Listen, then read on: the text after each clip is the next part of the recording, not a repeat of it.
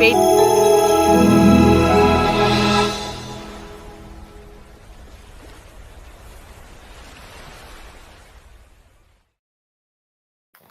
Hey, what's up, everyone? I'm here, extremely late.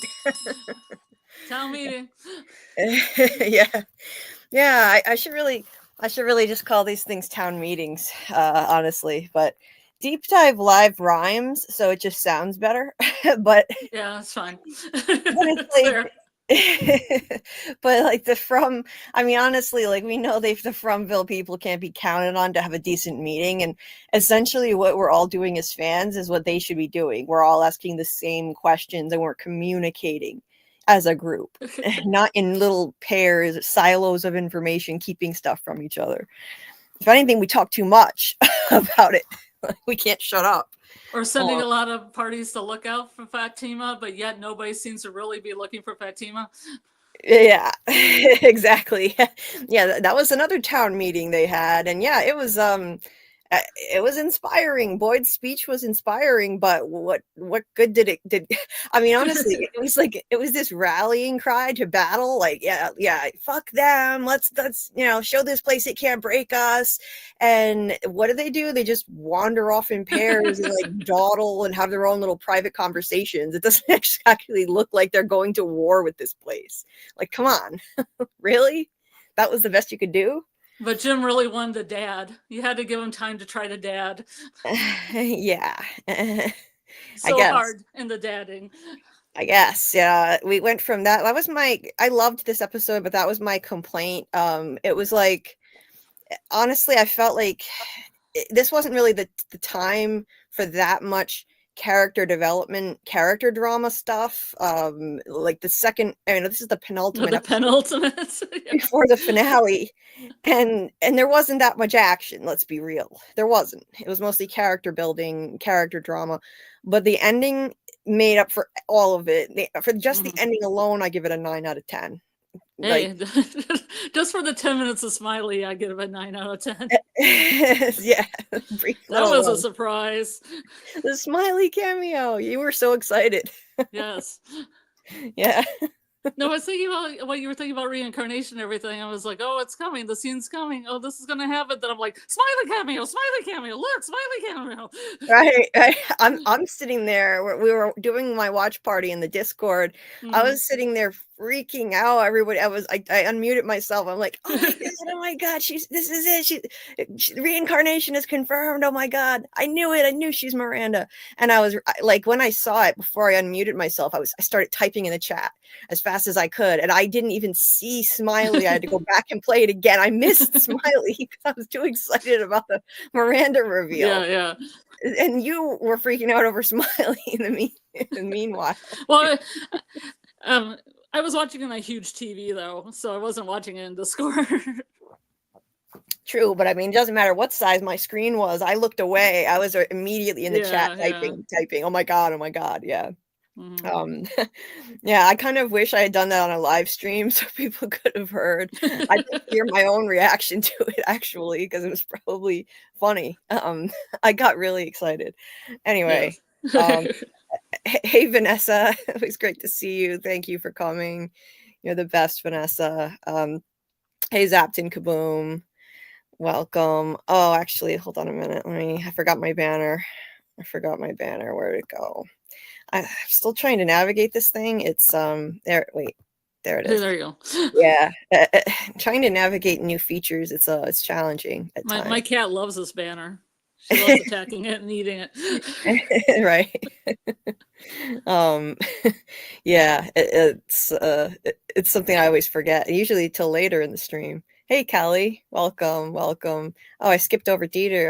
I skipped over a bunch of people. The chat jumped. Oh, no. Hey, Pierce. Last episode coming. Hard to believe, right? God, it's crazy.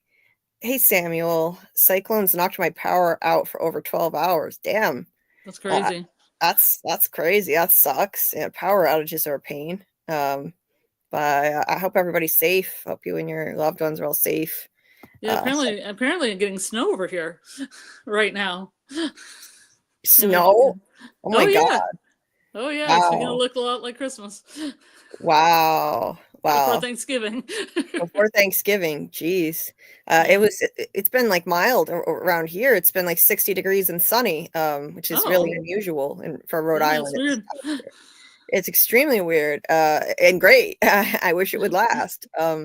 Especially since I've had to walk outside 3 times a day Yeah, because my yeah. treadmill is broken, and uh, it's been nice when I have to walk in the middle of the night. I'm not freezing to death, Mhm. but I know it's going to change now. I have to get a treadmill fast. I was late tonight because my pain was completely out of control Mhm. last night and today. And so I literally just finished my video. I was resting too much. I just finished my video and premiered it on Tabitha, and you know, the entire reincarnation theory. I noticed that a lot of people this week have been resisting it or confused by it. Um, Yes. and I understand the confusion, and I understand like resisting it. So I just wanted to go back and just kind of take all the clues that I've mentioned in my other videos, put all of Mhm. it together in one place, starting from the beginning, from the first Yeah. clues in season 1 until the present. Every single clue that I could find, I put in the video, and some of it, yeah, it might be rehashing a little bit, some of my other videos, but now all of it is together in one Yeah, place. yeah. And it's all about her. It's not mixing other stuff in. I don't mention Mhm. Jade and other people until near the end of the video. Um, it's all focused on her, and it's like some interaction with Victor and the boy in white at the tree, Yeah. um, but I just wanted to do that and break it down. And somebody like, I got a comment right away that said, this is the most common theory, no offense. And I was like, okay, I know that it's a common theory, but it's only been really common for like 2 weeks, and I specifically mentioned in the video that I was talking about it in a video over a month ago. Mhm. People weren't all talking about it then. Like Yeah. Yeah, this the only people I know that were talking about it were you and Cyber Queen Media, and that was really the only 2 people. yeah, I feel I'm yeah. well versed in like from video essayists. I specifically said that in the video, but apparently they weren't paying attention, or they didn't watch the whole Or they thing. But just want to troll you. I, Haters I, gonna hate. I it happened immediately too. I said it right near the beginning of the video. I was like, I started from the beginning and I said, over a month ago, during the week of episode 3, Mhm. I said this. And nobody was talking about it except Yeah. me and that channel that you mentioned. What is it? Cyber Yeah. Queen Cyber Media? Queen Media. I want to They're make sure I gonna say it be right. they're gonna be on here eventually. Yes, yes. I wanted to make sure Hopefully. I said the name right. Yeah. They were talking about it. It was not something the entire fandom was talking about yet. And then a couple of weeks later, apparently Yeah. some leaks got out, which I didn't see, Mhm. thankfully. I never saw them. But after the leaks came out, and after there were some clues revealed to reincarnation, in the show that was Mhm. they led me in that direction. Tabitha's dream as a little girl, Mhm. that clinched it for me. Unfortunately, that was also the week the leaks came out, which I did not see. But What were the what were the leaks? I, I I'm trying don't to keep away from all this stuff. I don't know, but I'm assuming that this was in the leaks. What we just saw from Hmm. episode 9 with Yeah. Tabitha remembering, I'm assuming that that's what it was, because that would just make sense. If that's probably what people heard or saw in the leaks. And Hmm. so yeah, people, all of a sudden everyone was talking about it because a lot of people saw the leaks. And so yeah, it became a common theory then, but it wasn't initially. Yeah. But regardless, yeah, it's Hmm. common now, but a lot of people are confused by it. A lot of people don't, they're not making the connections. So I just wanted to Hmm. give my Yeah. perspective Yeah. on why I think it makes a whole lot more sense that she's Tabitha. Tabitha is Miranda reincarnated and not Hmm. Eloise. And Hmm. so I broke that whole thing down, why it makes more sense for her to be Miranda, not Eloise, Hmm. in my opinion. And you know, um, like an alternate theory, which is, she could have been receiving the memories Hmm. of Miranda. That's another option. Well, Like it could be either which way, she has a very, very strong connection with Miranda. If she's not, Miranda herself going through time. Exactly. Like if she's or if the it's figure that is Miranda, Tabby, whoever else is a chosen, that kind of collective unconscious right. If deal. it's yeah, so like it can be something like that. It could be something where she's tapping into the memories of the person in the previous role, a chosen one from the previous cycle, and so she's receiving all those memories. But regardless, it's got to be one or the other. She's getting those memories, and in my video, I basically said that it makes a lot more sense for that to actually be her past life because of her reaction. She like let's say that wasn't reincarnation and she was just seeing a vision of I'm going to pull up photos so I can actually show what I'm talking about. So let's say she was just seeing a vision of Miranda's memories. Do we think that she would actually have such a visceral reaction? Yeah. Like she was reliving her own death. Yeah, that's what I thought too upon rewatching it, because I hadn't watched it really closely because of Smiley the first time I watched it, and that was in my head. I'm like, Smiley cameo. So I watched it a second time, and there's two things that stick out. The fact that she said that's impossible is a really big thing, and then the fact that when she after she sees her own death and responds to it, Julie comes up and tries to hug her, and she says, "Don't touch me."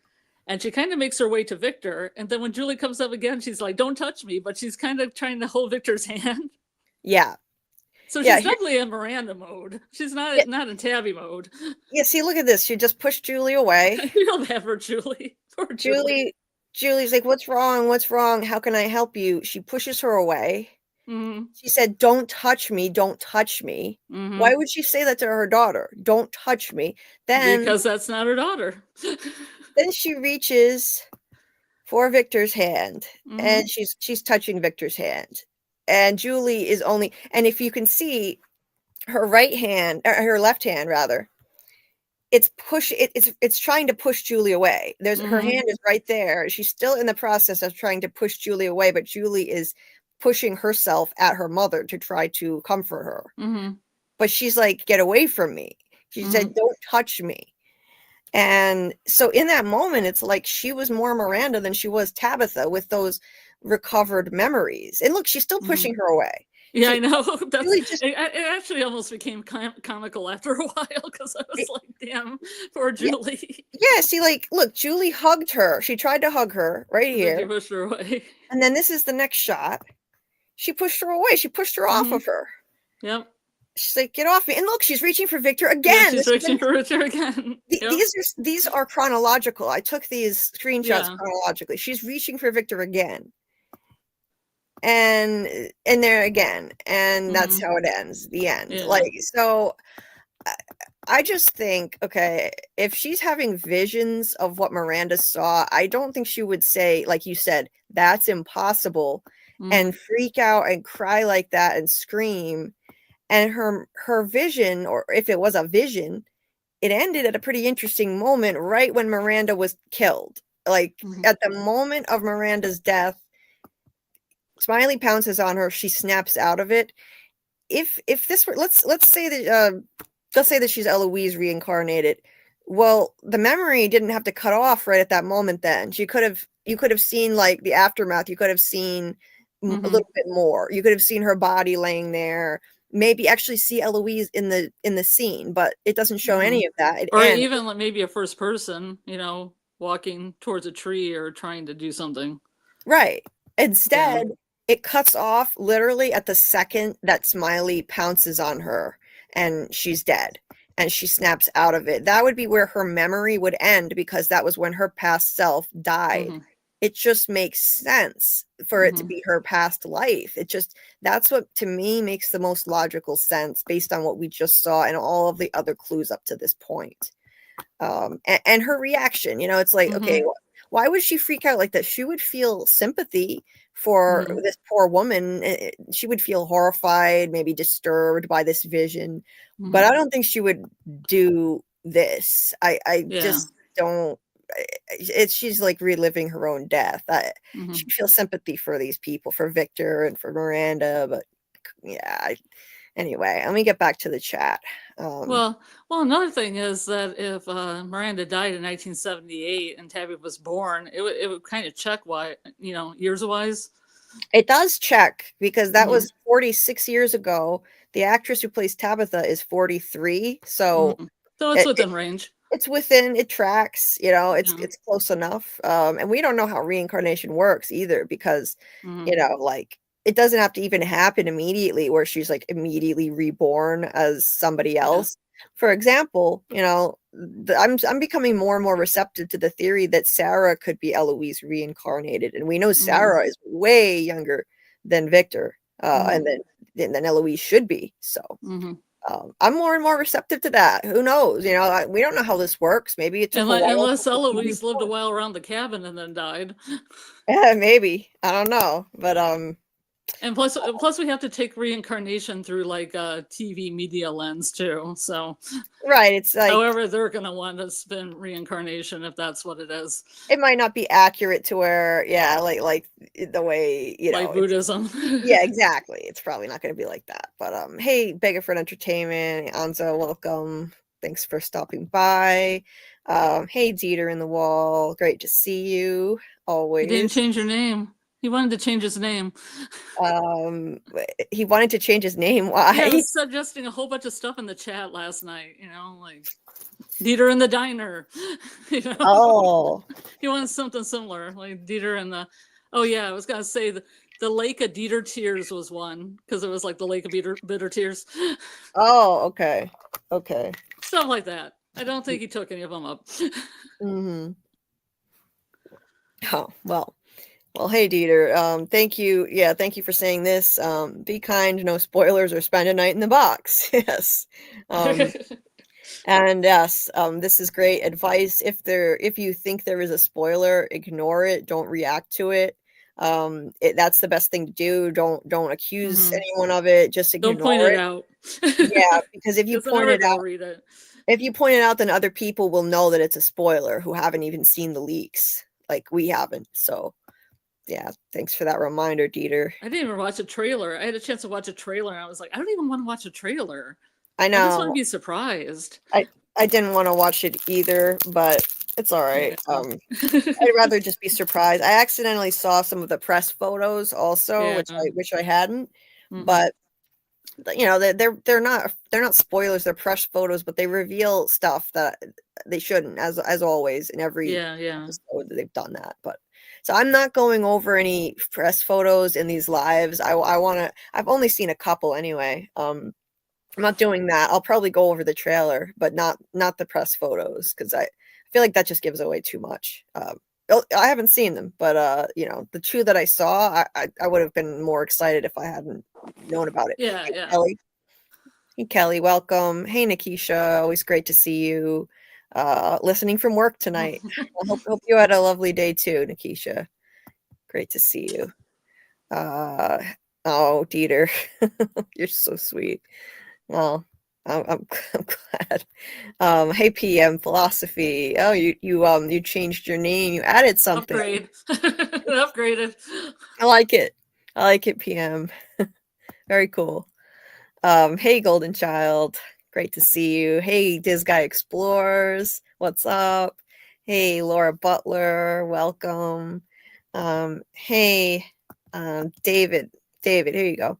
Damn, I'm about to go to work, but I wanted to drop another connection between Tabitha and Miranda. They both share Lacan's objet petit. I don't know why. I took French for years, and yet I had trouble saying that last part. I have no idea why. My brain isn't working right. I know how to read French, but they both have the same cause of desire. Interesting. Okay. Yeah, you always bring up interesting discussion points. Thank you for that. I really enjoy your takes. You had some great ideas in Bigger Fred Entertainment's live that I was on last night. Also, as always, so very cool. So they are both the hero archetype and have the same cause of desire. In desire, when you get what you wish for, you you lose something you don't. My brain's melting trying to. You lose. My brain's melting trying to decipher that. Oh, okay, I'm lost. But because you can't find the objet petit. Okay. Okay. Please clarify, David. I will try to, yeah, I will try to wrap my head around what that is. But yeah, if you have a chance to clarify, I'm curious. Hey, Fletcher, the Chromonocle, great to see you. You're so sweet. Best voice on YouTube. I'm sure there are plenty of people with better voices than me.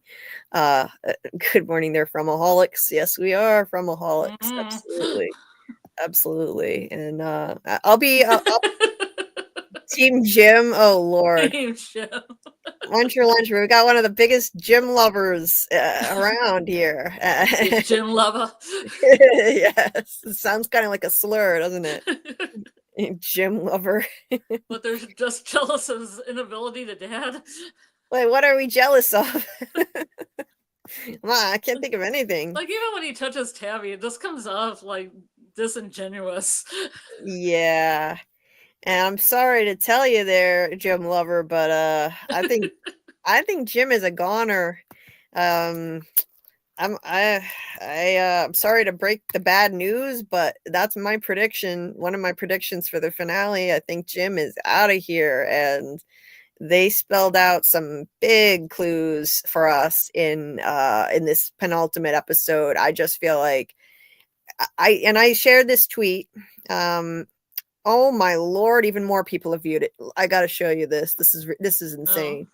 This is insane. This is the most people who have ever viewed something I have said online in my entire life. Hands down. Okay. My channel is still new. So the most people who have ever heard something I've had to say is 9.5K, which is my highest number of views on a video on my channel. This thing, all I said was, this isn't anything earth-shattering. This isn't like some amazing post. This is just, all I said was, okay, so here's the original post, and it's Jim hugging Ethan, and somebody said, gotta hand it to Jim. He's trying to make amends with all of his family, #Fromville, blah, blah, blah, right? And you got this touching photo. Just look at that. Look at this touching, sentimental embrace. He's actually touching his kids. That's fine. Yeah. Not dumping. Yep. Not dumping Ethan on Julie. He's spending quality time with him. Yeah. And he was reminiscing about, when Ethan had his leg impaled in there, and, he almost lost him.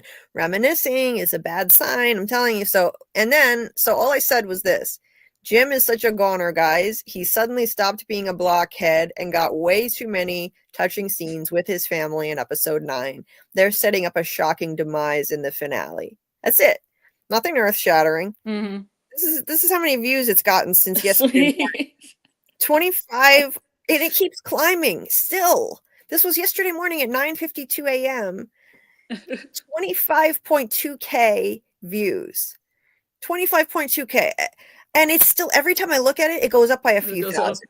A few hours ago, it was at 19 or 18,000. Now it's up to 25,000. 321 likes, 39 reposts, and 35 comments, and 13 people bookmarked the thing. Gee, you think people want Jim gone or what? Well, Fatima seems to be lined up for a demise as well, because she has all those, dream, like Donna and Julie having their little dreamy, nostalgia with Fatima. Yeah, Fatima again. That's another one.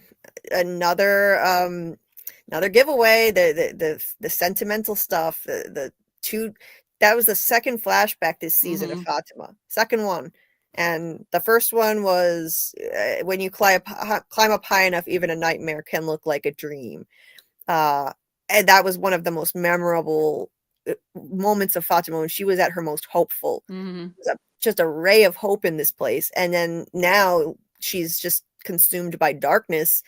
And Donna's remembering her night at the anniversary party and that speech she gave to her. And everybody was laughing, having a great time. It's a bad sign. It's a really bad sign. I don't Yeah, so I think that Fatima and Jim are my top two. They're on the death list. So, what do you guys think in the chat? I'll catch up to you maybe within the next hour. um, what do you think in the chat? Who's on your death list? Who's at the top of it for the finale? We know we're going to lose somebody. We have to. At least one person, probably more. Probably I'd say two. But like, come on, another flashback. Dawn is all teary and she's remembering this. Yeah, and she's dressed in yellow, the yellow sweater. She looks like the sky. She's cloaked with the sun. The yellow sweater, that is so fitting looking back now. When I first watched this, I wasn't picking up on the color yellow in the show because on the first watch you don't really notice those things. You're paying attention to the action. But once I started looking at the colors, I'm like, shit, this mustard yellow is everywhere. Everywhere. Do you see my picture too? My icon picture? It has the pregnant lady from the Book of Revelation, clothed by the sun, and the red dragon, which I think is a kimono lady. Yeah, I think that's could be. And yeah, and we can get into that. But like this, yeah. So I think the yellow in the show, in Western cultures, yellow generally does symbolize hope, which fits. It fits because that's the color Boyd wore up until this season. And this season, things have become more hopeless than ever. All of a sudden, yeah, and it's a communication color and a color of intellect as well. But all of a sudden, he stopped wearing it, and he had his 50 different yellow shirts. That is endless supply of yellow shirts up until this season. He is like an embodiment. He is the embodiment of the town's hope. Now this season, he's wearing other colors, darker colors. It shows the darkness around him now. And look what she was wearing. And that night, she was like a ray of hope in this place. The most positive person in the most horrific of nightmarish places. So it's just seemingly impossible how positive she was to be able to say that anything looks like a dream instead of a nightmare in this place when she was talking to Julie. And then wearing this sweater, I mean, it's symbolic. And then that night she gave it away. She gave it away to Trudy, who immediately got murdered, which was symbolic of the hope, the murder of her hope being right then. I mean, it couldn't be a more obvious metaphor to me now looking back. And if you think about it, ever since then, Fatima has never been the same. Since that night, the night of the massacre, she's become darker and darker, traumatized, and she got this entity inside her that made it worse. But immediately, though, she was not the same after that night. After they almost died and they lost so many people in that house, she was never the same. It was like her hope got murdered that night. Her hope, she gave away her sweater. The sweater, immediately Trudy got the axe. No. Don't make me think about it. Yeah, so I love Trudy so much. She was one of my favorites. Yeah, I liked her too. So I think that Fatima's gonna be done also, unfortunately. She's not one of my favorite characters. I'm not really attached to her, but you hate to see people go. I don't want to see her leave, but somebody's got to go. Yeah, obviously it's a horror show. They've got to kill off somebody. I mean, do you think that she's just gonna die a normal death or become a monster? I kind of like to see her makeup out, like Smiley makeup's out with the teeth and stuff. Yeah, I kind of love to see that. That would be cool. Like I would. Somebody brought up a really interesting idea.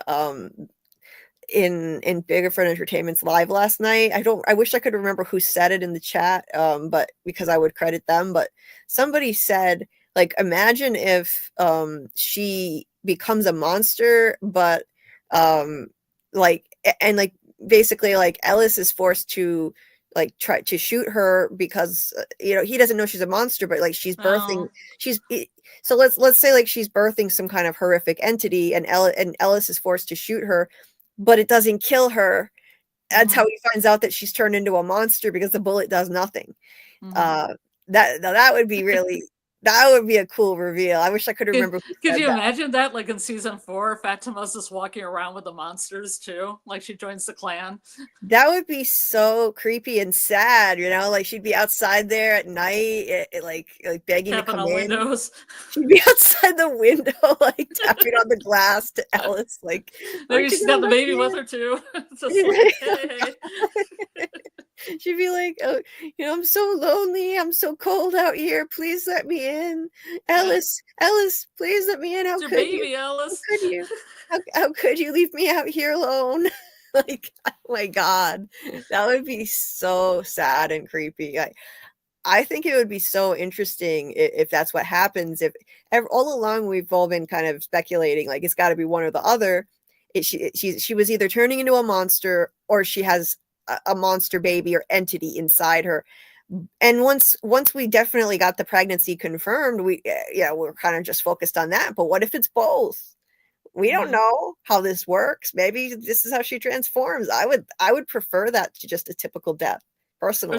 Or that could be something that breaks Boyd if she's out there every night tapping on the window, and Yeah. that's like the constant reminder.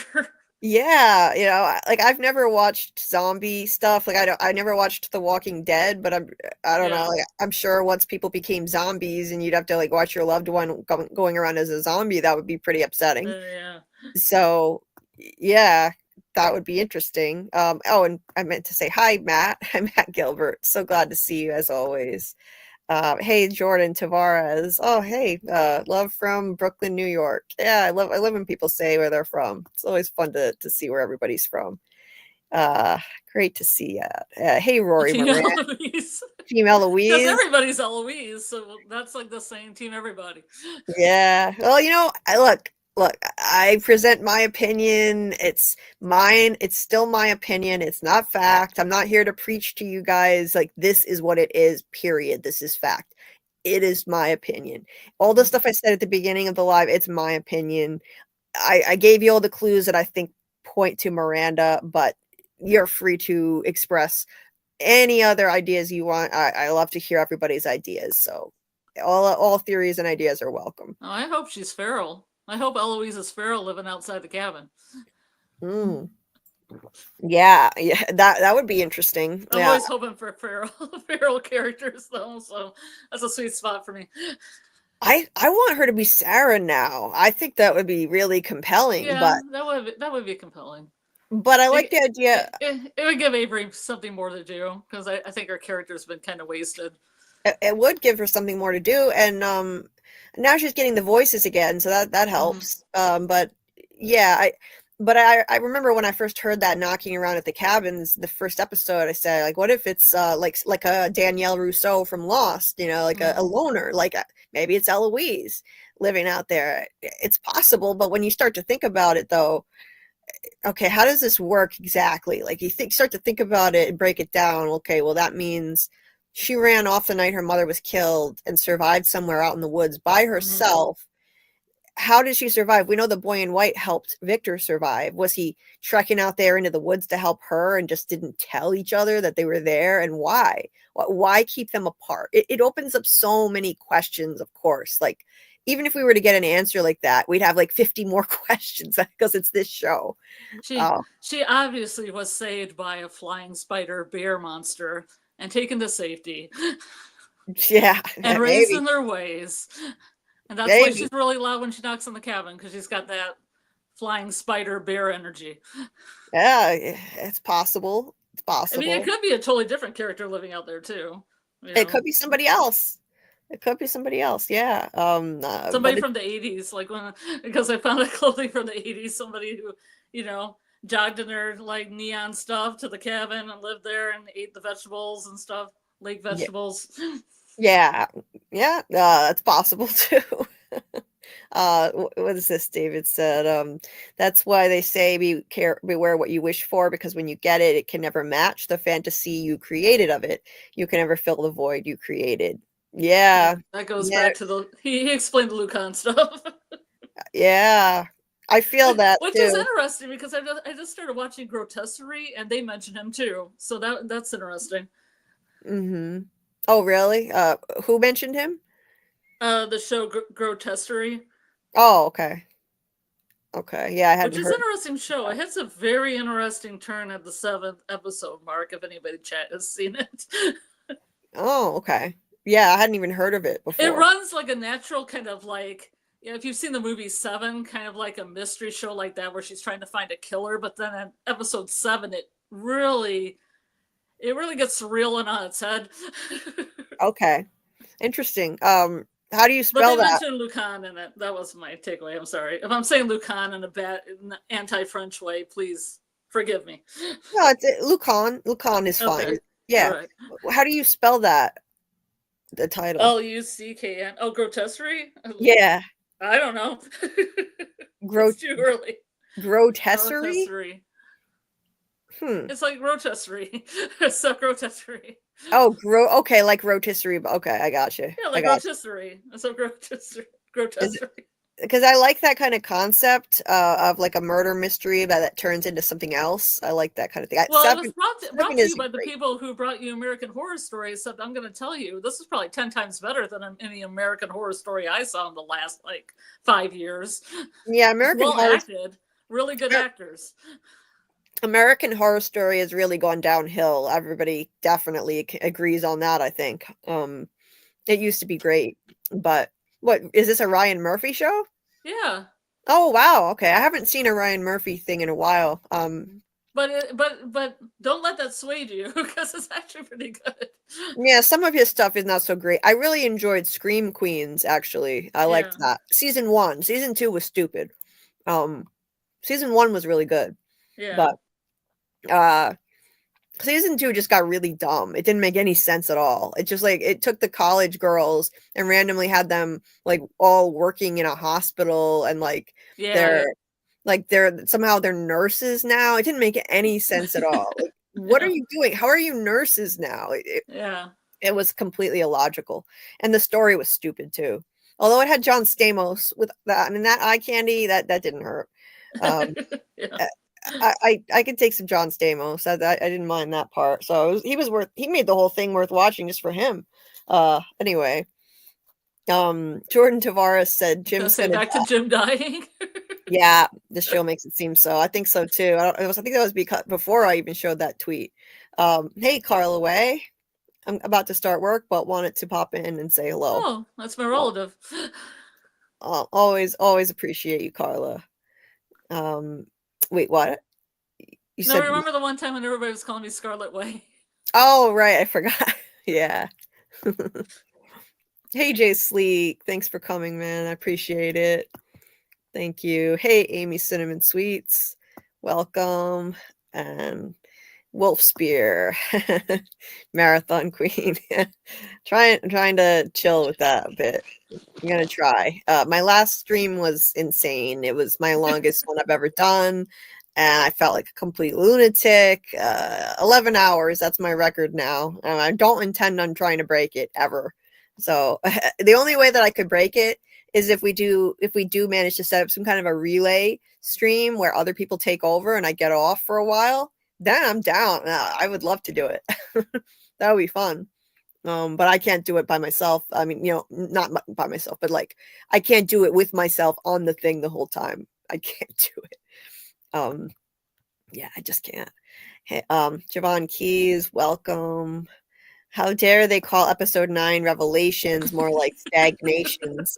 Well, they should have called it Revelation 1, plural, Revelation, because that's we got one. And it was a big one. It was a big one, but it was just one. Now it was chapter 1, so I guess we're getting more revelations in episode 10, but You didn't see the beginning of Igor's video that he had when he had Revelation. oh no.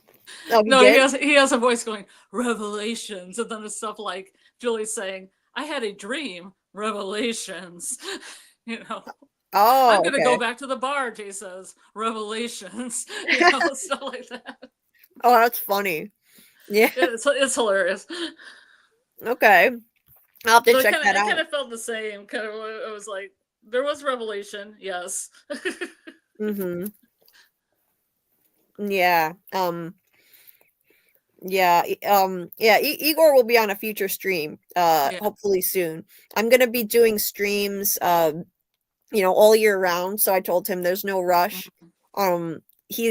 We're gonna work out a time for Geek Academy. For those of you who don't know, Igor from Geek Academy. We're gonna work out a time when he can come on and be a guest because yeah, his channel is amazing. I'm so far behind on all the amazing From content out there because I've been too busy starting. I mean, I literally picked the busiest, craziest time to learn how to start a YouTube channel and learn Yeah. the ropes and learn how to run a Discord all at the same time. Right when From was starting, I started the channel a week before. So I've missed so much From content I want to catch up on when the season ends. Geek Academy's stuff is some of my favorite. It's fascinating. He just dissects things at a minute level, the detail that he uncovers. It's amazing. Yeah, you He's always learn something he's something you didn't covering know. Silo as well, Julie. I saw that actually, and I found it helpful because that first episode, uh let's just say I wasn't really a fan. I am going to be covering Silo. I was disappointed in the first episode of season 1. I'm not going to lie. I was disappointed in it. I can cover a show and not be like, "Oh yeah, raw raw, this is the best show ever." I- I'm not going to be as into every show as I am with From anyway. Mhm. Silo is still like number 3 for me in terms of shows that are current. But I just hope it picks up. For God's sake, please pick up after episode 1. I didn't understand why people were so into it. I was like, did we watch the same thing? I'm so confused. Like, just by comparison, without going into a whole, I'm not going to go on about this for long, but in the first episode of season 1 of Silo, it was essentially like a little mini movie Mhm. into Mhm. itself. It was like a freaking movie. It had characters in it that I won't say any more than that for those who haven't watched it yet, but Yeah. let's just say it was like a movie. Mhm. And like, it was, like, from start to finish, it was like a self-contained little story, Mhm. kind of Yeah. like a prequel to the series, if you Mhm. will. Well, this episode, oh my god, it was like the polar opposite. Like, the entire thing was just, like, stagnant. It was like, okay, Mhm. there was stuff happening, but there was next to no dialogue. It was Mhm. just I won't say anything for those who haven't watched it yet, but let's just say, wow, it could not have been slower. I kept looking at the runtime, like, how much longer do I have to sit through this? It's 45 minutes long, and it was the longest 45 minutes I have sat through in a long time. Okay, and I have, uh, and compare that to From that's like the fastest 45 minutes. If it's that short, oh my God, Yeah. lightning fast, right? Mhm. I hope it gets better. Please get better. I love Silo. I really loved season 1. I'm curious. I'm so curious about so many things. That's why I was frustrated. I want to see more of what's going on in the aftermath of those events. And so I really hope it picks up. I will still cover it. I'm not going to do lives for Silo. I'm gonna just make videos. Mhm. Maybe we can discuss sometimes when we're doing From lives. We can also discuss Silo because I'm gonna continue doing a weekly From live and yeah. And I'm more excited about the Severance lives actually in the watch parties. So Yeah, we're gonna be doing in December. This was a great idea that you came up with a great plan. I'm not a good planner, so I appreciate it. I'm not a thanks. planner. You've probably noticed that by now. I'm not a planner. Then the thing is, Well, I was trying to do that for you because I know it's coming up pretty quick. and you knew I was just gonna let it slide and not do anything, and then the next thing you know, Severance season 2 is starting, and we Well, watched I want to nothing watch it because I haven't watched it, so I want to watch it. because we were gonna do Silo watch parties, and I never made anything happen on that. So I'll tell you why. It's not that I don't care about things, so I don't want people to get the wrong idea about me, and like I don't care, and I'm neglecting things. I'm living in survival mode every single day of my life. I'm trying Mhm. to survive what I'm living through in my life, and Yeah. so I just can't always stay on top of things like I would want to. That's why I was so late tonight. I can't Mhm. always keep commitments like I wish I could and be on time and get certain things done. I'm Mhm. trying to survive, so Yeah. anyway. Get it. Yeah, so I'm psyched. Next month, we're gonna start doing Severance watch parties in my Discord, and we're gonna like we have Scarlett has a whole schedule. I'm really excited to do it. Did they release those one at a time, right? The They did. episodes? Yep, Okay, cool. Apple does them one at a time, which is great. That gives us a chance to dissect this show and Yeah. theorize about it. So we're going to do watch parties, and then we'll discuss on live streams here on YouTube and leading up until January when season 2 comes out, and then week by week I'll do lives for Severance, and hopefully we can get maybe some of you guys who haven't checked it out yet, maybe you'll want to check it out and enjoy it with us, because I think it's easily the second best show on TV after From. It's phenomenal. There's so much to dissect and analyze. It's so deep and complex, really challenges you. And it's good for theory crafting too. It's just different. It's more sci-fi than horror. It's not horror. It's a different genre, but it's still great for theory crafting. That's the kind of show I'm going to be covering on this channel. As it doesn't have to be the same genre, it's just shows that challenge you, make you think. And Silo, something crazy too. Last thing on Silo, and I'll shut up about that. I looked at an explainer video for Silo episode 1, season 2, right? And I looked at the comments. Somebody actually said this. I'm not even kidding. More happened in this episode, in this one episode of Silo with blank. I won't say what happened, but let's just say next to nothing happened. Then all 3 seasons of From combined. That's what they said. That more. Them's fighting words. I was like, you gotta be kidding! And everyone in fisticuff mode. Everyone was replying to this person saying they agree. From sucks. They agree, and I'm like, what are you talking about? They were like, oh yeah, From started out great and now it sucks. What a shame. And like nothing has happened. Are you kidding? Are we watching the same show for real? I wanted to say something, but I was like, I don't need to get in an argument on YouTube. Nobody needs that. Nobody needs that. Like, it's the comment section could be a cesspool. So I just let it. I wanted to just say, wait, what? I really wanted to comment and say, I don't understand this, because nothing happened in this episode of Silo. Next to nothing happened. Zero. We've seen massive things happening on From, so clearly they're not paying attention. So I don't know. This episode of Silo could have put me to sleep. I mean, this would be great if you ever have insomnia. Like, don't go to sleeping pills. Watch season 2, episode 1 of Silo. It will do the trick. I promise you. Like. And I'm not hating on it. I love the show. I want it to do better. I want it to pick up. So it was a pacing thing. I think that was the problem. Well, if anything, if you're saying it moves so slow, it has to pick up. It has to. Yeah, I hope so. Even 1 is greater than 0, if you know what I mean. Yes. Jay Sleek says that Smiley and Miranda science was classic 80s horror. The scene, yeah. I was going to say, wait, what? Scene. Yeah, it's was, scene. Was classic 80s horror, even the music that was playing. Yes, it was. Yes, it was. Jim Goldenchild said Jim changed because Henry finally got through to his thick skull. And how did he get through? Because they were both married to the same damn woman. How did Henry... But even Randall's like, teach your kid how to drive. True.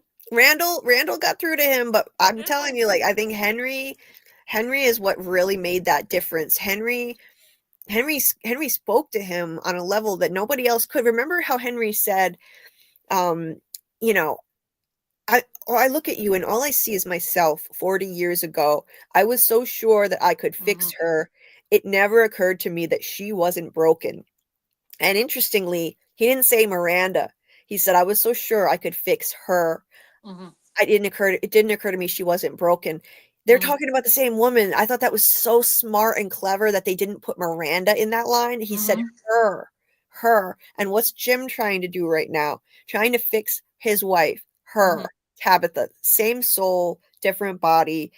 Jim has been trying to fix her, trying to convince her not to follow all these clues to the kids and whatnot. And Henry said, I'm probably the only person in this place that could tell you this and have it be true. And he is the only person because they were married to the same woman. I was like, oh my God, this is genius. Genius. So well done. That's how Jim changed. That's how Jim actually woke up and changed his behavior because of all people, who could get through to him better than this guy who was married to essentially Jim's wife in a past life. So it just fits for me. That kind of paralyzes the other thing with Broken too, when Henry thinks that Victor's broken, or he's like dealing with a totally different person, and Jade explains it to him that he isn't broken. Right, exactly. It's the same theme again. And it's so yeah, it's like yeah, Jade says he isn't broken, and so once again, it's like Henry's a little hypocritical because he was telling Jim, he was telling Jim, Tabitha's not broken. Well, like, yeah, Victor's not broken. he's trying to fix Victor, even though he knows now he shouldn't have been trying to fix Miranda. It's like it's still his instinct. But I thought that was really cool. I liked that parallel in the dialogue. And I really liked that moment between Jade and Henry. See, this is what we got in episode 9, and I know some people were frustrated with it. We got some really good character development, and I know it's not what a lot of people would want from an episode called Revelations and of the penultimate episode of the season, but I know you've said this too, I do like the character development stuff. Yeah, I like the character development, definitely. And I think they did a great job of it in this episode. I really do. This was fantastic, the scene with Jade and Henry. What did the showrunners say? It's all about the characters. Right. People, I didn't like hearing that. That worried me. Yeah. They said it's not about the mystery. Like, what? Tell that to this rabid fan base that's obsessing over the mystery year round. Like, you better care about the mystery, showrunners. If you're listening that's out what there. I think. Half the time I feel like the outer mystery is set dressing. That worries me. That scares the shit out of me. I don't like that at all. It doesn't bother me because I've kind of come around to it because I do like the character development. So I do too, but like, is that why we're here talking about this for hours on end every week, all year round? To talk about the sweet character moments and the interesting character arcs and development. That's not what keeps us coming back. What keeps us coming back are all the questions and the mysteries at the end of the day. That's what keeps us hooked. So I hope they're listening and they know that we care. We do want mystery. We want intrigue, like it needs to matter. And so I hope that they actually care about it too. Anyway. So you think Jim trying to dad couldn't carry the show? Wait, what? You don't think Jim trying to dad wouldn't carry the show? No, it could not. No, this isn't a soap opera. No. I'm not saying that the character stuff was soapy, though. It actually wasn't. In season 2, it was. I'm not gonna lie. I think in season 2, the character stuff was way over the top soap opera, melodramatics. It was too much. It was like Kenny taking Sarah's ornament, smashing the thing on the ground, throwing her stuff on the ground, and like all that whole drama with Sarah wandering the streets doing her little walk of shame after she was after it was revealed that you left the door open and had got those people killed. Like that whole thing, the way it played out. Boyd is telling Jim comes up to him and he's like, I heard a voice on the radio. Boyd's like, I gotta go do soap opera shit, is what he had to do. He goes in the diner and sits there and talks to Tien Shen, who just stares at him. And then you had that night, Kenny and Sarah. Why in the hell did Kenny and Sarah have to be? Why was that a couple put together? Yeah, that made no sense at all. Kenny and Sarah spent the night in the sheriff's station. It's like, just for pure soap opera melodrama. She's sitting there and playing freaking Russian roulette and like whining about how I've lost everything. Like, are you kidding me? You're talking to the guy whose father you got killed. Get out of here.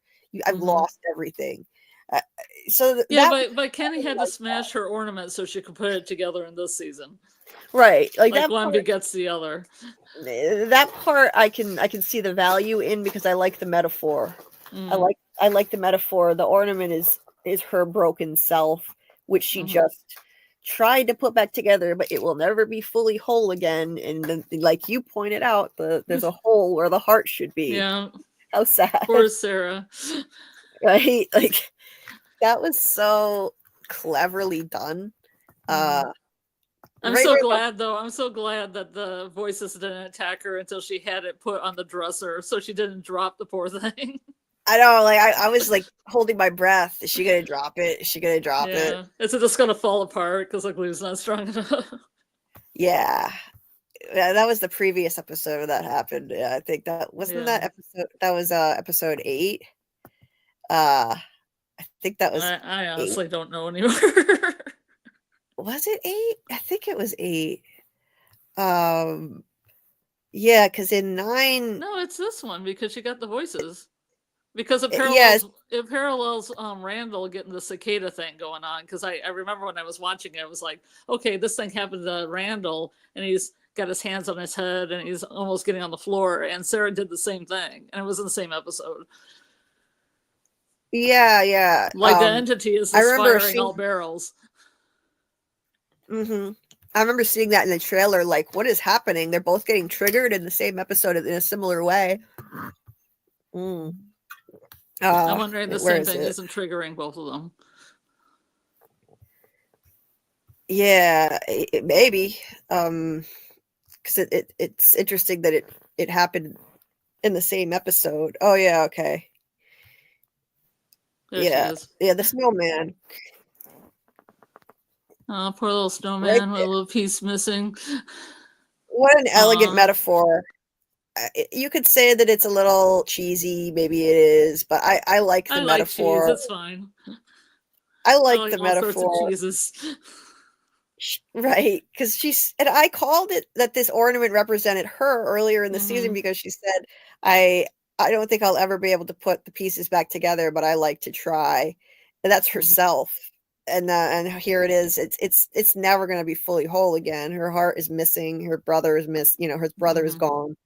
Yeah, I was just like, please don't drop it. Please don't drop it. Yeah. Oh God. Because she was so painstaking with the way she was carefully gluing the pieces together. Like, oh God, please. Oh, by the way, those are flowers on her wallpaper. I know they kind of look like clouds, but on my television, I could definitely tell they're flowers. They don't really look like clouds. Yeah. From a distance and on a small screen, it looks like clouds. And I thought, why would there be clouds on a living room wall? That's like something you'd see in a child's room. I was going to say in Colony House. Yeah.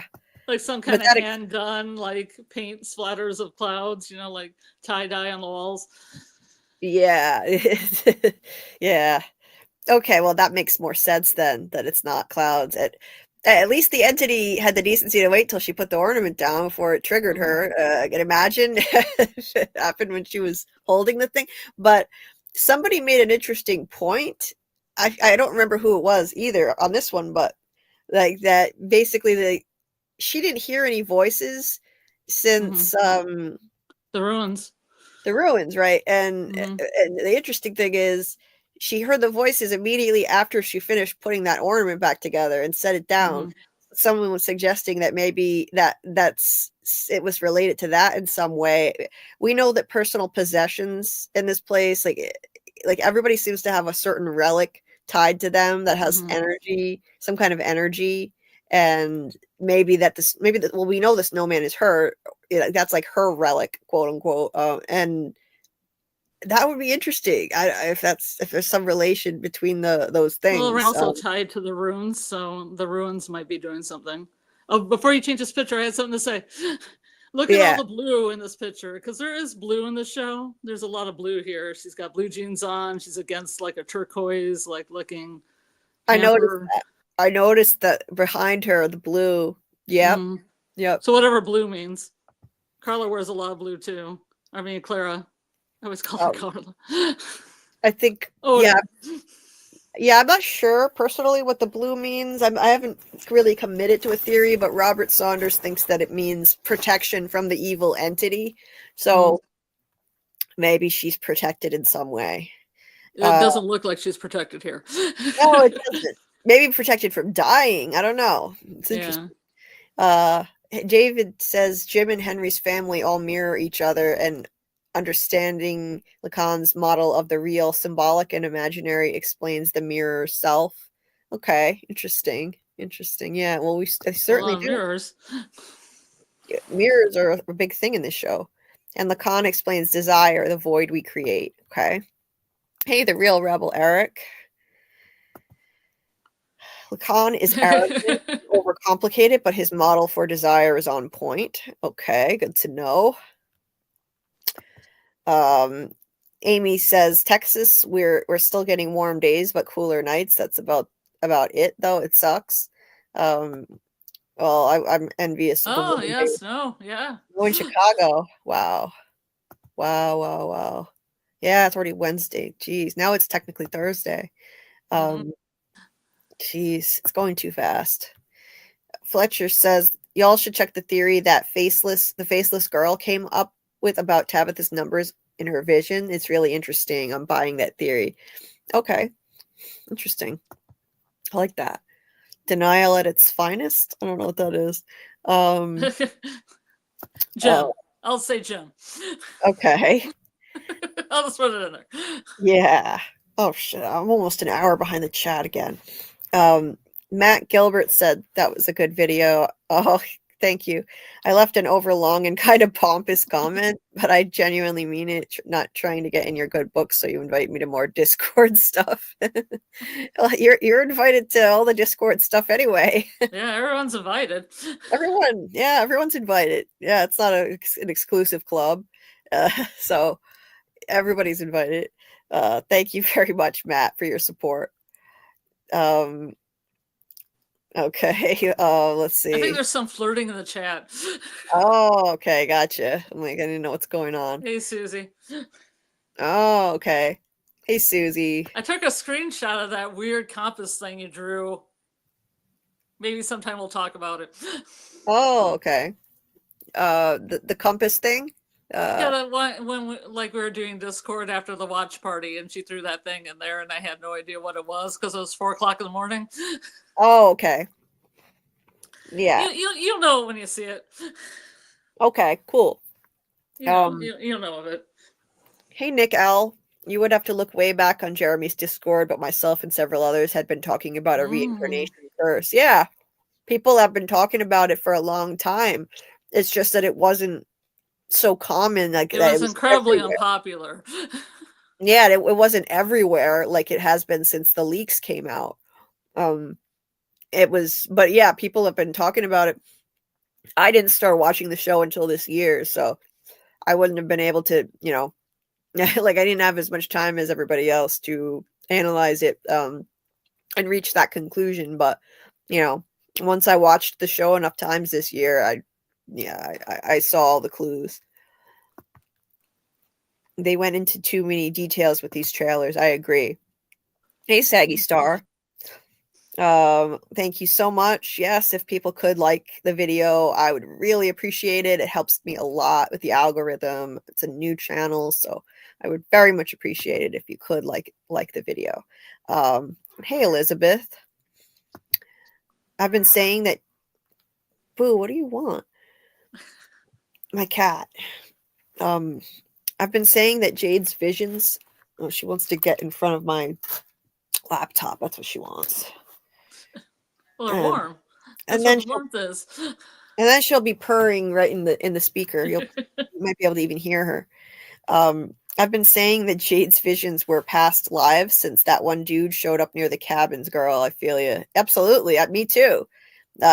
Same. When I saw that Puritan guy, I was like, all right, that's it. Every single one of these guys is from a different era. That's what's clinched it for me. The Puritan guy, because we saw Civil War guy, we saw Christopher from the 70s. The older guy could be early 20th century, maybe. Mm-hmm. The Yeah. Puritan guy, yeah, I'm sold. Those are his past lives, in my opinion. Yeah. Yeah, see, right? Like, people were very dismissive of reincarnation theories going back a long way anytime it was brought up. When I brought it up over a month ago, a couple of people said in the comments that it would be boring. I disagree. I think it's interesting. I've never seen that on a show before. I like the idea, personally. or especially a curse, a reincarnation curse. I love that. Yeah. The sins of the father, kind of a deal. Mm-hmm. Interesting. Okay. The trailers, yes. The trailers, picture releases, teasers, MGM did badly this season. 100%. Yeah, I really like Robert Saunders actually wants to get a petition going to MGM to do better next season. And I'll sign that petition. Like, I don't like the way they handled things at all. Yeah. It's completely unacceptable. Not only the official stuff being so spoilery, but being so frivolous with the way that they give out screeners to people who clearly weren't trustworthy and leaked stuff. And somehow a script got leaked, I heard, which is crazy. For the finale. Yeah. Thankfully I haven't seen any of this stuff, but I just avoid it all. There was a video started to have the beginning of the trailer, and I was like, after about 2 lines, I was like, nope, not watching it. Yeah. Oh yeah, David Lynch's Lost Highway. Have you seen it?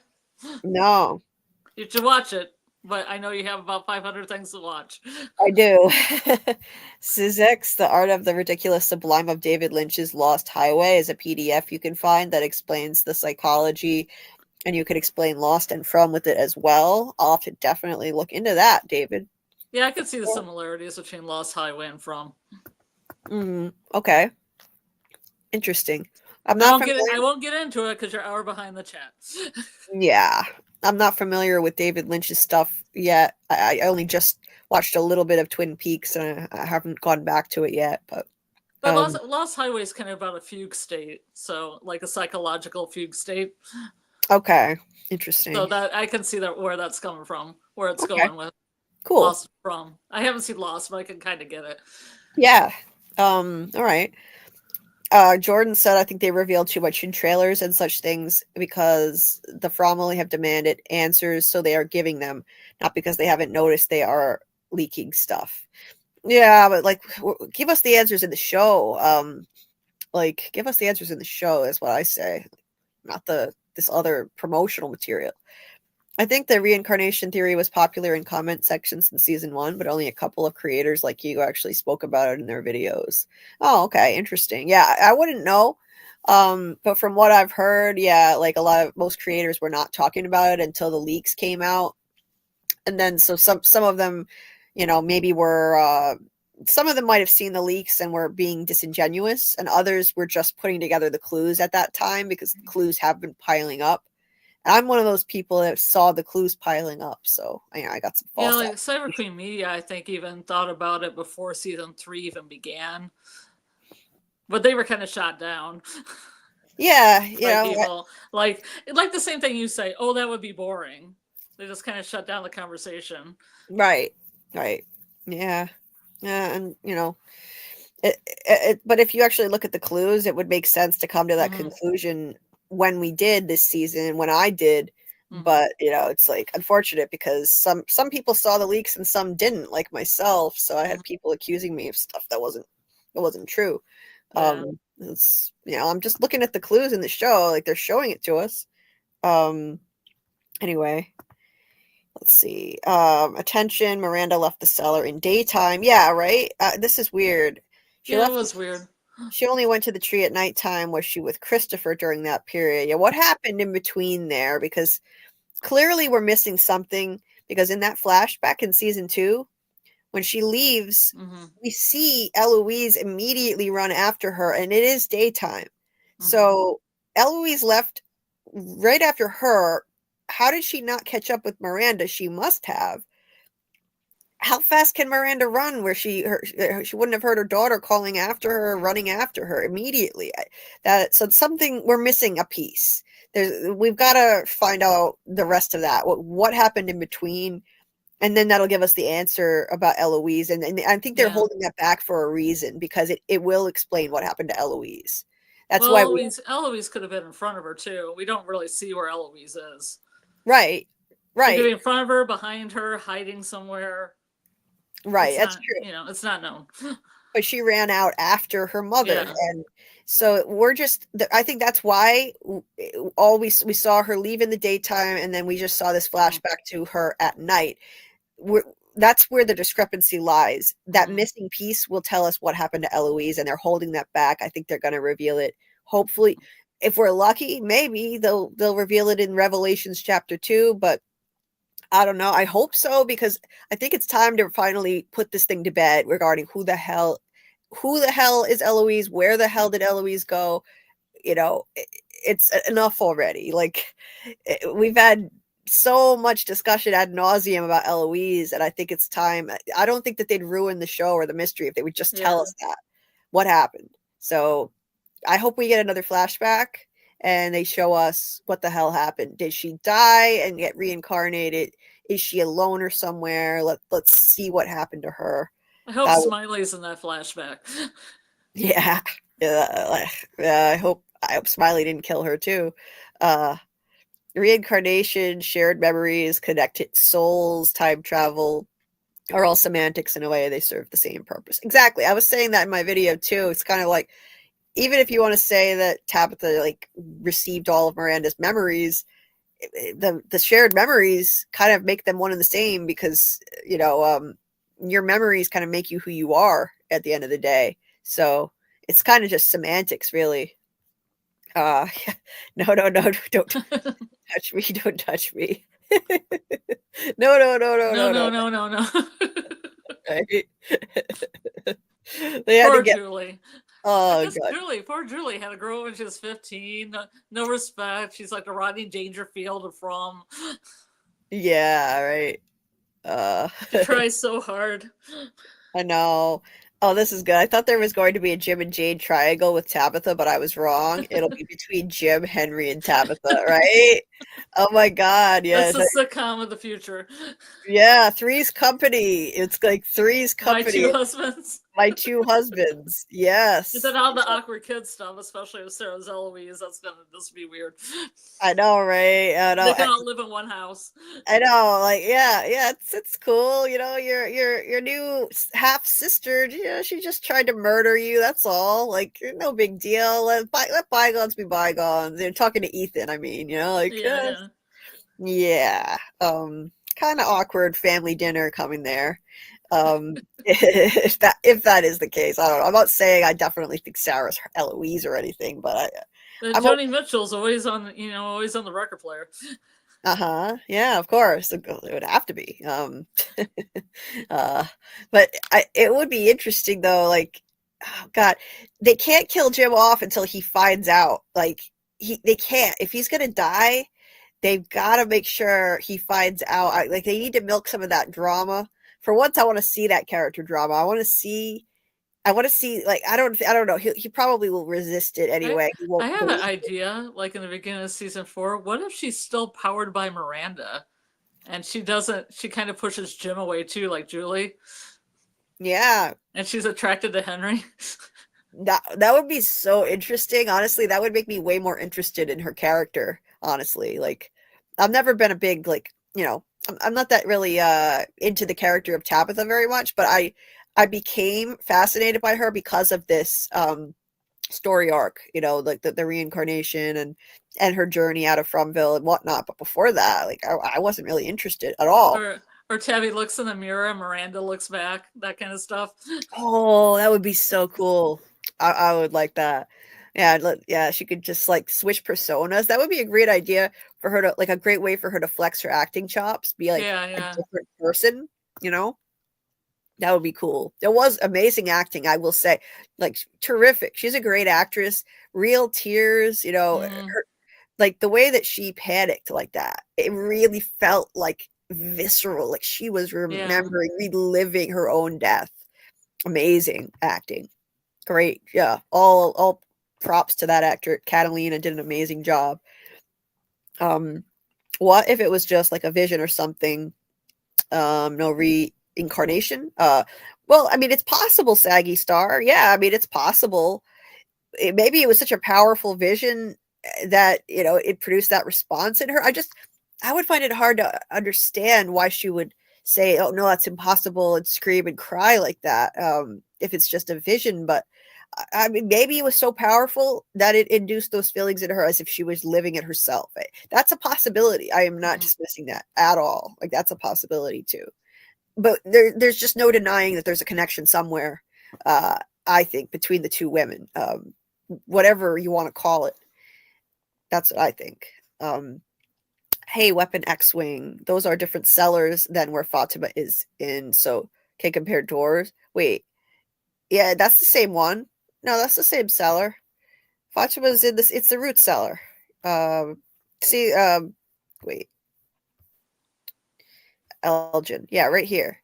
See, Elgin is outside. You can't get a good shot, a good view of it, but there's the bulkhead, and then, let's see, down to the bottom. It's the same place. Which I'm not sure how far this is from town, but it seems like Tabitha is too far away. I mean, there's buildings there. It seems like Tabitha's never been there before. You'd think that she would have checked this out. I mean, wouldn't you be bored and just wander around and just walk around and look at stuff? Yeah. Yeah, right. I found that surprising. I don't think she's ever been there before, based on how she acted. I don't think so. Well, and then Julie said, "Oh, this is where the faraway tree took me." Right. And then she touched it. Kind of confirming that Tabby had never been there. Right. And then she touched it, and she got that rush come over her. Yeah, I wish they would have had more of those earlier on. They seem kind of sudden now. This whoosh and mysterious music. I know, it came out of nowhere. I feel like, I think I know why this is happening, but I think they should have spaced it out a bit more during this season. People are wondering, why now? Why is she having these feelings now? Why are these memories just now coming back? This is the way I explain it. I think it's because, like, remember the boy in white sent her out to see Henry, of course, and he says, I'm sorry, this is the only way. And we were all asking, the only way for what exactly? And in this episode, in that moment with Victor, he said, I think you need to learn for yourselves. It's the only way you'll understand. So I think that you could connect the two things, that same phrase, it's the only way. It's the only way you'll understand. You need to learn for yourselves. That's what he said to Victor. He sent Tabitha out and said, I'm sorry, I really am. This is the only way. What happened? She landed within walking distance of Henry's house, Victor's father. No way was that an accident. That was deliberate. He sent her there so that she could learn about Miranda's history and her visions, and see all those paintings for herself. She needed to see all of that to connect with her origins. And Miranda, whether you want to call it reincarnation or the chosen one who came before her, who she's now like linked to via memories, whatever the case may be, that's what needed to happen. She needed to go out there and see all of that stuff. I think the boy in white figured, well, I think he probably told Christopher, like flat out told him the truth, and Christopher freaked out and couldn't handle it. So he was like, okay, I need to let these people gradually come to it on their own, or they're going to lose their minds. They'll just freak out if they learn the truth all at once. So I think that's what kickstarted this, her going out there, meeting Henry, learning about Miranda, her past self, if you will, like seeing all those paintings. And then now I feel like they should have shown her having some weird spacey moments a few times during the season since then. Though. That would make it a little more understandable. Because like I was telling you, it was one of the first times I ever got to watch it on the TV at night with full sound. And I thought maybe there always has been mysterious music like this. I wasn't really quite sure. Yeah. But there are definitely music jabs only in this episode. Yeah, it's only this one. Yeah. So people are like, this kind of came out of nowhere. I can see where it started, but I feel like that they should have kind of, spaced that out. She's coming into her full power. Yeah. Yeah.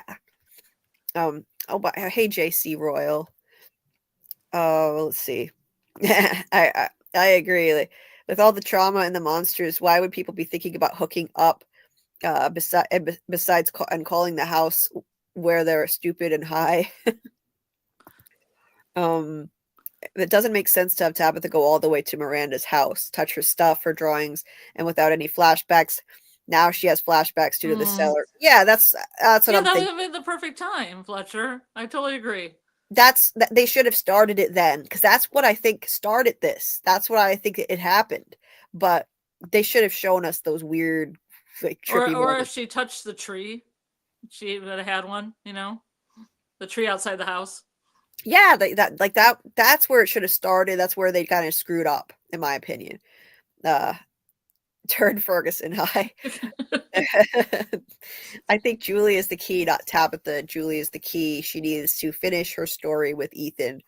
Julie might have an important part to play in the story. I think she has an important role to play. She's one of the Cicada Three. She had that, that link to the dungeon dream state. So I definitely think she has an important. I have a question about that. Was it ever confirmed that Mari was humming London Bridge? I thought I heard. I don't remember where I heard that, but that's what I thought I heard. That someone said that, and then one of the monsters was humming that in one of the scenes outside the box. Because the word key brought it into me. The whole take the key and lock her up would be like Fatima. Yeah. And then it would link Mari back to it, like maybe she's getting some kind of frequency from the entity that Fatima's locked up. Maybe. Yeah, that could be. That would be super cool if that's the case. I looked through a bunch of stuff on Mari and I never saw her humming. Like the scenes I knew she was in, I was like, where is she humming? If anybody in the chat knows what that scene is, let me know. Yeah, let us know, because I don't know where to look either, and I want to check it for myself. I just read it somewhere, and I'm pretty sure one of the monsters hummed it once outside of Randall's bus. Yeah. Susie Greenberg said if Julie time travels, maybe Eloise time travels, since there seem to be these parallels through their family's roles. Could be. Yeah. Or whatever it was that happened to Julie, astral projection and also time travel somehow combined. Who knows where Eloise could be if that's the case. So maybe that's how Eloise disappeared and survived. I don't know. Eloise probably got caught by Christopher when she left the cellar. Miranda had them hidden there for him not to get them, but Eloise left. I was thinking that too, but if that's the case, they should have told us in season 2. Like, Victor should have said, I found my mother's and my sister's bodies, but he didn't. He said he found his mother's body. He never said anything about what happened to Eloise. So if that's going to be the case, then they screwed up. The writers screwed up big time, unless there's a twist and Eloise is reincarnated, and then I'll forgive them for that, because that would be interesting. But at least you could have a scene with Christopher, Jasper, and Eloise. Yeah. Bring Jasper back. Yeah, more Jasper, please. Yes. Hey, Dieter says, yeah, indeed, they probably don't get reborn immediately. I think so. Yeah, absolutely. Knowing the spoiler doesn't explain the motif. Right, indeed. I'm glad, though, that I didn't hear the spoilers. Thank God. Only a few more days. I just got to stay safe from. I'm marked safe from spoilers as of today. As of this moment. Yes. We're so close, so close. Hopefully I can manage to avoid spoilers till it's over, which should be quite a feat in this season, apparently, from what I've heard. I'm not even going to watch a trailer, teaser, or press photos for the season finale. Fair, understandable. I probably won't play the trailer till later anyway. And I thought that you said you couldn't stay, Fletcher. You were still in the chat. But it's always great to have you when you can be here. So, yeah, I'm glad. Same, Nick. I am so glad they stayed away from romance in this show. It's just filler. It doesn't need to be in a show like this. And in a show like this nowadays, with shows being with so few episodes for the most part, there's no time for that kind of stuff. Like before, pretty much every show that you could think of was going to have some kind of romantic storyline, no matter what genre it is. It could be a crime drama. It doesn't matter what it is. There would be characters with these romantic subplots. And that's why people started shipping characters together because they just expect it out of literally every show they watch now. Like, oh, a man and a woman are in a scene together. We got to start shipping them. Like every single show you watch. So they watch a show like this and they expect it. And it's like, we only have 10 episodes. I don't give a shit about anything romantic. I don't need anything You don't care romantic. if Kenny finds love. Poor Kenny. I'd like to see him be happy. Like give us the smallest amount of airtime on that as possible. That's all. Absolutely. Yeah. Oh. PM. Good. PM started. That's why you changed the name. Nice. I was telling PM you should start your channel. You should start a channel. Great. That's fantastic. That's fantastic. I'm so glad. I'm so glad. Let's see. Petite makes me think it says potato, but in like New Orleans accent. LOL. Yeah. And hey, K Brew. Hold on, my thing froze. Hey, got my talismans.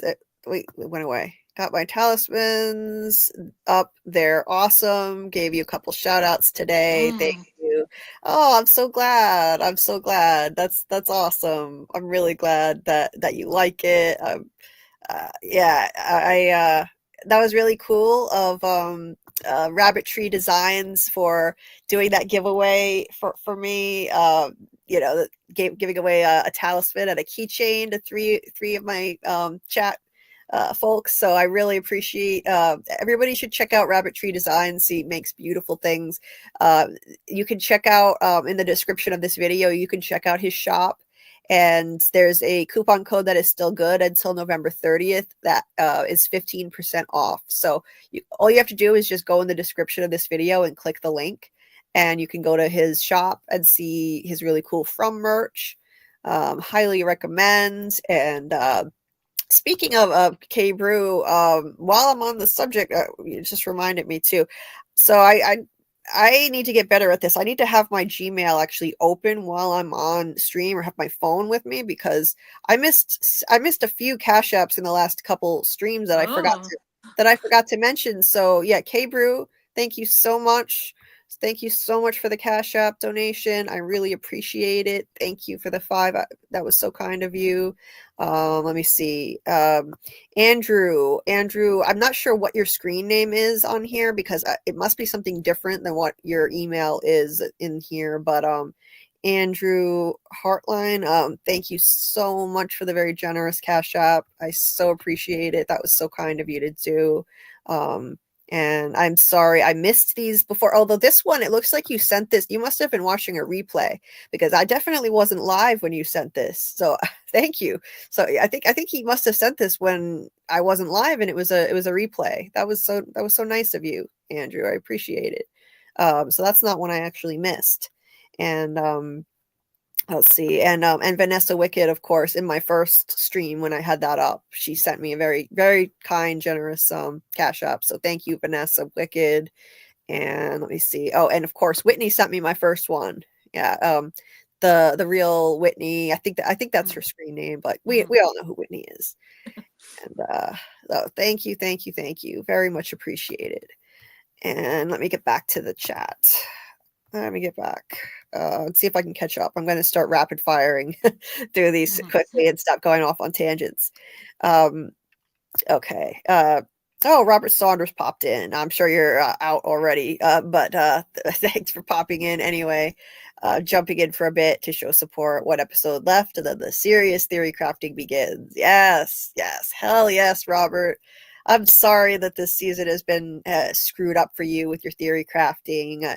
I know it was screwed up for a lot of people because, it's just, people are afraid to even go into the spaces where they would normally theory craft with the fear of seeing spoilers and afraid to go into live chats. And I was going to ask you why, but I understand now. That's why, stuff. Yeah. I heard stuff have spread, in other Discords. I have nothing in mind, thankfully, but stuff has popped up here and there that I've heard of secondhand. I'm glad I didn't catch wind of whatever it was, but it's a shame. But yeah, like after the season though, the theory crafting doesn't stop. We're gonna have a lot to dissect. We're gonna go back through it all over again.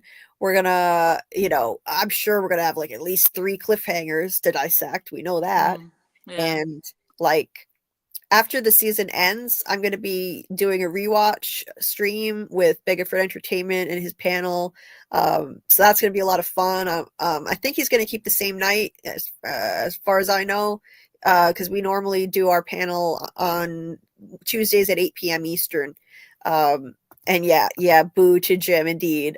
Speaking of Bigger Entertainment, yes. Speaking of him, yeah, so that's going to be a lot of fun. I'm really looking forward to it. We're going to go back to the beginning and watch every episode again, given all the new information we've received, and see what new clues and details we can pick up on. So I hope everybody will join us. We had a really great turnout last night. So everybody that was in there, thank you so much for coming and showing support for Anzo's channel. It's much appreciated, and it was so nice to see. Like that turnout was fantastic. There were like 70 something people in the chat, and it was a very active chat. Kept us there for 5 hours. It was a lot. It was a lot. And he had no choice in the end but to skip a lot of comments out of necessity, or we would have just been there for as long as my streams go if we just kept reading every comment. And some like not everybody wants to be online the entire night. Like people do need sleep. He needs to sleep. So but he was he read as many as he possibly could. It was really nice to see though. So thank you everybody that came out and showed support. It was so nice to see all those familiar names in the chat. I really appreciate it, and we're gonna have fun with this with the rewatch. I'm looking forward to it. It'll be sad for the season to be over, but the theory crafting and the From talk never stops year round, and I'll still be doing my weekly lives without question. And thank you, Saggy Star. Yeah, if people could please hit the like, that would help me out so much. Thank you. Please hit the like. I would appreciate it. So they said a beloved character. Do people really love Jim like that? Jim is beloved by his family, so maybe that they could spin it that way. They love him. I think beloved is a state of mind. Yeah. I mean, Jim lover. You're a Jim lover, Fletcher. You know what's funny? Remember a few weeks ago we were saying like, I really hope they overestimate how much we love Jim. Like, let's get some Jim appreciation streams going. Well, maybe they did overestimate it, because I think it's looking that way. He's gonna go. So we manifested it, maybe.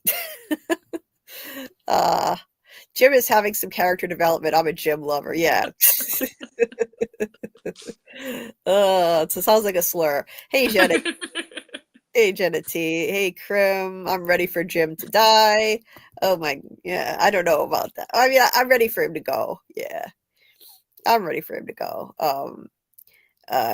Thank you, Pierce. Thank you. I appreciate it.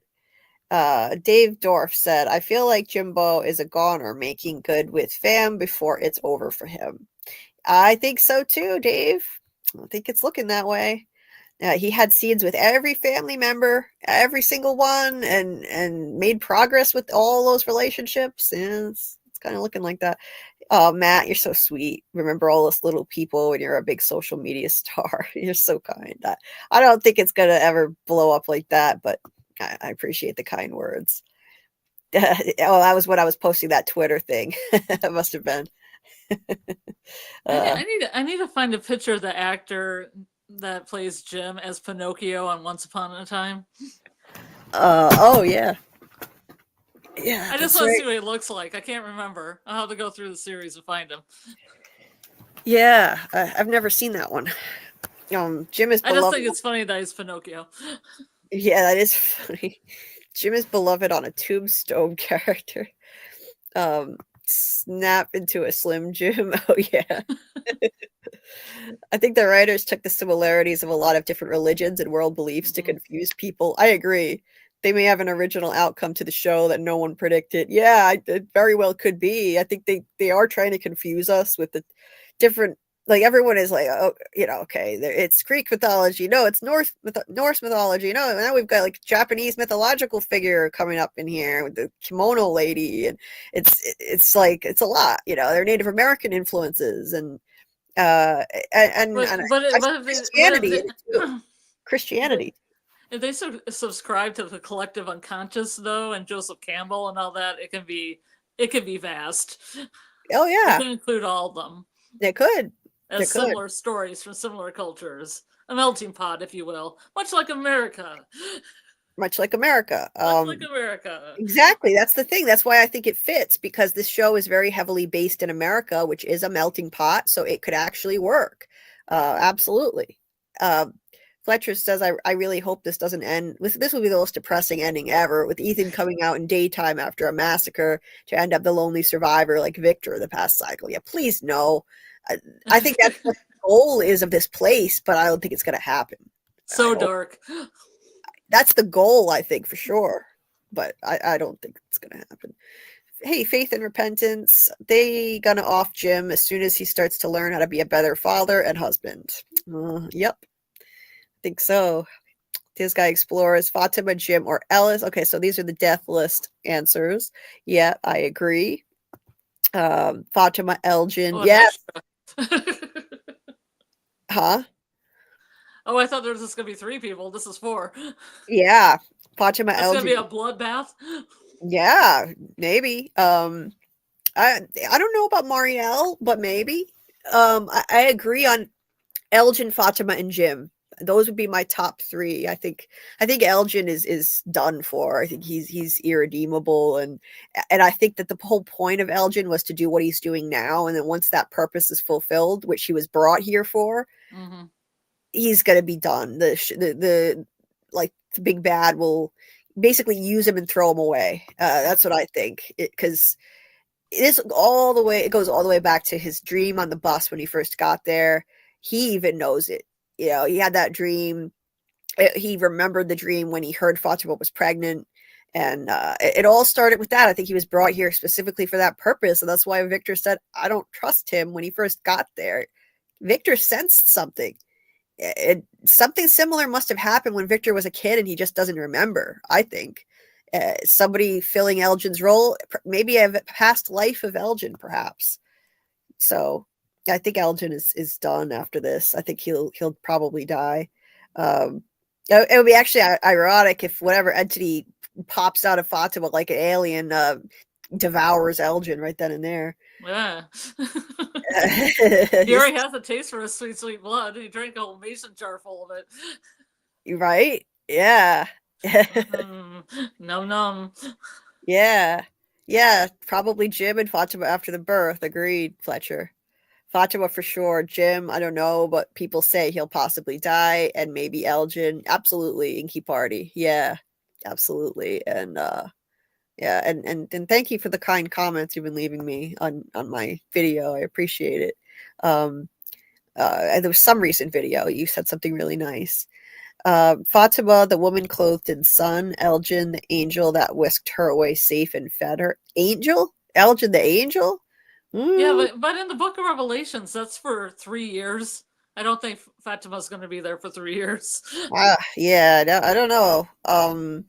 And the thing is, if Elgin is trying to protect her, what is the argument for keeping this from her husband? Like, there's no reason to do that. If he had just come to them and said, I have a place to hide her where she won't have to live in a freaking tent in the woods with you, you can put her in here.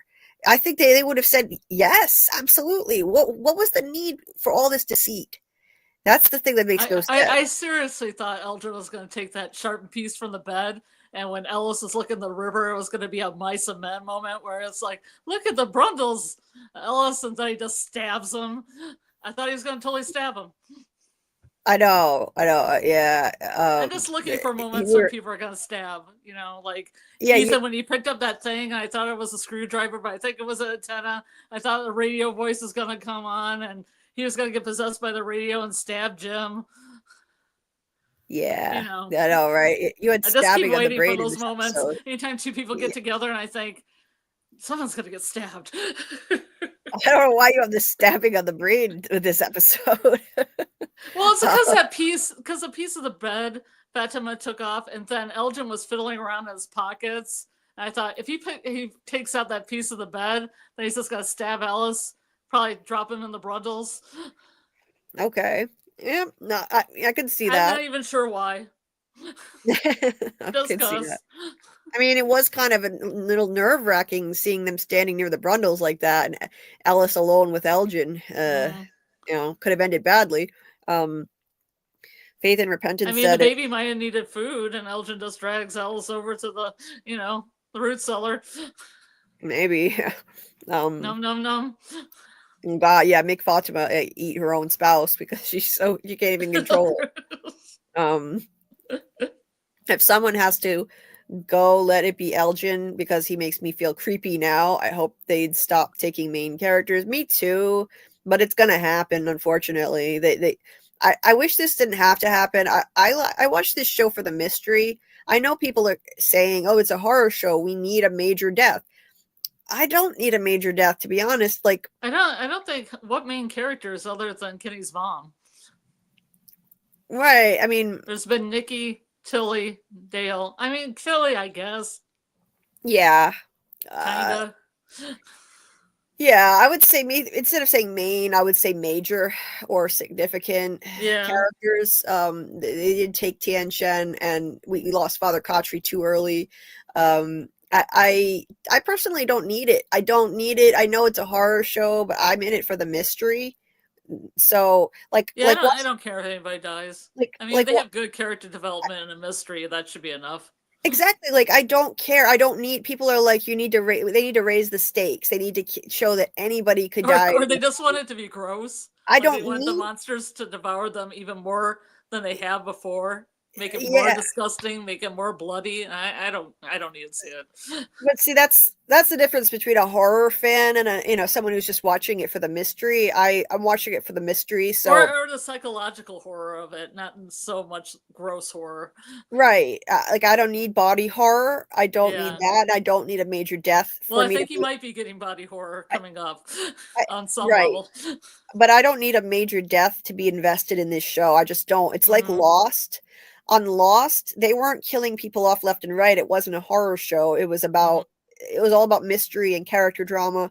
And so they weren't killing people off left and right. When they did kill off a major character, I was really Yeah, it upset. has impact. It has a lot of impact I then. didn't like that. I didn't think it was necessary. I found out it was because they for some reason they wanted to get rid of the actor. I don't know why, but they didn't do it because they felt like they needed a major death. They had to get rid of that actor, and they killed him off. And I was like, this is so unnecessary. I hate this. I want him Hmm. back.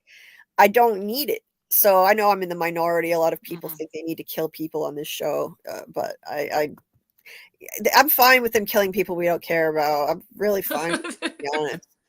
Uh, they're probably trolling us now. We think Jim is going to die, and then they don't kill him. Pure horror. Or it could be with Fatima. Fatima's been number one on everybody's list because of what's happening to her. So it would be a twist if she doesn't die at this point. She just has a healthy baby. Right. Right. Yeah, that's not happening for sure. I hope Elgin's sick of him. Me too. Elgin's eyes look so scary during that scene with Fatima. Yeah, which one? All of them. His eyes All of look. them. He looked like the biggest creep. Like, oh my god, yeah, what a creep. He's definitely joined the cult. He's got a Oh very my cult flower vibe to him. Yeah, he is. He is the biggest creep. 50 Shades of Yellow. Yeah, how he joined up with Ellis was creepy, Jay Sleek. It was. It's the demon baby, not her. Yeah. Revelations chapter 12 is the story of the woman clothed in the sun and the man-child rebirth of the sun, the man in yellow. Absolutely. I'm going to star this so we can come back to that. I'm going to try to get through more of the chat, but I want to come back to that. I know you want to discuss that too. Yeah. Let me keep getting through the chat. I starred that one. That's the cool feature of this. I can kind of star comments so I can revisit them. Boyd is probably alive for one more season. Parkinson's is advancing, therefore foreshadowing a tragic ending for Boyd's run. If it were anybody but Boyd, I would agree. Anybody but him, because he did say his clock is ticking faster when he was talking to Kenny or Ellis, I forget which one. But I don't see him going out until the series finale. He's too central to this show. They're not killing him. He's got bulletproof plot armor. I'm Mhm. convinced of it. So I don't know. If it were anybody but him, I would agree. LJ looks like he would be in a true crime episode, right, Amy? I'm glad you love her as the slur is catching on. Yeah, Nikisha, you were the one that started that and said it sounds like a slur, and it is. It does. So far, only one person reacting negatively to that joke. I prefer it when people actually laugh at my jokes. Yeah, yeah. Sorry if I didn't credit you for that joke, Nikisha, because it was funny. I don't remember. I couldn't remember where it started. Actually, I didn't remember who said it. Let's see. The From fandom has become impatient and with no sense of humor after this season lately. Your jokes are funny. Yeah, yeah, they are funny, Nikisha. Um, like, yeah, for sure. And episode 9, when he actually dragged her back in the room. Oh Mhm. yeah, right.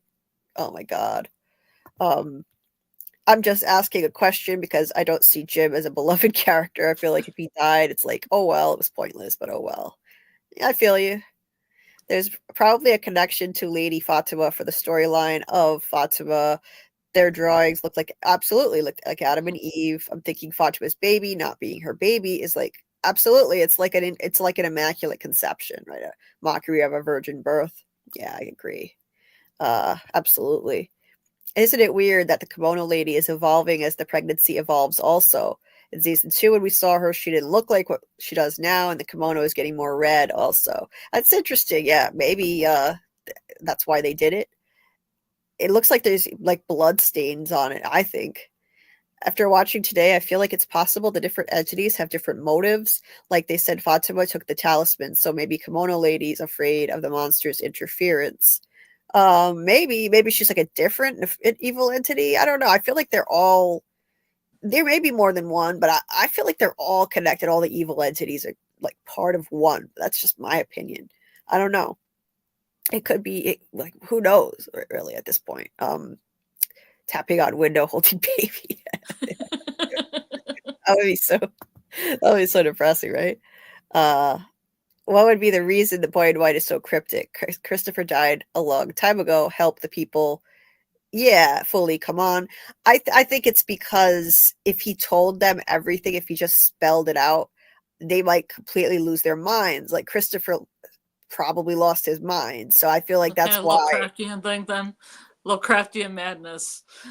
Yeah, right. Yeah, it's like if you what is that? If you stare into the abyss stares The back stares at you. back at you, yeah. Nietzsche. Right, yeah, it's like so he needs to let them come to it on their own. I think that's why he said, "You need to learn for yourselves. It's the only way you'll understand." And he said to Tabitha, you know, "I'm sorry, this is the only way." When he pushed her out of the lighthouse, so like, and then what happens? She goes and learns about Miranda and who was probably her past self. So it's like she's got to come to this on her own, and she's still Mhm. freaking out. Don't get me wrong, but I feel like coming to this conclusion, it's like less jarring on her own figuring it out. Oh, Seattle, Washington. Nice, Laura. I like hearing where everybody's tuning in from. Martin is Diddy. Little Spear. Martin is Spartacus. Martin is the real Slim Shady. I was just listening to that. I've been listening to that to Eminem lately when I've been walking, when I've been doing my walks. It's a good distraction. Like just old school Eminem. I've been listening to that. Um, I didn't listen to it back then, but I listen to it now. I wasn't into it when I was um, a young teenager and it came out. Like I was like, when that came out, actually, no, I wasn't even a teenager yet. I was like uh 13, or maybe 13, maybe 12. I don't know. My taste in music has changed a lot. Um, Nikisha says, Julie, that was my idea last night. Oh, okay, yeah. See, I didn't know who's. Well, I'm glad you said that because like I said, I couldn't remember who said it because I hear so many ideas and I'm like, I want to be able to credit who said it. So I'll just say, so somebody had this great idea. I just don't remember who it was. I have so many I can conversations. imagine Monster Baby walking around at night, Yeah, kind of like a toddler and just walking around being menacing.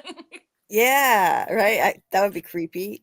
But yeah, so if I ever say somebody's idea and I say I don't remember who said it, please don't take offense that I don't remember that it was you who said it, because I just talk to so many people about this show all the time. So or else just put it in the chat so we know it's you. right, so I'll just say somebody had this really great idea and here's what it was, and I'll, hopefully somebody can say, hey, it was me. Yeah, I'm yeah. gonna say in multiple 5-6 hour lives, you don't remember every single thing. No, it's impossible. It's impossible. And I read a lot of people's comments too. So, and last night we read so many comments. We talked about so many comments for hours. So yeah, that's why I forgot. Yeah, you should be proud of that idea. Glad to mention it. I thought it was brilliant, Nikisha. Really great idea. You always have great ideas. This chat is amazing. The chat last night was amazing. You guys always have such thought-provoking ideas. I love hearing it. And it's not about agreeing or disagreeing. Like, you can disagree with me, I don't care, as long as it's respectful. I love to hear everybody's different theories and ideas. And Dieter, maybe the boy in white feels guilty about what happened when he tried to help Christopher, same way Ethan felt guilty after helping Julie. Yeah, maybe. Crabbanackle, I'm convinced boy in white is Tabitha past self kid. Ethan is maybe the original one. Oh, that would be cool. Like the original Tabitha, maybe that was her kid, and I think maybe he was supposed to be one of the Ankui kids. He was supposed to be the eighth, and he got away. He seems like a similar entity. It seems like the Japanese myth that I sent you that had the goddess who had 8 daughters but lost 7 of them. Oh, yeah, maybe. Yeah, maybe we can talk about that later. But it's an interesting thing because there was 8, sure. but they all died except for 1. Interesting. That would fit. That would fit with this theme. And the reason I think it makes sense too, like I think a clue is in Miranda's painting of the merry-go-round, where there are 7 kids on it and there's 1 seat empty. So maybe that's a clue that 1 kid got away. Maybe that kid is represented by this avatar of the boy in white. So they're all kind of ephemeral, weird entities, the kids and the boy in white. They're able to appear only to certain people when they want to, and they can somehow interact with their physical environment, even though they're clearly not children that are alive. All, boy in white and the Anku kids, they can touch things, they can manipulate their environment, but they're not alive, clearly, and they've looked the same for who knows how many years. So it's an interesting idea. Wait a minute, I missed the rest of that. Ethan is the ending, beginning, the true big bad. Huh? The Ethan? I could be. Oh, so because you think the boy in white is bad? Okay, I could be way off, but man, this sounds good. I think Ethan got through his emo phase. Yeah, Ethan is being less of a creep lately. He's not saying any weird, creepy shit since his mom came back. Yeah, exactly. Since his mom came back, it's helped. He doesn't want to look like what the insides of bodies look like anymore. No, he doesn't. But he did, though. Like, he's clearly different than before. He's He looks different now because he's a foot taller. And I'm actually talking with like through my friend Justin White, who's amazing, and he reached out to the manager of Simon Webster, who plays Ethan, and so we're trying to arrange for me to interview him, and one of the things I want to talk to him about is if we can nail this down, and hopefully we can get this official, get it scheduled, if we can make it work. I want to talk to him about the change in his character, how he's really lost his innocence. Like his face here, he wasn't even phased when that Thomas voice came on the radio. He was just like, come on, Dad, you were right, it's not him. Like, it didn't even creep him out or anything. Like no reaction, none, like zero. It's just blank face. He's so just, broken down, I think, by this place, but he's so brave, though, when it comes to it, when he needs to be brave, but he's lost his childlike innocence, really.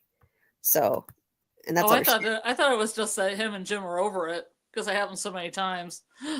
But yeah, well, yeah, that too. But he's definitely lost his innocence. He doesn't Oh talk yeah. about he doesn't talk about the quest or the Chromonocle anymore. Julie had to ask him. Like she had Mm-hmm. to kind of push him to get him to talk about what the threshold meant.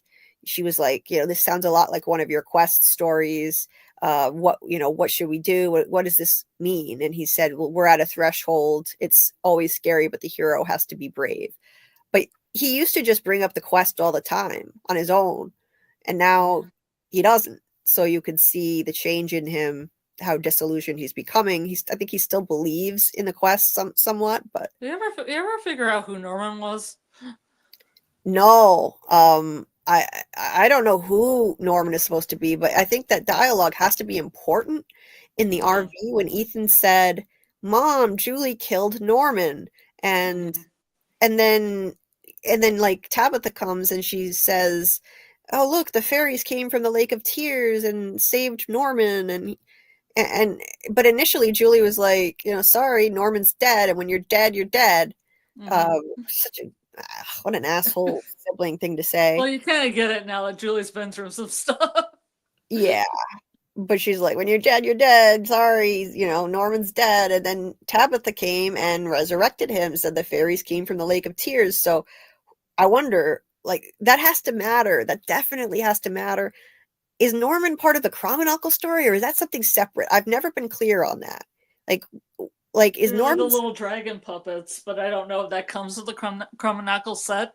Like you got a storybook and some finger puppets. right? Like, I don't know. I've never been clear on that. If Norman is part of the story or if he's something separate from it. And I'm curious too, because I believe he definitely has to matter. He's got to be representative of somebody in the show. I think Tabitha and Jade are the two Chromonocles. Mm-hmm. It's more clear than ever. She's the female one, he's the male. They're both at the center of it all, trying to figure out their origins together. Um, so I definitely think that that's the case. But Norman, yeah, I don't know. I don't know. But is it somebody that's gonna potentially die and have to be resurrected? Is that possible? Hey, Infinite Umbra. Hopefully, it's not Fatima's baby's name, Norman. Oh God, yeah. Hey, I Peter will name you Norman. right? Hey, Peter Griffin. Nobody's named Norman anymore. That's such an old-timey name, right? Yeah. Susie said Spider Bear Man Pig. Oh That's gonna no! Now I gotta add something else. So it's gonna be flying spider, man pig, bear pig. yeah. I'm gonna draw this out eventually. I'm gonna make a drawing. Yeah. Yeah, you should. I love your drawings. Yeah, you should like we should Well, it was this flying spider bear with wings. You know, it would be like a spider legs, wings, but a bear body. right. The Oh, ability to knock on doors. yeah, you should totally draw that. Like I love your singing faraway tree drawing. That was amazing. You're so Oh, good thank at you. it. Like you're so good at drawing. I drew a picture of Marielle, but I can't find it because Dieter asked about more pictures. I drew a picture of Marielle and I got bored, so I made her whole top syringes. Oh, okay. I don't know. Well, I Well, she love how was a creative. nurse, but she was also an addict, so I guess it fits. Well, it does fit, and I love how creative you are. I love how you have been writing a song for me for this channel, and I'm excited to eventually use it. That'll be really cool. Yeah, it's real creativity is something we need to celebrate in this age of AI. I am 100% with you. Absolutely. Yeah, sorry I Um, went on about that on Discord. no, no, no, no. It's okay. I understand. I understand. Like I have a writing degree. I have a writing degree, and believe me, it irks me Mm-hmm. because AI is taking over writing jobs left and right, and writers are struggling, to Yeah, compete, and it sucks. It sucks. but as a writer, you can always tell. Yeah. You can always Uh, tell a person didn't write it. There's just yeah. certain giveaways in a Yeah. script that you can tell it's generated by AI at this point. Maybe in the Right. future you won't be able to, but yeah, it does suck. But it can be a useful tool, like some have said. It's just like it Yeah, doesn't need to take over too much. Anyway, the yeah. boy in white confirmed he's changing. What if Ethan becomes the new boy in white in the news cycle and the boy in white becomes the man in yellow that's in Miranda's basement? Interesting idea. The changing I think was a really clever way of showing how he's now like the teenager in white essentially. You can It's keep Fox Smith on a couple more seasons. That was extremely clever. I loved it, and I love it because they've been hiding him from us because of his growth. It's obvious. In season 2, he was there for like what 30 seconds with Yeah. Tabitha at the end, and then he's gone. We didn't see him at all other than that in this season. If you notice, they were very clever about the way they've Yeah, this shown him. awkward shot behind his shoulder, making him look taller, Yep. making him in the front where Christopher's in the back. Yes. So the first time we saw him this season, he was appearing to Tabitha, but they showed him way down the street to hide his growth. And I feel like they even did something weird to his face and made him look younger. It looked like CGI. Yeah, yeah. Like they I get DH what you're saying. totally.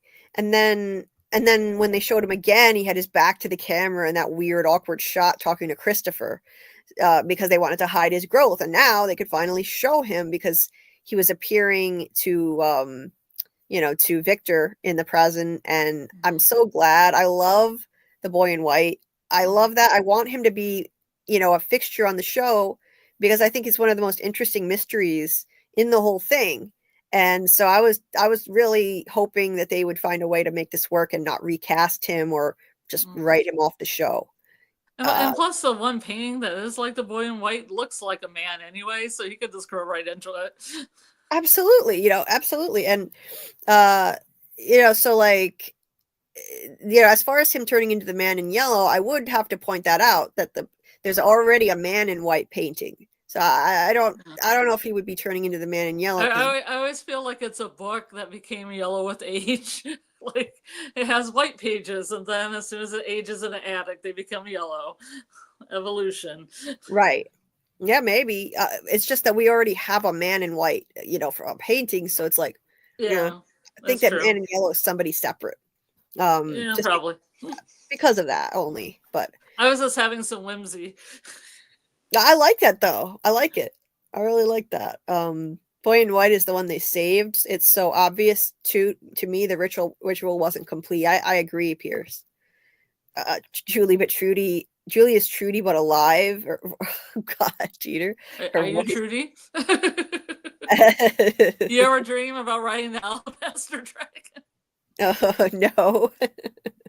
No, I can't say I have. I don't trust in Victor saying the boy in white helped him through those years anymore. Just wait for another flashback saying it was time travel, Julie helping him out, not boy in white. God, let's make it even messier. Jeez. Um, I don't know. I believe it. I believe it only because I did hear an interview where Scott McCord said one of the creators of the show sat him down when he got the job and said Victor was kept his friendship with the boy in white kept him alive. It helped him survive when he was alone for many, many years. Since it came from Scott McCord, who said it came from John Griffin, I believe it. That's the only reason I'm really confident in it. But yeah. Let me Oh, it's see. grotesquerie. Oh yeah. Imagine Eloise They don't changed. call it American Horror Story Part 2 because it's better than American Horror Story. Right. For those who've tuned out American Horror Story, you can watch Grotesquerie. Yeah, exactly. Golden Child. I was just gonna say, yeah, it has Kim Kardashian in it, so it's a definite No, no for me. well, Kim Kardashian. not that one. It was the Delicate that had Kim Kardashian in it. Yeah, it was American Horror Story season whatever, Yeah, and it that's was about pregnancy. It was about crazy pregnancies and giving birth to monster children. and that's the number one. Surprisingly enough. That's the number one reason I didn't watch it because that bores me, and I feel like that trope has been done too many times. And number two, I don't do Kim Kardashian. No. Not a fan. Actually, it was from a book called Delicate Condition that was a good book, and then they kind of ruined it by making a TV show out of it. Of course, because American Horror Story jumped the shark a while ago. It used to Yeah. be great. Mm-hmm. Imagine Eloise changed into a giant spider and dragged the tent. So it's um, a giant spider with Eloise's head on it. yeah, yeah, maybe. Uh, Also, I'm noticing all the buildings, houses are all different time periods. Yeah, like they're copies from the real world every so many years. That's what I'm thinking, Pierce. Yeah, same, same. Like the church looks way older than the houses, and Colony House looks like a different time period. Also, that colonial What kind of style. psycho put this town together? Yes, indeed, That's this indeed. line from Acosta rings true. It Yes, looks like this town was designed by some kind of psycho. Yep. yeah. She nailed it. She was kind of speaking for us when she I said feel that. like she's like the fan's eyes, like the fan coming into. Absolutely. That's it. Like Acosta is all of us that's watching why From. that's why every season we need new arrivals because then they're kind of like Mm. the perspective of all of us. Absolutely. Watch Sweet Pea and start Yellow Jackets, says AAMM. Hey, they reached season 3 date as 20 as Valentine's Day. Please start. Oh, You will really? Huh. Sweet Pea. I Yeah, don't think Sweet Pea is a show that has Ella Purnell from Yellow Jackets in it. I've only seen the first episode. It's pretty good. is it It's is it new? yeah, it's British. I can't remember where it's streaming, Okay. All right. and she has a lot of darkness in her. I'll just Yeah. say that. Okay. All right. Yeah. Well, another one to add to my list, my ever growing list. Wait a minute, that's the wrong one. I'm trying to get to my live so that I can drop my Discord link in here, and it's not loading. Okay. I I will just def also want to know. I just also want to know when that Cabin Daddy Yellow Jackets episode is supposed to drop. where the what where what? They were supposed to have like a very special Christmas episode of Yellow Jackets that was supposed to air before the season started. I don't know what the status of that is. Um. Like a little standalone episode. Oh. Oh. Okay. Interesting. Yeah. Interesting. Um. Oh. What is this? Oh, yeah. Geek Academy just sent me a DM a little while Oh. ago, and I just looked at it. He's in a Russian Telegram group. Somebody that's interesting. Mm-hmm. Somebody write this to him? I think he got this message from somebody in his Telegram group saying that I'm awesome and I was talking about him Oh. in his live stream. Oh, somebody in Russia heard that? Either that or he said it. I'm not sure exactly, but either way, thank you. That was nice. Yeah, I know Uh, Telegraph's pretty popular in other countries. It's like a Discord. Yeah, yeah. Well, Igor is terrific. I'm looking forward Yeah. to having him on my live. Yeah, I won't. I don't know if he wants to be breaking his own news on here. That's for him to say. Yeah, I won't Mm-hmm. Yeah. get in. But he had a pretty big event happen today, and I'm happy for him. And I'm looking forward to having him on when he can be on, because I'm not going anywhere after the season ends. So. Mm-hmm. Originally, he was going to be on tonight, but he had a completely understandable reason why he could not, and I'm happy for him. Yeah. Anyway, I am trying to find my own Discord link so I can host it, and then I need to try and catch up with the chat. I need to be like rapid firing it because I'm even further behind you guys, and I apologize.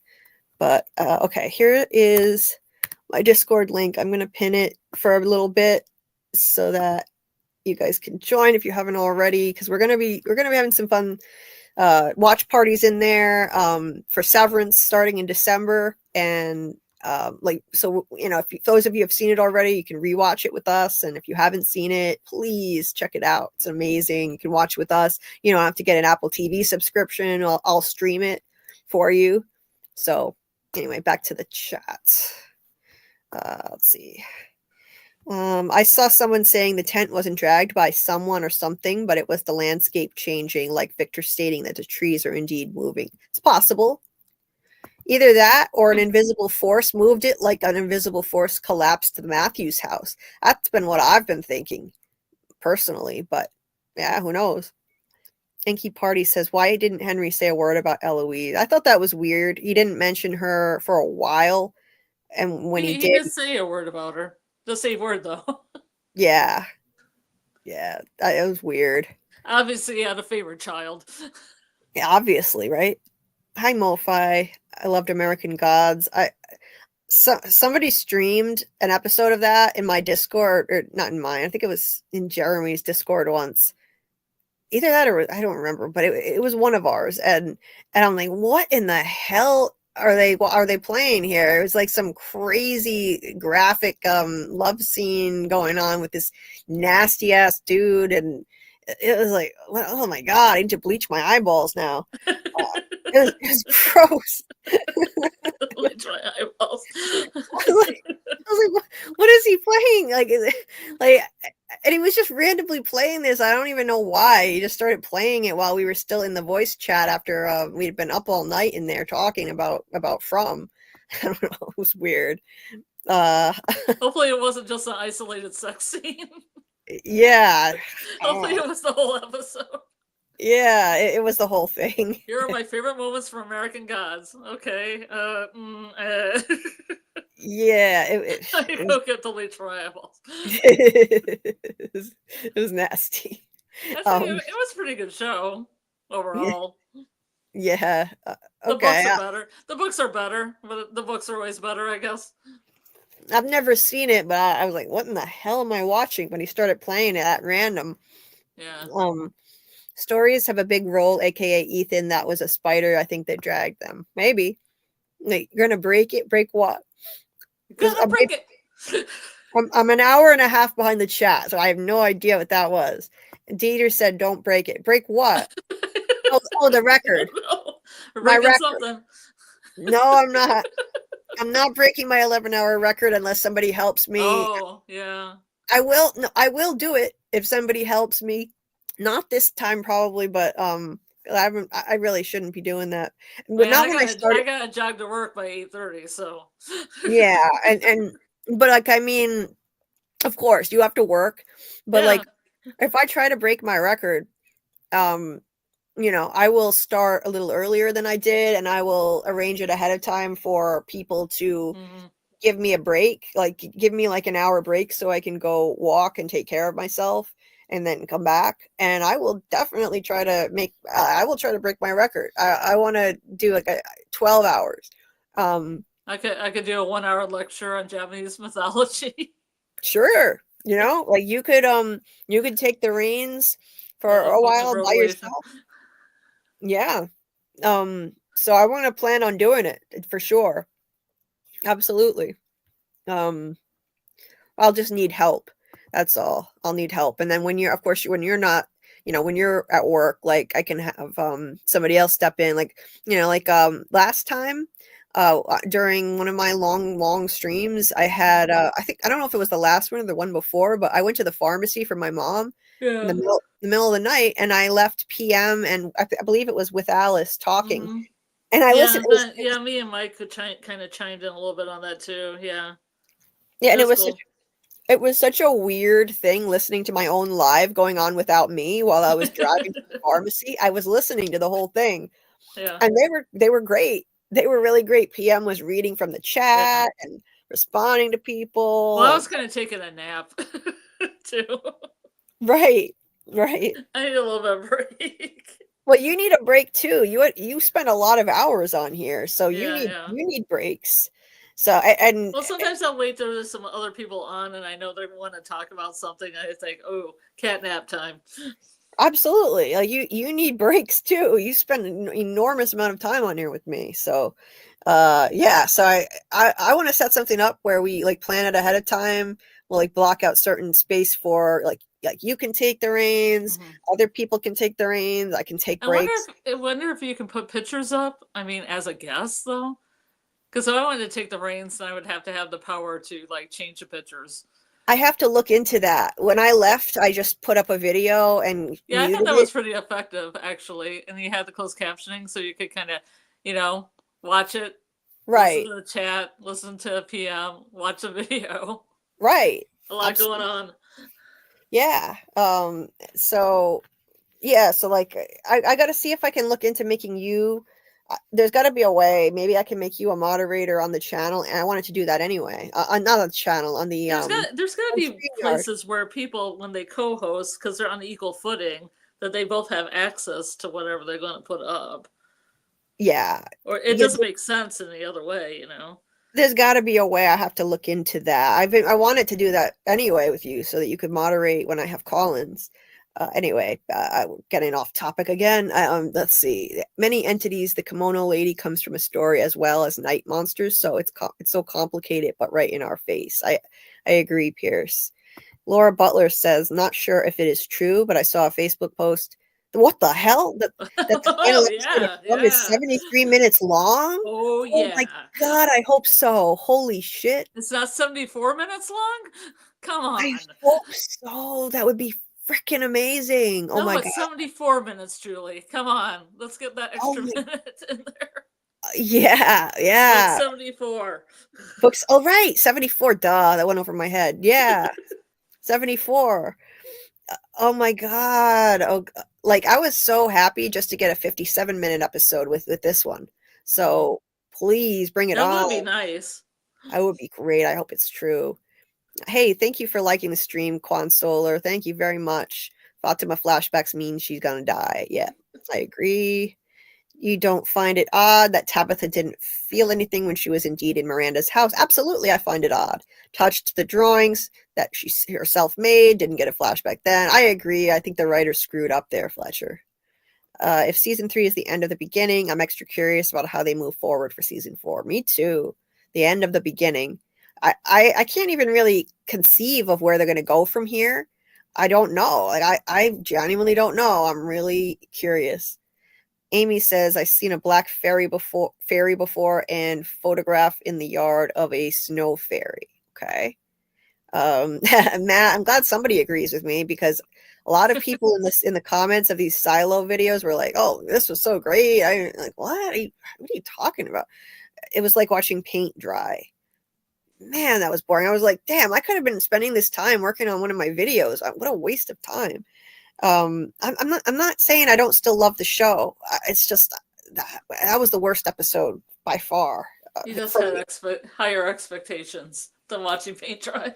Especially for a premiere of a season, you know, like that should be exciting a little bit.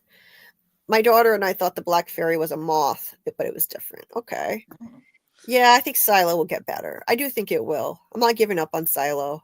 I'm not giving up.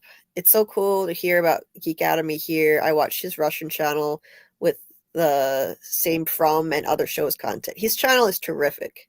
Really is terrific. So I'm looking forward to when he's able to, you know, he's got the time. Yeah, we're definitely going to have him on. And he would have been here tonight if he could have been, but definitely going to have him on. He's a great guy. Silo is extremely slow burn. I just like learning about the history of the Silo. Last year, me too. Last year, I stopped at episode 1, 9 minutes in. I just binged it all on Sunday. Wow. And season 2, episode 1 was good. Definitely gives Fallout. I'm not saying it was like there's nothing TV like show Fallout? yeah, TV show Fallout, I guess. Really? Because I really like Fallout. Yeah. Huh. Yeah, I won't. You haven't seen it yet, so I won't. Yeah. Happen. But Silo started strong, but it's now the watch Rebecca Ferguson perform mundane tasks. Exactly. That's what it was for 45 minutes and with almost no dialogue. Oh my God. Yeah. Just got at work. Gonna keep listening through. This is my therapy. Oh, I'm glad, Dieter. I'm glad, Dieter. It's my therapy too. It is my therapy too. From always feels too short. Indeed. And that's how you know it's so good because it flies by. Yeah, I've tried a couple times with the first episode of Silo. Okay, Bruce says. La Brea also started really well, but then I don't know, it's not for me. I've heard good things. So excited for Severance. Nani, yes, absolutely. Me too. So yeah, I hope there are more Severance fans here. And if not, give it a shot. Give it a shot because I'm going to be doing live I feel streams. like we can make the fan base for the show. Yes, we're gonna build this fan base. We're gonna grow this fan base. I would urge you guys to join my Discord and, join our watch parties that are going to be starting in December. I'll stream it for you guys. We can discuss, and then I'm going to be covering it in January. And I think they made Silo season 2 for binge season watchers, probably. Hey, Cal Bishop, we appreciate everything you do considering your circumstances. Thanks, and keep pushing. I appreciate it, Cal. That was kind of you to say. Yeah, this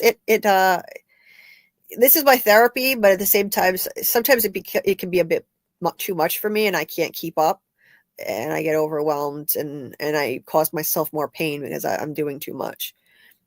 She was busting her ass 75% of the time. Yeah, in Silo, yeah, but it was like, I don't know. It was not exciting for me to watch. The Devs is good on Hulu one season only.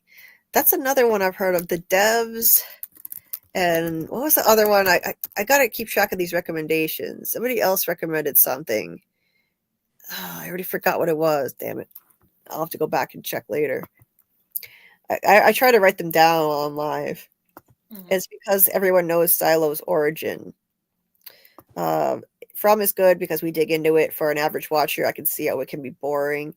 Yeah, not compared to this episode of Silo, though. I don't understand why people said From, like, more happened in one episode of Silo than all 3 seasons of From. That was crazy. And then people agreed with it. A bunch of people agreed with it. I'd rather sleep with your voice than Silo. Silo would make me into a zombie. I fell asleep during Severance. Maybe I will give it another chance. Kelly, I understand that. I understand that. Like, it can be a little slow. Yeah, it's not like, it's a different kind of show than From. It's not like action packed or anything like that, but it's so interesting if you really give it another try. Like, I know it's not for everybody, but it's so interesting and creative. The concept of it, I've never heard of anything like it before. It's completely original, and give it another shot. I'd recommend you try it again, really. People who say they're not answering anything, most people would need things spelled out to figure it. Yeah. I don't think they were going for that angle in that scene. There's answers even in the character development. From addresses many concepts, including generational curses, child sacrifice. Yes, biggest generational curse of all. I agree. Absolutely.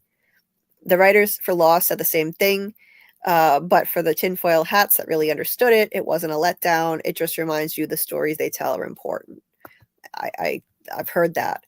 The mystery of where they are and how they'll hopefully get out is what keeps me glued to the show. Me too, Infinite Umbra. There's a blank space in where my head should be. Got a cliff bar and some cold greens. Okay. The mirror stage is when our ego is formed and the subconscious is unable to be reflected. Interesting stuff. You should make a song with the Suno app, Susie.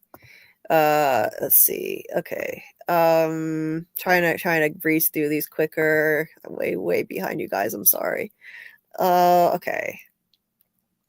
Let's see. We all have a void we cannot fill, like the missing piece in Sarah's ornament. Absolutely. Yes. I feel that. Imagine getting triggered while on the toilet. That would suck. With a cicada entity. That would suck. I haven't been triggered on the toilet in so long since I deleted Facebook. LMAO. Oh my god, Susie. Sarah finally putting the snowman together. Hopefully neither of us will fall asleep on the toilet during this live. Right. Symbolic of her putting herself together. I hope she dies when the snowman breaks. Oh no. Like dramatically, dramatically, the snowman falls off the dresser if she dies. Yeah. Slow motion, smashes against the floor. Oh god, yeah. A mnemonic device is like a possessed object. It's more than an object because it unlocks a repressed memory, like when you hear an old song from your past and you're transported back in time. Yeah, I could see that.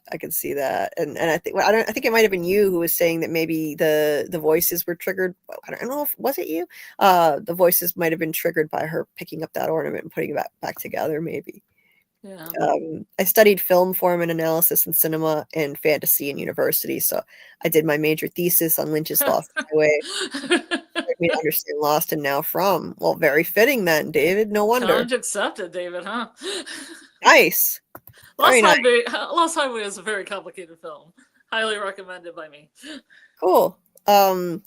Ricardo, hey, why Discord is so popular with From viewers? Because it's a great way to keep the conversation going and theorize as a group.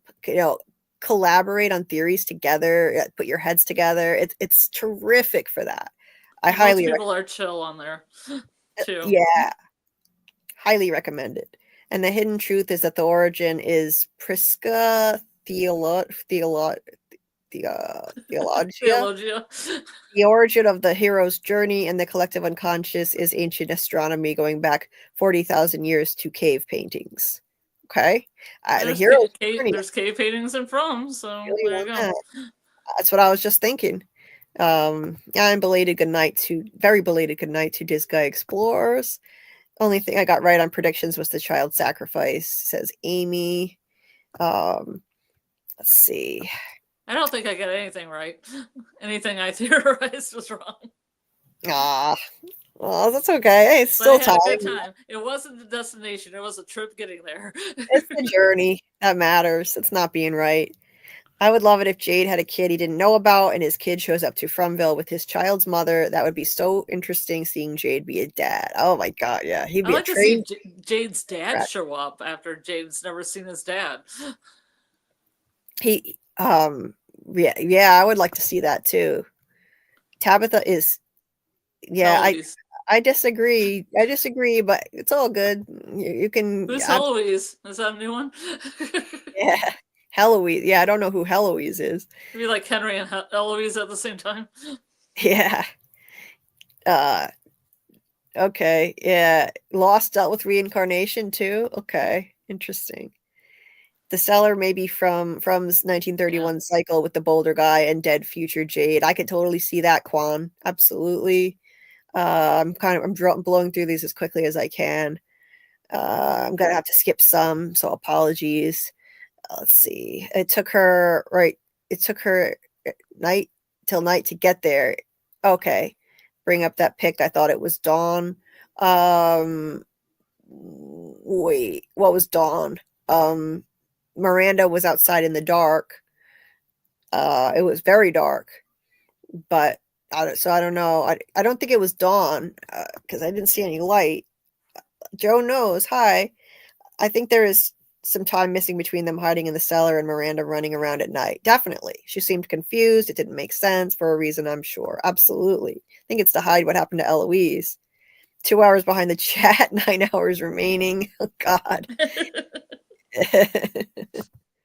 Yeah, constellation vibes, right? I feel like there are definite, and I'm sad they canceled it too. I feel like there are definite constellation vibes in the show, and I believe in the idea of liminal spaces, like constellation explorers, like I've talked about on here.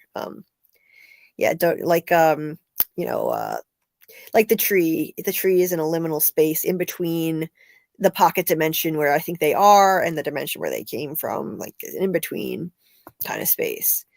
The doors don't look different than the hinges. Yeah, I think it's the same. It's the root cellar, both of them.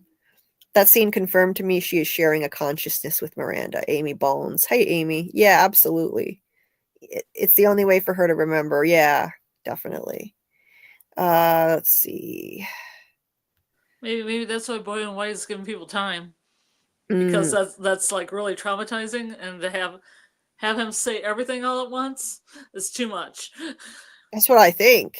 Yeah, because that little part, like just frazzled, gave Tabby the brain scramblies. Right. Absolutely. I think so. Oh, thank you, Vanessa. Yeah. Please, if you guys could like the video, I would very much appreciate it so people can find me easier. Hey, Cyborg Queen. Welcome to the Oh, chat. Hey, looking forward to having you on the show. Really looking forward to putting our heads together. And I hear you were talking about reincarnation like before any other creators, as far as we know, any other YouTube creators. So yeah, you were spot on. Definitely am on board. Uh, if you went and asked a bunch of people what they would do if they knew the world was about to end, at least 50% would say get laid or get tough. I don't think Kent's they know. Colony House. Yeah, definitely.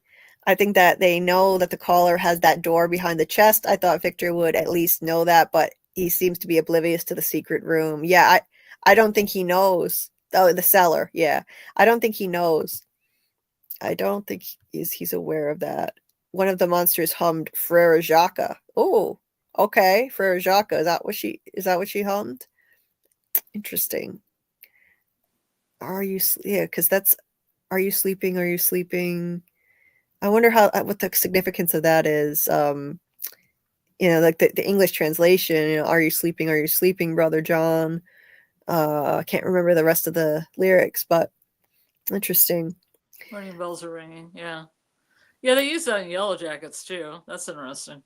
Okay, yeah. Okay, the nurse monster was humming for Jaka. Seriously, how do people after last episode flashback of Tabitha feeling Miranda's death are connecting it into Tabitha is Eloise? I would like to know that too. Um, I understand that perspective of okay, maybe we were watching Miranda's death from a third person perspective, from Eloise's perspective, but I won't go into that again because I already went into it at length, but that the moment Miranda was killed, Tabitha snapped out of it and the memory ended. Me, that says she was remembering it from Miranda's perspective. That's when the memory would end. She got killed, and she panicked like that, to that extent, like it was like really visceral, feeling that moment when she died. Um, Christopher might have got Eloise and Victor and Victor didn't find her body. Yeah, maybe. Clearly, there's something going on between Sarah and Eloise, and Victor saying this season that Eloise used to like that house the most, where Sarah lives. Oh, that's right. Oh, that's right. That's right. Yes. Mm-hmm. And I thought that line is going to mean something at the time. I remember thinking, okay, there's got to be a reason for that. He said that this was not a throwaway line. He said, we used to play hide and seek in the houses, and this one was always her favorite. I don't know why. And now Sarah's living in there. Oh, you're convincing me even more. Yeah, and that line that he could never find her when she'd play hide and seek, no matter how hard he tried. If she's hiding in plain sight in Sarah's body, that would be so trippy. Cyborg Queen says this is the first show that I've actually wanted romance on, only because Boyd needs a ride or die girlfriend, and I'm convinced that Jade and Tabitha are the reincarnated Christopher and Miranda. Yeah, like I think maybe they were a couple in the original timeline. So I feel like they need to get together. Yeah, maybe. Yeah, Vanessa, I hope you get your talisman soon. I hope you like it. And yeah, anybody that wants to buy a talisman, you can get a 15% off thing if you click on the link in my description of this video for Rabbit Tree Designs Etsy shop. Hi Kaiser Bowl. Season should be 20 episodes, 100%. Romantic stuff, maybe stop watching the one Walking Dead spinoff. So awkward too. Yeah. Sorry you've been sick, Amy. Sorry to hear that. Feel better. 10 episodes and waiting a year is criminal to the fan base. 100% Kaiser Bowl. Yeah, more horror, more twists, more mystery, not romance. That's for a different show. I agree. Except for Unnecessary. Kenny. Kenny deserves some romance. He deserves it. I agree.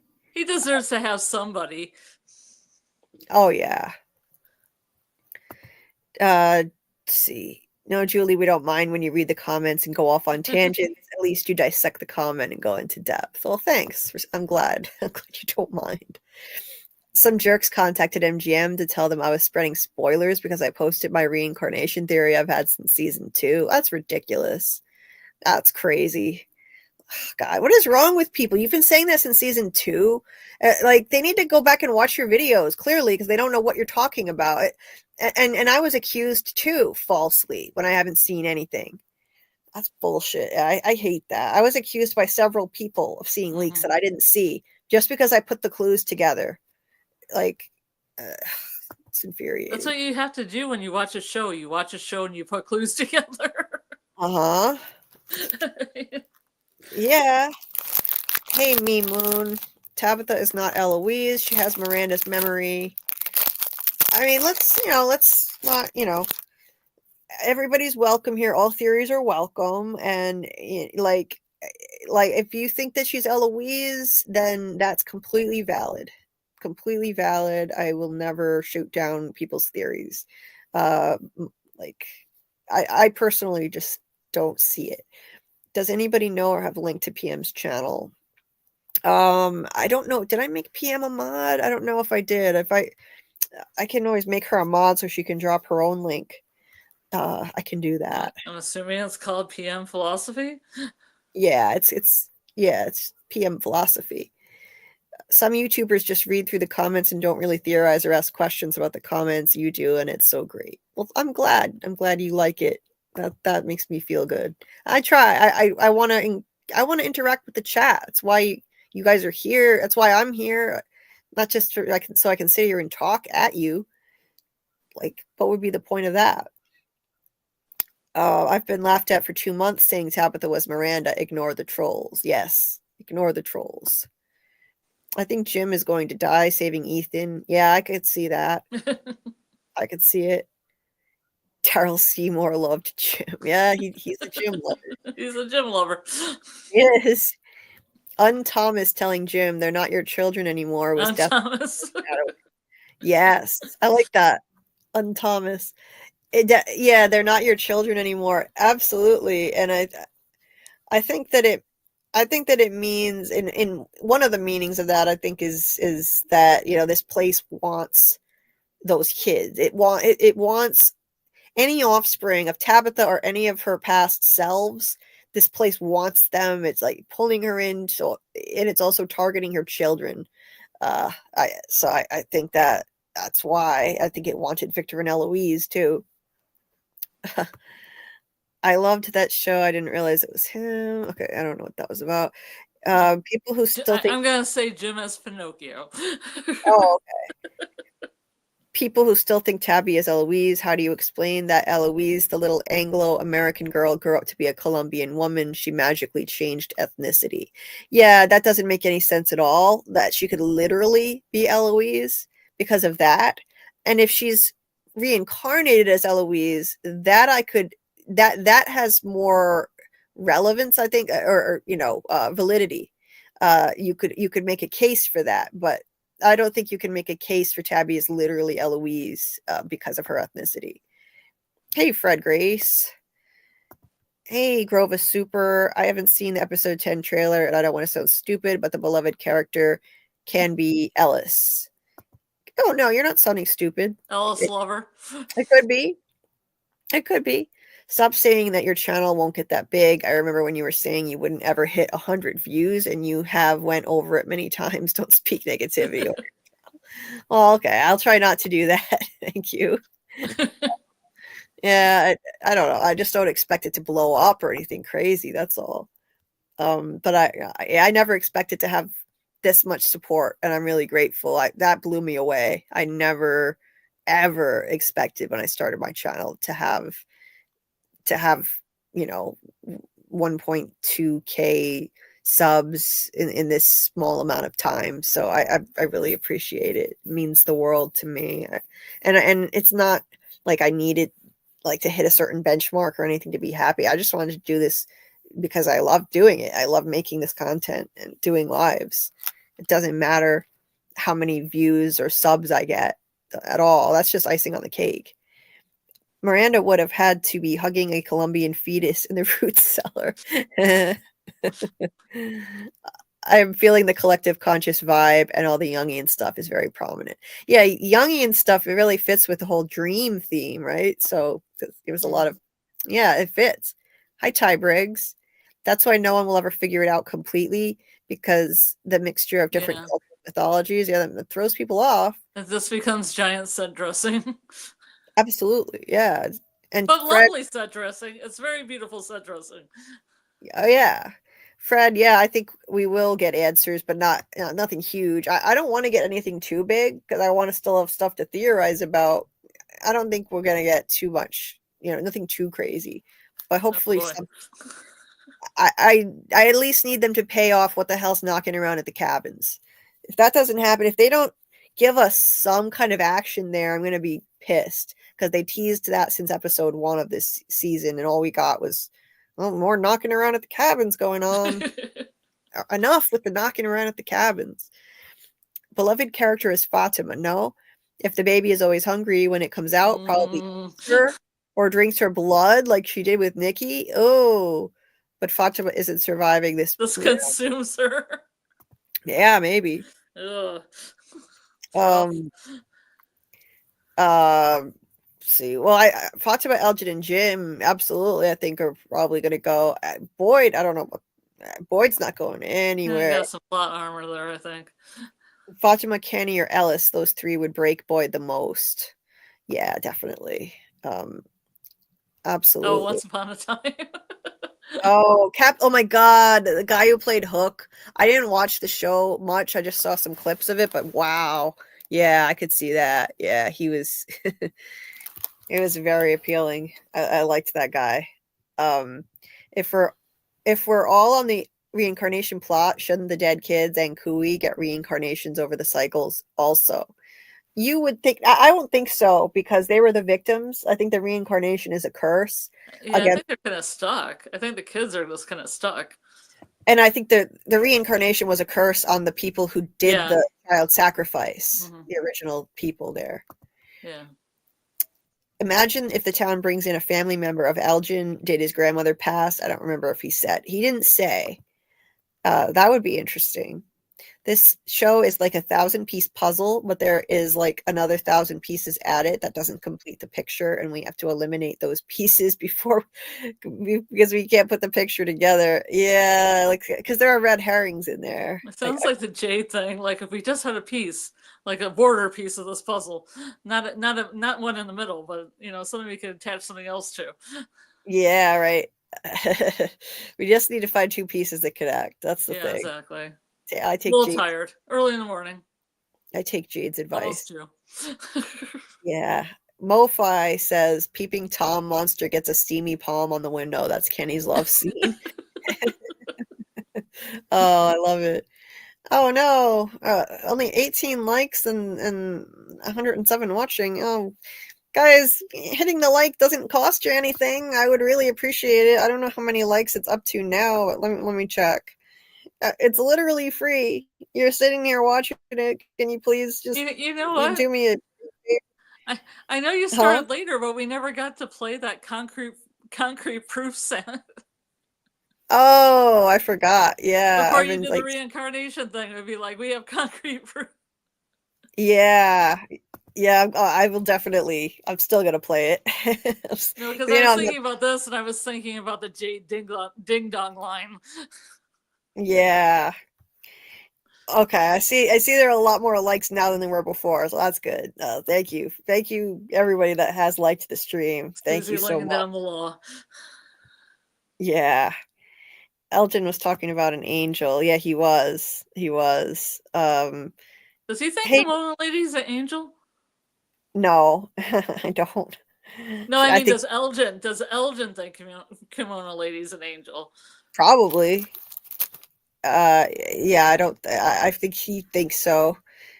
Hey, Nicole. For fuck's sake, is the show going nowhere? I worry. It's going somewhere, Nowhere. Nicole. I have faith. It's going somewhere. I'm trying to get through these as quickly as I can because I'm still an hour behind. Do you think we'll have a time jump in season 4 to deal with the fact that Ethan's actor is growing up? No, I don't think they'll do that just because of that. if he goes through a growth spurt that's too extreme, maybe they'll just, like I've said, send him to a faraway tree and explain it with some timey-wimey time travel stuff. Yeah. I can see them doing that. Now that we know time travel may be a thing here, I don't think does Elgin know?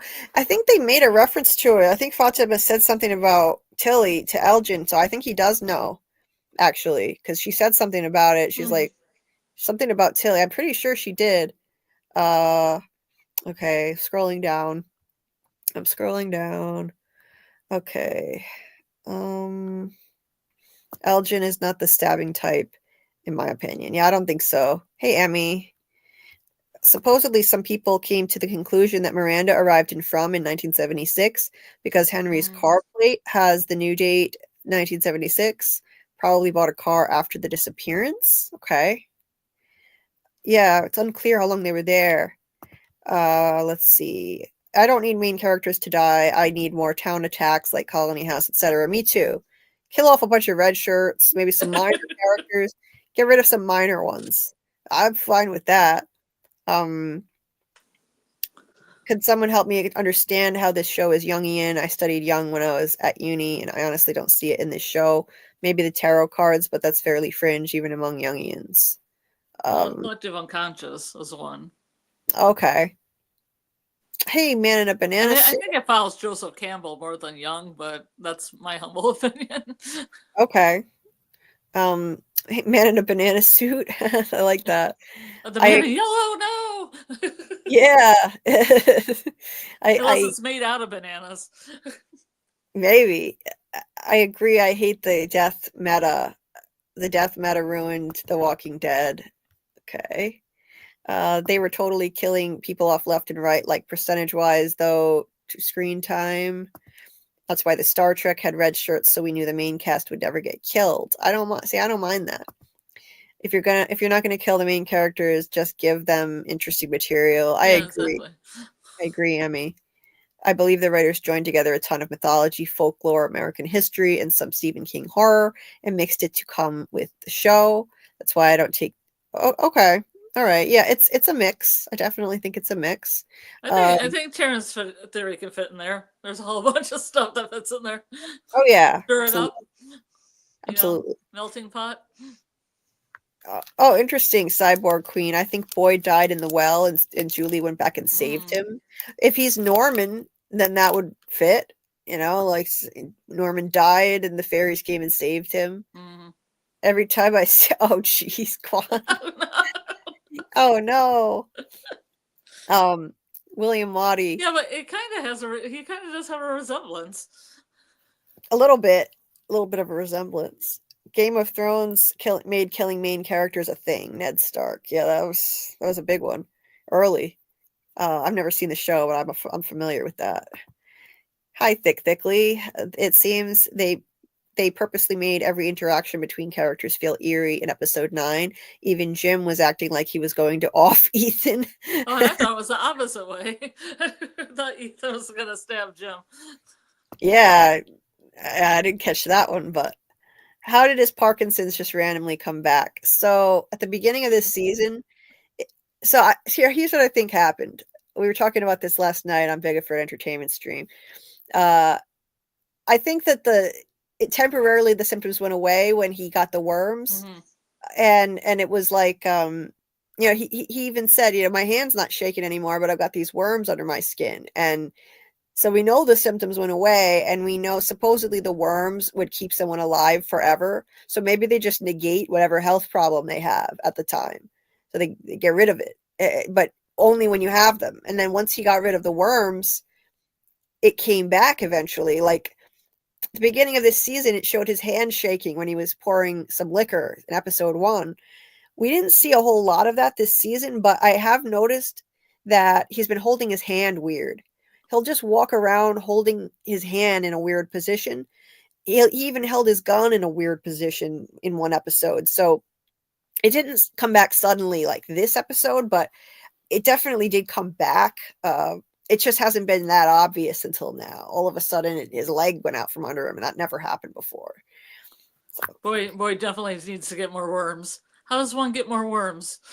Yeah, I know. How do you procure some of those? You're Oh gonna yeah, have to get Julie to time travel back to Martin and get some worms and bring it back to Boyd. yeah. Except then he gets tormented by them forever. Well, tomato, um, tomato. I yeah. guess. You actually see Boyd making it to the end? Oh yeah, I do. Mm. I don't think he dies. He's got plot armor to the end, I think. Maybe they kill him in the finale of the whole series. Hi, Sixico, is that how that's supposed to be? The dead guy and the bunker next to Fatima, not related. Yeah, I don't know who that dead guy is. Did Elgin clean out that bedroom? I Or don't did know. he just leave the skeleton there? I think it's gone because he got the place all prepared He for tidied Fatima. up. Yeah, so I don't know. He must have gotten rid of the guy, buried him, or I don't know what he did with him. There's so many references, clues, and signs. If you're really paying attention, you can really tell your way, the way people think by how they interpret the show. Yeah, absolutely. Hey, little dirty X. Um, okay, let's see. Harold is amazing. Scott is amazing too. Mm-hmm. They're both phenomenal. They both deserve Emmys. Scott is phenomenal. This season I think is his best work yet, by far. He topped himself for sure. Ellis could never step up as the new Boyd. That's never going to happen. He's not half the man Boyd is. He's too immature. He doesn't have his father's strength. Clearly, he just doesn't. He's so immature, and like he could never. People thought he might kill Fatima. I don't think he could ever have the strength to do that the way Boyd had to do with Abby. He would just let Fatima eat his face off before he would ever do that. He was going to go out in the woods with her, like let her murder him if that was what it took. Yeah, I don't see it. I don't see it. Eldon must be stopped. Yes, absolutely. Will the real Martin please stand up? Yeah. Who is Martin, right? Who is Martin really? Oh, thank you, Dieter. Mockingbird is my fave song of Eminem. Yeah, it's a good one, Fletcher. He has a lot of good songs. Yeah, I like it. I like some of his old stuff, and the newer stuff is not as good, but some of the more recent stuff has been good. I like it. Uh, he did some cool new collaborations with Dr. Dre and Snoop Dogg. Just recently, they did like 3 different songs, which was cool. Like old school rap and hip hop is way better than anything that's out now, if you ask me. Who in the town is strong enough to take on Elgin without killing him? Right? Elgin is this massive He's a hulking pretty big guy. guy. He is a big guy. I never realized how big he actually is because he spent most of the show sitting, staring into space or sleeping. Mm-hmm. So he is gigantic. So I don't, yeah, I don't know. Fatima didn't stand a chance. And look he's how big he is next to Alice. I think he's standing on something, but even still, like he's definitely bigger than Ellis. Uh, let's see. This is a job for the burly bearded background guy. Yep. The boy the boy in white. Okay, let me explain. First you got to kill kids, then go through the ruins and save them then. Yeah, right? Is that what You he get yourself some kids. Yeah, round up some kids. Yeah. They need Elgin to talk like Jasper. Yeah. Um let's see. Biggerford was saying it didn't make sense to kill the boy in white. I said kill the boy was directed to the boy in white. You kill the boy in white, same as the way you save dead sacrificed kids. Yeah, good point. Could I be. don't know how you kill the boy in white. I don't know how you would either. Honestly, because he's not like a living thing. Hey Chris, does anyone else think the little girl in Tabitha's vision looks like a female Ethan? Oh, I totally see it. She has the same like cherub chubby Mm-hmm. cheeks, kind of thing. Uh I hear you, but yeah, kill the boy in white. It is like a parallel, right? So like kill the boy in white or save the dead kids, and they are like similar entities. So neither of them make any sense to say either of those things. that there's got to be something to it that's just a little more, a little deeper than what we're thinking right now. It can't be literal. I think when the voices told Sarah to kill the boy, they meant boy in white. Maybe she was supposed to banish him or something. He seems dead already. Right, exactly. Exactly. Mhm. Oh, thanks, Cal. I love channels like Julie B and Faceless Girl and have great theories and think about the show based off of what's been in the show. Well, thank you. And that's how I make my theories. I look at what's in the show, and if I don't see enough evidence in the show, I can't commit to a theory. I have to, you know, if I have to take too many leaps of logic and make too many assumptions, then I throw out a theory, or I just call it a fun little tinfoil theory because, like, tinfoil theories are super fun, and some of them are based in stuff we see on the show. But if you go too far and you take too many logical leaps, make too many assumptions, it's less likely to be true the further you go with that. So I look at what's in the show and I shoot holes in my own theory if I see stuff that doesn't fit with my theories on any given thing. Like I shot down my own theory that Acosta was going to come in the ambulance without Tabitha, tell everyone that Tabitha got out. I actually nixed my own theory on that before the season even started, and I agreed with Tony Teflon that Tabitha would be back in the ambulance. So I just look at the evidence that I see, and I was looking at the episode descriptions and the titles, and I thought, okay, I changed my mind. So yeah, I try to do that rather than have this confirmation bias and try to twist and contort what I'm seeing in the show to fit my preconceived notion of what it is. Did Acosta try to draw her gun even though she didn't have bullets? She did, yeah. That's pretty funny. That gun. I didn't notice that, but it's pretty funny. Typical trigger happy cop. I noticed it. Her hand went right to that gun. And it shouldn't have any bullets. And yeah, I hadn't heard of Faceless Girl, but I'll look her up now. Yeah, me too. I've been trying. I see it now and then. I forget. I haven't subscribed. I should go subscribe now. Yeah, I'll check her out. Yeah, maybe I could have her on. That would be great. Absolutely. She does have a face, though, right? Yeah, I hope so. I hope so. Little Dirty X says, I figured out the mystery of Fromville last night while I was laying in bed. Well, do tell. Oh, but I forgot it completely. But then I woke up and forgot. I knew it was going to be it. You got us excited. Ethan gives emo vibes, yeah. That happened in Twin Peaks. I know that you never watched Twin Peaks, but then Dale Cooper has this revelation, and then by the time he gets to breakfast, he forgets it. Oh, okay. I need to finish Twin Peaks. Did the writers forget about Ethan and Boy in White's plot this season? Yeah, I mean, shouldn't the Boy in White be appearing to Ethan, or isn't that maybe it's not time yet for that part of this whole journey? I don't know. And Ethan isn't drawing pictures anymore. He's supposed to be in Victor's kind of role, but he's not drawing pictures. Well, he said Victor was his best friend, but hardly spent any time with Victor. Oh, yeah, that's right. Yeah. I don't know. Norman's the name of the map, yeah. Yeah. Let's see. I appreciate all the creators that have done the research and deep dives into the clues and history that confirm you're picking up on the right details. Yeah, I do too. And there are a lot of great creators out there doing that, really. Yeah, and even when we talk about history or art or mythology, it's having a good conversation about those topics. So I'm game for those, no matter what the circumstances. Oh, absolutely. Even if it's kind of going outside of what we're seeing in the show, like those are interesting too. Those kind of discussions and deep going down rabbit holes and exploring the more tinfoil theories. It's so interesting. It's always an interesting conversation. I think Norman is supposed to represent Father Khatri.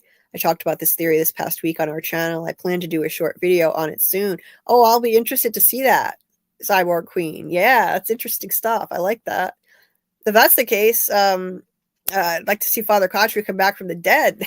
I want him back. Interesting stuff. I like that. Hey, Lisa Safay. Ethan is ready for a new story. Yeah, I think so.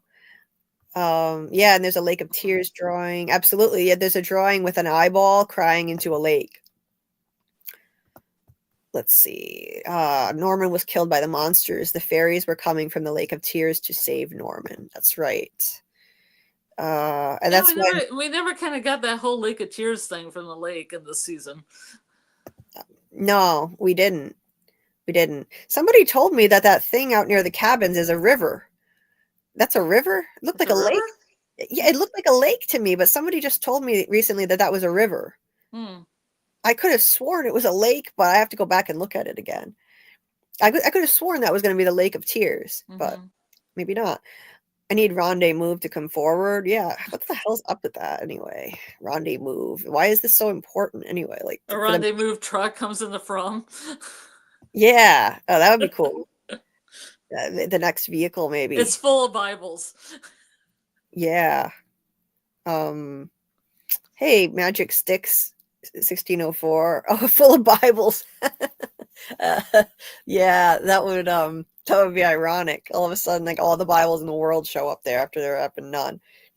Tabitha said monsters don't exist. Right, I was just thinking that. So Norman is like, okay, because I'll go play with Norman, but monsters do exist, so Ethan shouldn't play with Norman. Yeah. Yeah, I remember that. Like that was yeah, such a classic like foreshadowing. Like I love when that kind of thing is done in horror. You know, she's like, monsters don't exist, right as they're about to pull into Monster Town. Yeah, Rendezvous must be revealed. Hi, Dice Man. When Julie said there were a murder of crows, I think Tabitha said they are ravens and they're called an unkindness. That's right. If they say the answers are in the first two episodes, that maybe that's one of the answers. The fairies came from the Lake of Tears. They're probably telling us the creatures are fae. Could be. Could be. Hey, Chris.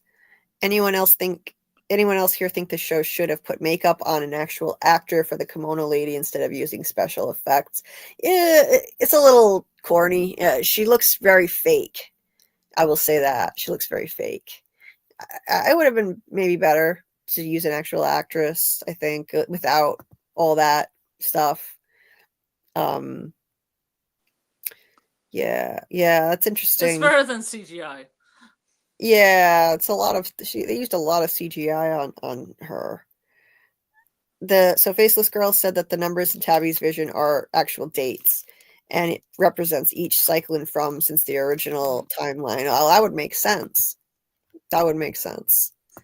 How come we never Elliot see Smith is a singer. Yeah, Elliot Smith is a singer.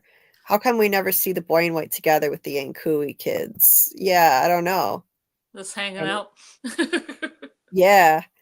The fairies are different from the creatures. Julie said the monsters killed Norman. The fairies were to help him, not kill him. Yes. Yeah, that's right. Um, yeah, they were supposed to help. So, how about if Thomas is the man in yellow? Could be. Thanks for coming, Cyborg Queen. Nice to see you. Yeah. Glad you could make it. Looking forward to having you on the show. They're a real fun channel. Kelly and Jasmine are really funny. They're Jasmine's really funny. Her her synopsises are hilarious. Yeah, that's cool. I like people that can have fun with it, you know. Absolutely, yeah. That's why like I also love Smitty Snippets channel. You know, he's hilarious and I'm gonna have him on the show also. I'm talking to him about, you know, like when he could come on as a guest. He's absolutely hilarious too. So got some great guests coming up. You know, always have great guests on the show. I love having other creators on. And let's see. Ethan was talking about Yeah.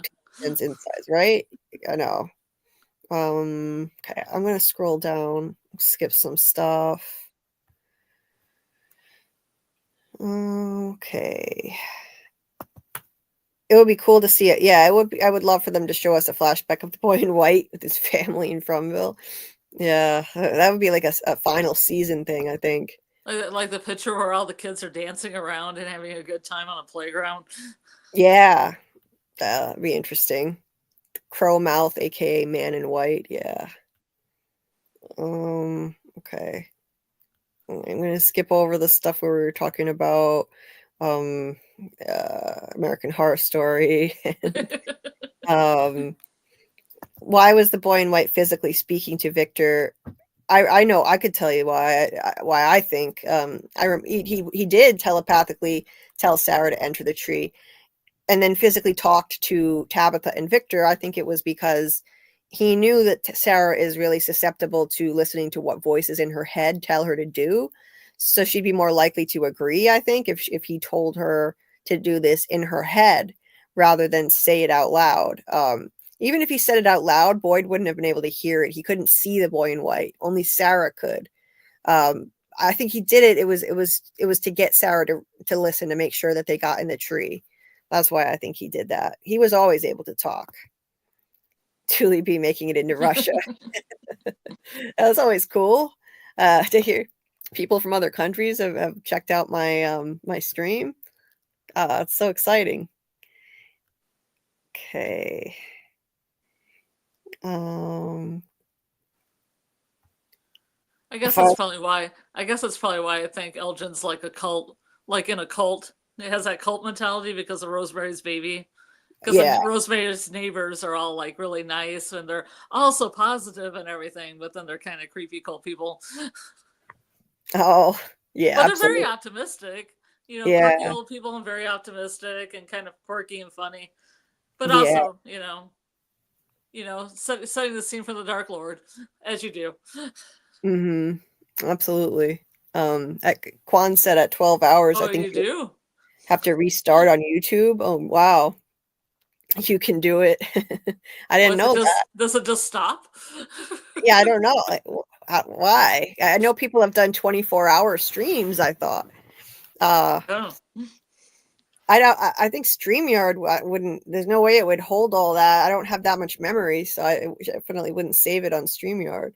Bring Jeremy for the record-breaking stream, or the breaking record stream. Anybody's welcome. Just bring all the people. All the people. Anybody would be welcome. Jeremy, anybody who wanted to join.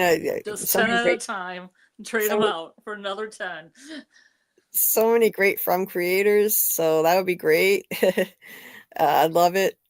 Don't fall asleep again. Never happened. Yeah. Oh, my name's here. Cool. Yeah, Scarlet does indeed need to be praised also. Yes. It's just that they don't know your name, like now we're calling you Scarlet, so they actually can remember, like they know who you are, but with so many names they don't know what to call you. That's what it is. But this helps. Now they can call you something they actually like know. Okay, this but isn't. I wanted to change my name because there's another Scarlet. I get you. Yeah.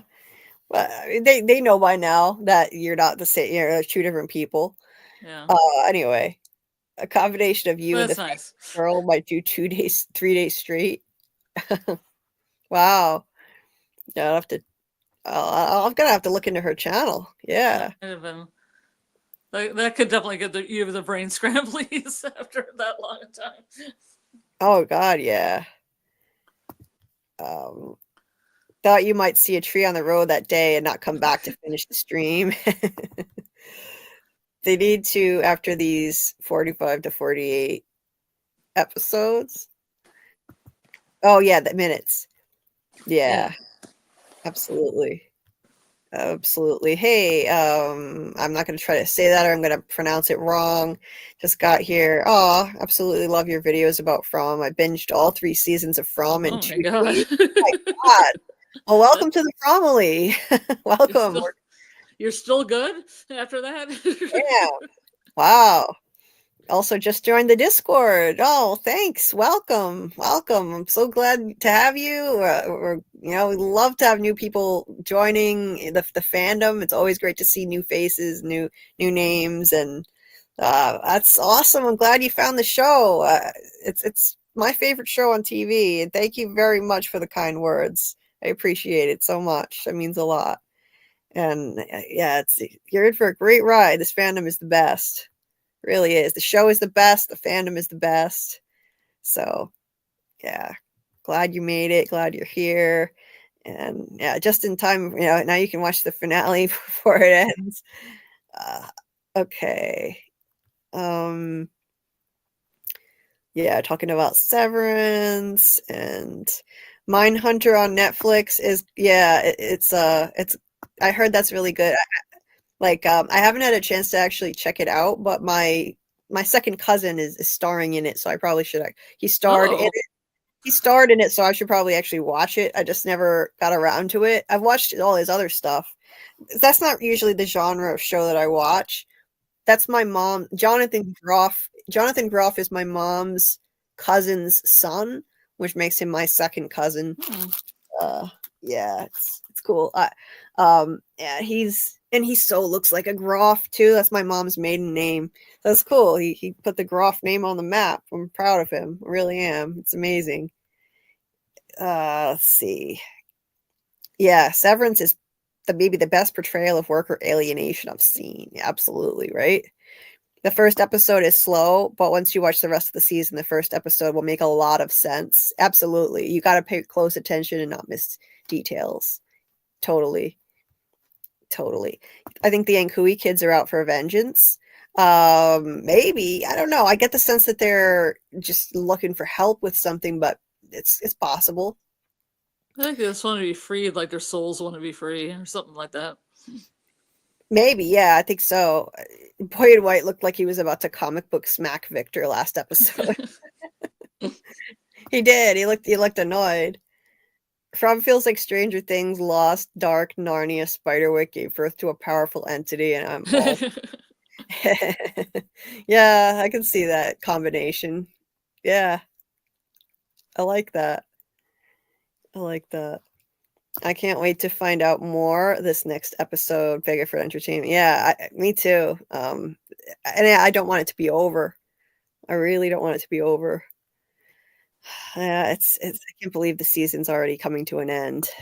I don't want it to I don't want it to be over too fast. So I actually don't want Saturday night to come too fast.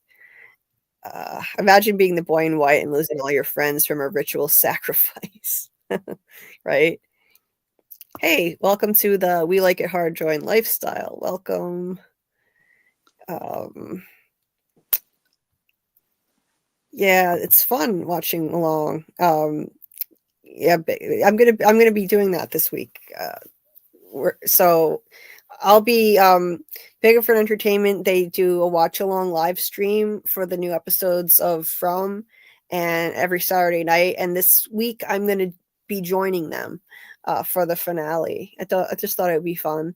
So for those of you who normally watch in my Discord, I'm gonna direct you over to his channel, so we can all watch it there and discuss. They discuss it after, and so it should be a good time. And then when we're done there, we can always go back over to my Discord and talk more, because we usually go all night long talking about it. I'm sure we'll have a lot to say. I'm sure I'm going to want to go back to the Discord and talk after in the voice channel. 100%. Yeah, let's see. I'm gonna scroll down. Hey, what is this? DJ Diam Stats. He feels like Eloise and Sarah are connected. I agree. I agree.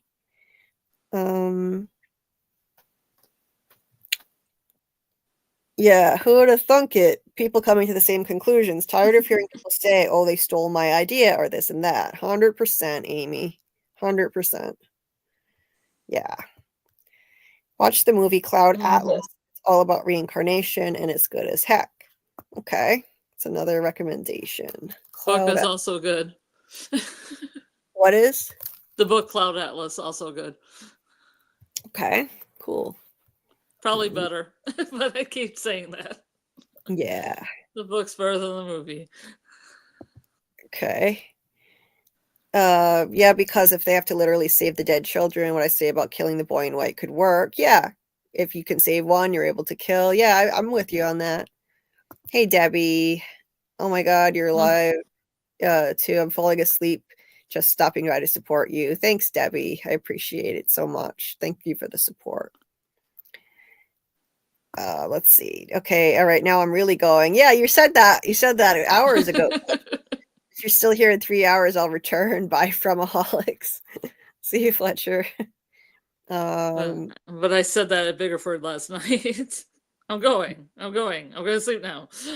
Yeah, you did. You did. But then you're like, Japanese mythology. I'm like, I'm on it. Let me go look that up. Yeah. Who are the boy in white's parents? Martin and the Obviously, grandma, it's the mom in white and the father in white. right? um, Martin and the grandma from episode 1. That would fit. Martin is the boy in white's stepdad.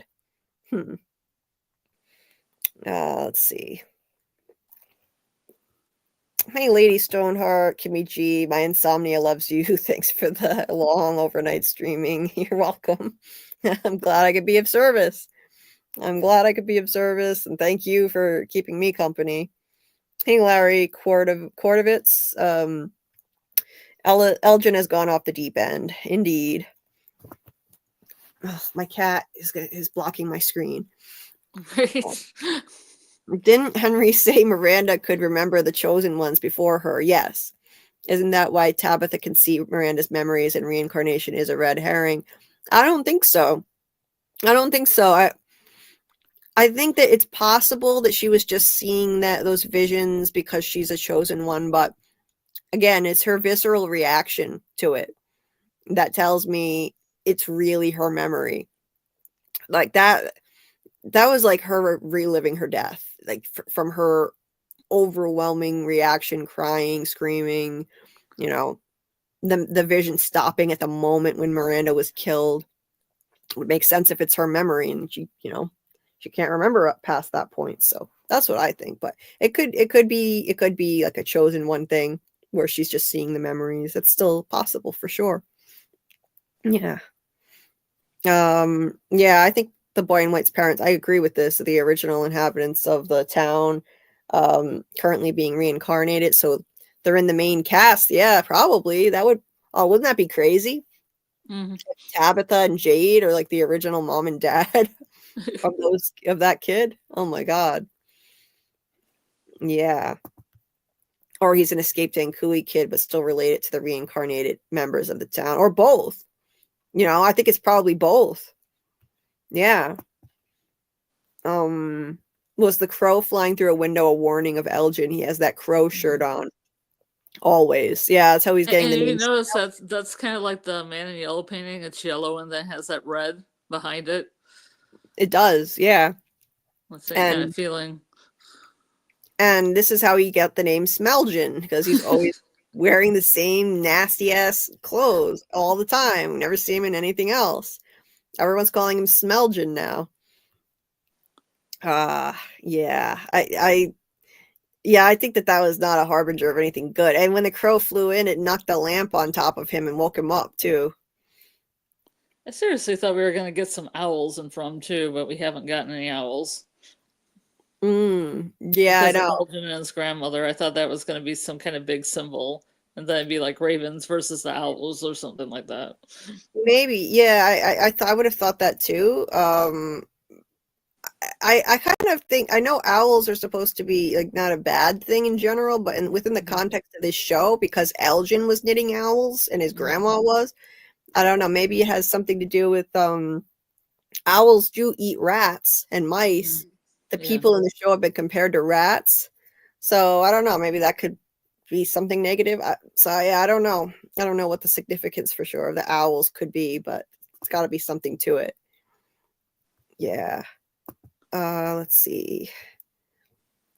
I thought Boyd was holding his arm because he got shot. Yeah, but he was holding his arm in a similar way in season 2 before he got shot. Like when he was having the tremor, not season 2, but whenever he was last having the tremors. So yeah, it was just the way he was holding it, the way he was holding his wrist. It was that hand bothering him, I think. And now it explains it, now that he's suddenly getting worse symptoms too. Like, it's been continuing. Hi, Grow and Thrive. I highly recommend you watch the first and second seasons of The Walking Dead. It is so much like From. Great characters. The gore isn't too bad. Okay, maybe I'll give it a try. Yeah, thanks for the suggestion. Hi, Julia. I've been watching quietly for almost 2 hours and forgot to say hi. Well, I'm glad you said hi. Thanks for popping in. Thanks for staying, not just popping in. Thanks for being here for hours. I appreciate it. Whether you're in the chat or you're just listening, I appreciate every single one of you guys so much. Even if you're just doing other stuff and you can't chat or you just don't want to chat, I appreciate everybody that's watching or Hey, listening. Julie, I'm gonna mute Mhm. for a second because I want to see what my boyfriend's up to because he's been on call now for several hours in the Okay. basement. Okay, I'll Okay. be back a sec. All right. Okay. I'm going to try and blow through a bunch of these quickly. Yeah, a lot of people used to think the crows were monsters in the daytime, but I think a lot of people have dropped that one too. Let's see. Used to have a crush about Morgan Freeman. Crush on Morgan Freeman. Let's see. Lisa said, "I just discovered Faceless Girl too. Excellent theories." Oh, thanks for the compliment. I appreciate it, and I'll have to check her out. Yeah, he just looks like a giant. Like he's 6'2" or 6'3", Dice Man, but I don't know. He just looks so big and hulking now. Broad shoulders, especially I don't know because he's kidnapping a woman, so he just looks menacing now. Okay, scrolling down. Hey there, Shintham. Smiley will be born. Maybe he'll be coming back. I could see that. I could see that. Okay, scrolling down, scrolling down. Hey, with Alice, welcome. Didn't get the memo. Yeah, I didn't post this stream as early as I should have, so a lot of people probably didn't know I was going live. I was kind of a train wreck today. I never created a stream as late as I did this time, so a lot of people probably thought I wasn't even doing a live like I normally do. And I got started really late too. Hey, Karina, the fairies are probably the Ankui. Could be. Pierce says, wait a minute, let me go back up. Hold on. Pierce says the beginning is the end. Tabitha's kids, first boy in white, last Ethan. Ooh, Ethan is the end, which begins everything. He will grow up and become evil, controlling the town, etc. That would be a dark ending. I hope that won't happen with Ethan. I really like Ethan, but I like that though. You know, like if maybe Boy in White was her kid in the first cycle. Oh, that would be so cool, actually.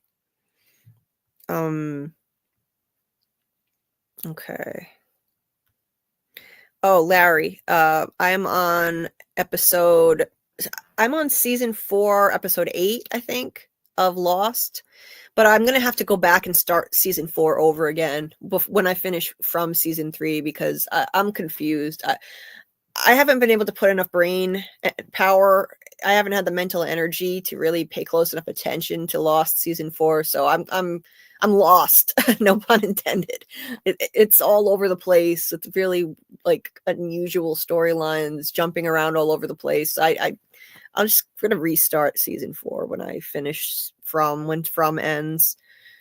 Get back into Lost. I want to finish it so that I can compare the two series. I know there are a lot of parallels. With Alice said, as Fatima's baby grows stronger, I heard someone say the kimono lady is also growing stronger and her flesh filling in. Interesting. Maybe that's why she was able to pin Fatima down to the bed. Like, I mean, this thing is like skinny as a rail, and somehow she's strong enough to hold Fatima down on the bed like this. She's so bony too, skin and bones from her appearance, and she's able to touch her like that. But other entities have been able to touch people. Boy in White pushed Tabitha out the window. And Kui kids touched Tabitha. So entities have this weird ability to interact with the physical environment, even though they're clearly not alive. Oh, hey, Sixiko. You're watching from Turkey. I didn't know that. That you were outside the US. That's so cool. Always have to set an alarm for 6 a.m. on a daily just to join the fam. Love you guys. Aw, that's so sweet. Oh, I'm so glad. I'm glad that you're here. I'm so glad that you enjoy the streams and the community here. These people are the best. It's what keeps me on here for ridiculous number of hours. So glad you're here. Yeah, that's terrific. It's terrific. Yeah, I wouldn't know. I don't know what I would do it without you guys. I really don't. It's like a family here. Really made a huge difference in my life. Okay, I'm getting close to catching up. Finally, okay. Hey, Mark Leblonsky. Oh, yeah. I'm doing all right. Had a rough day and night. Pain level was really high, but this is good therapy. It's a good distraction. And I hope you're doing okay, Mark. Hey, Emmy, saying I knew Julie was famous. That's funny.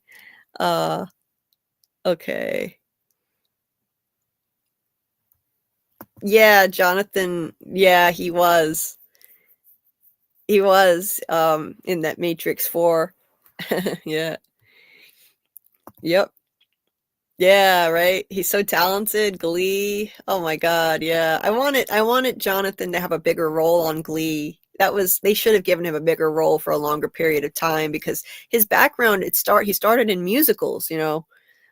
He's an amazing singer and performer. He started his big break was Spring Awakening on Broadway. That made him like a huge star. So yeah, he's terrific. His his Broadway stuff is I amazing. like that one song from that musical, the Purple Summer song. Oh, okay, yeah. They It's cool. used it in the Sabrina series that was on Netflix. Oh, cool. Yeah, and he's got range too. He's he's not just a musical guy. Mindhunter was a total departure for him. Let's see. Yeah, I hope they don't. I don't think it's going to get canceled because the show really took off this season. It got way more popular and a lot more people started covering it. Plus, it's basically the flagship show of MGM. They don't really have much else that's getting any attention, so it'll be all right. I think it'll be back. I don't know why. If yellow means hope, it's interesting that there's yellow on Elgin's shirt, but there's also red, which means evil. So it's weird. I don't know why are there both of those colors on his shirt? I'm not so sure. Like it's got the crow, it's got the yellow, it's got the red. Could there be something hopeful about what Elgin is doing, or I'm not so sure. I think he likes to think so.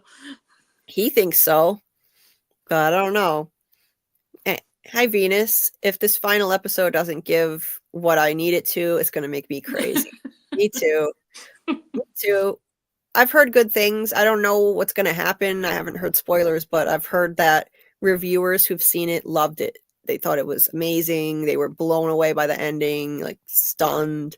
So that gives me hope. That sounds promising. The problem is with getting answers at the end of the seasons, you usually not far behind. Yeah, I don't want to get too many answers. Infinite Number says I've been faithfully lurking all this time. So glad that you're anybody that's lurking. If you don't want to be in the chat or you're busy, hit the like button. If you're busy doing something, just listening, I appreciate you just as much as hit the chat. like button. And yeah, if you are lurking in the bushes, hit the like button. Lurking in the bushes, you can still hit the like button. Yeah, you sure can. I'd appreciate that. What if the boy in white is Christopher's twin brother? Maybe Christopher grew up there but escaped as a kid. The boy in white stayed behind and died. Just a theory. I think the boy in white's probably been there, probably been an entity for a long time, in my opinion. Like maybe, going back all the way to the beginning, but who knows?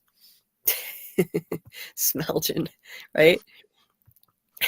Smelgin gonna fall down the stairs getting attacked by an owl, just like that one thing with the HBO show The Staircase. The owls are not what they seem. That's Twin Peaks right there. Okay. Deku says Julie also had a T in season 1 that said illusions, and there was a sketch of a figure with a third eye on it. Yep. That was absolutely important. That was one of Alma. Alma the goat. That was one of the biggest clues to this show. That shirt. Absolutely. That was important. We were supposed to notice it. I wonder who Elgin's grandmother really is and why owls are like her familiar. Yeah, right? Chris says, I wonder how many cycles and character variants have existed throughout the Fromland curse. Right? Yeah, maybe all the dates in the lighthouse, like the faceless girl thinks could be. Hey, KP. Oh my God. My wife and I are at the strip club. TMI, KB. There's a nice date night out. We're listening to your live at the strip club. Cool. Well, thanks for checking in. Put $1 in the G-string for me, KP. Thanks for checking in there, KP. Okay. All right, then. That's not a good night at the strip joint if you're listening to live. Oh my God.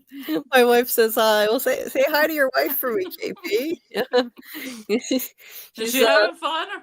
She enjoying herself? As long as you guys are having fun, that's all good. Hellrels. Oh my God, that's funny. I can imagine Victor calling the man in yellow Mr. Mustard. That's too funny. Yeah. Yeah, Mark said the Lost season 4 lost me. I finished the show this year. Yeah, it's losing me. It's losing me. It's getting crazy and it's losing me. So I'm gonna have to go back to it. Let's focus. Hi Zizo. Where can I send my theory? Comment limit. Comment limit is too short. The Discord. So if you're still listening, the Discord link is pinned at the top of the chat. That's my Discord group, and you are absolutely welcome to come in there and share all your theories, like however long it is. We love hearing your theories. So it's a great place to discuss. It's a great place to theorize and discuss together. So absolutely drop your theories in there. And yeah, I have the same problem. I always have too much to say in live chats, so I struggle with this word, this character limit in these things. I can't I can't say everything I want to say. So definitely join the Discord and let us know your theories. Love to hear it. Yeah, absolutely. Like Amy says. Hi, Coffee Gamer. When I see Fromtown, I'm thinking of those nuke test towns, like the Indiana Jones movie, where he hides in the fridge to survive the bomb. I've never seen that. Okay. Interesting. Yeah, I've never seen any of the Indiana Jones movies, believe it or not. So that's crazy. Yeah, I know. There have been a lot of. I only just saw The Matrix for the first time a few months ago. I never even saw the Matrix movie. You're driving me crazy. I watched it. Have you seen Star Wars? I don't think I've ever seen the whole thing. I've seen bits and pieces on TV. Okay. Yeah, there's a lot of classic movies I haven't seen. Casablanca? Nope, never saw Casablanca. Which one? Citizen Kane? Oh yes, that one. Yes, I saw. I watched that one in film class. In high school, I took a film class, and I took a film class in college. I really enjoyed film classes. Yeah, Citizen Kane is a classic. That's one of the one of the greatest films of all time. I took an Ingmar Bergman film class during the summer in my college days. Oh yeah. Yeah. Everything was reel to reel. We watched movies on reel to reel that you strung the film through. Yeah. Oh, that's cool. Wow. That's interesting. Like, yeah, that's really old school. Yeah, yellow is also the bile color. That's the weird thing about it. How's that working with all this? I don't know. I don't know, but The it kind of bile's hope. and it kind of looks like yellow bile dripping down Elgin's shirt too, because it Yeah, looks yeah. like it's dripping. It definitely looks like it's dripping. So yeah, maybe that means something. Yeah, and yeah, see, like it looks like it's Hmm. totally dripping. So I think it represents the bile, but also yellow represents hope in the show. I think so. I don't know. Mm. I don't know what to make of that. But um, oh my goodness, more TMI, KP. More TMI. I'm doing substance. I don't want to know. I don't want to know what substances, KP. Sounds like a good night out, Jesus, KP. Jesus. Don't do drugs, kids. Jeez. Well, I mean, at least do when we take her out of the strip club. Or is this during the Yeah, strip club? I hope you're not driving. Be safe. Get an Uber. Yeah. Hi DA made this. Hey there. Yeah, you're cracking the chat up here. Listen, man, she's my life partner. We do everything together. Well, good. You know, if you're gonna go to a strip club as a married man, you should be going with your wife. So good for Well, only you. if your wife is enjoying it. Only if your wife is enjoying it. Yes. She's spending all her children's college money on lap dances. Oh my lord. Okay. Okay. We Alrighty should have then. had him call in. Slowly going bankrupt we are. Speaking like Yoda there. Speaking of Star Yoda at Wars. the strip club. Yeah. Speaking of the man in yellow, Ethan wears a lot of yellow. It's sus. Does he? I hadn't noticed. Huh. I just noticed that extra huge red and black jacket he wears. Oh yeah, yeah. That's true. Um yeah, that's the only thing I really noticed myself. Oh good, you posted it already. I'm so glad. I absolutely can't wait to read it, and I will definitely let you know my thoughts. Absolutely. I have not seen Heather's AAMM, and I am almost caught up with Oh boy, Julie. Heather's. So that's what's that? Is that a movie? Yes, it's a great Oh, movie. You can I've, have you seen much? Have you seen much from the great thespian Christian Slater? not a whole lot actually. You must watch the films of that great thespian. Okay, I'll have to. Heather's is one of those. You like I've Winona never Ryder? Have you seen her much? have seen who? Winona Ryder? Not a whole lot actually. Oh, No. she's in that too. Heather's. Okay, I'll add that to my list because I haven't even heard of that one. Let's see. Looks like the crow that came into their house and died with blood everywhere. Yeah, it kind of does on his shirt. A pair of jugs isn't worth going bankrupt, though. Yeah, yeah, seriously. And I'm caught up with you guys, and it only took me 3.5 hours. How about that? Julie needs an extensive list of winter watching like they do for in the summer at school. Yeah, right? Julie, have you seen the TV show From? Oh my god. What are your thoughts on Fromville being like on an upside down thing from Stranger Things, and the lighthouse is where the hospital is in real life? Hmm. Stranger Things even has portals and trees, like the faraway Hmm. tree. It could be something like that, you know? I It never could. got that far in Stranger Things. You didn't? Oh man. No, I Uh, think I stopped at like season 3.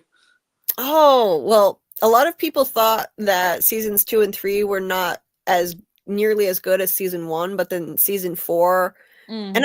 I will agree that they weren't as good as season 1, but I still really enjoyed 2 and 3, and then season 4 was really a return to form. Like season 4 knocked Well, it out. it's actually one of the shows up on Netflix I can get on DVD from my library, so that's exciting.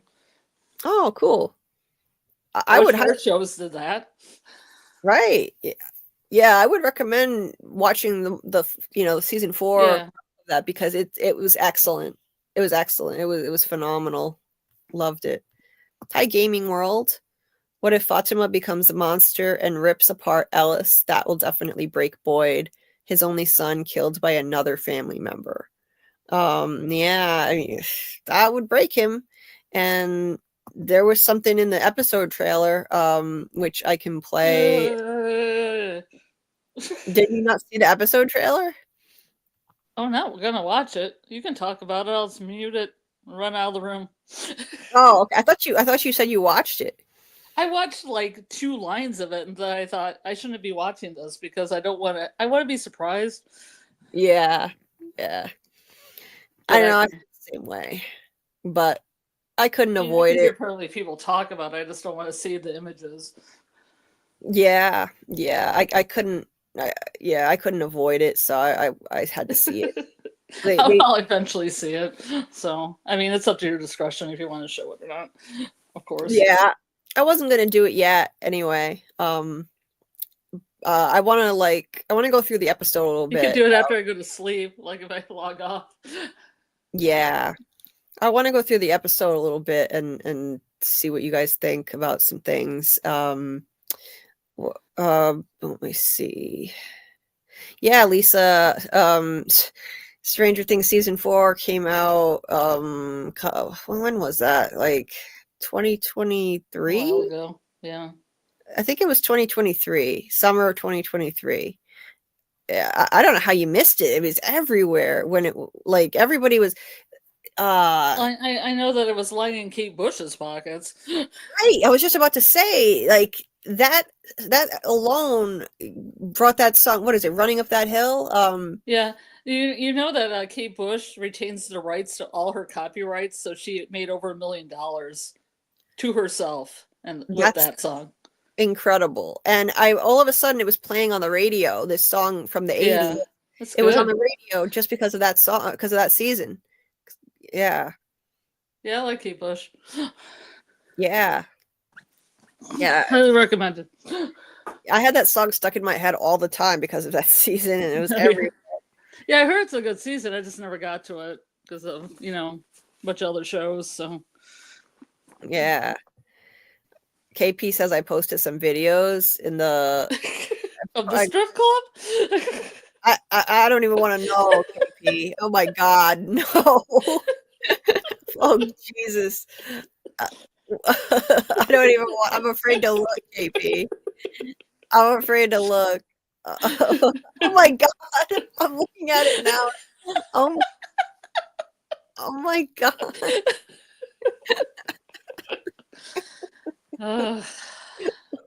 You've got to be kidding me, KP. I thought you were kidding. No, he seriously did, guys. It's not actual nudity, so thank you for that. Please don't. Small favors. Yeah, please, no nudity. We don't need that in here. And he posted it in the From channel too. Oh my God. Well, we don't have a stripper channel, Julie. Maybe we should make one. Oh my God. Oh, holy shit. Yeah, KP, you never disappoint. You are always a good time. Oh my God. Yeah, this is strippers doing a dance routine to Que Sera Sera. Oh my God. Yeah, KP. Oh, yeah. Thankfully, there's no nudity. I'm looking. You're what? Looking at it? I'm looking at it just to make sure that there's. I want to make sure that there's no nudity. Yeah, no doubt. You want to take it down if it's too much. Yeah, I understand. I don't want to look at it. There isn't any. That's good. Oh my God. Yeah, but you should put it to Que Sera Sera or some From music, or maybe Joni Mitchell's Blue. Then it's From related. Yeah, maybe. We do have a community channel, KP, so you can post your random strip club videos and whatever other randomness you want. Might be better suited for the community tab, but please keep it I'm sorry. Could you play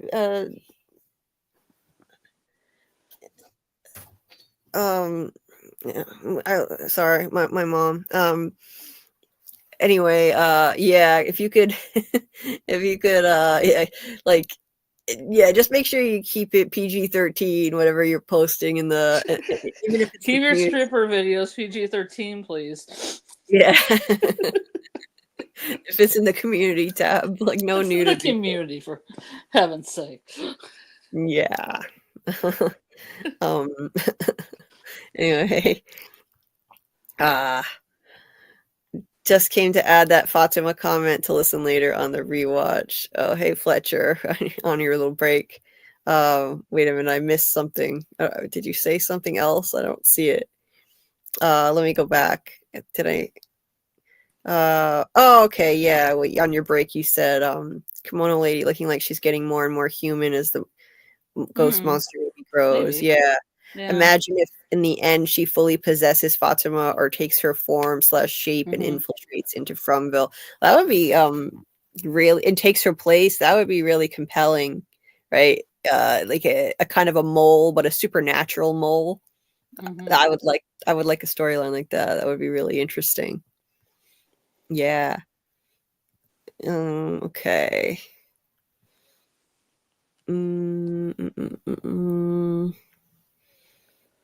Okay, let's see. Hey, what is this? The Bay Veer. Christopher, when he was talking to the boy, he called him Ethan. Did he? Did he? I don't know.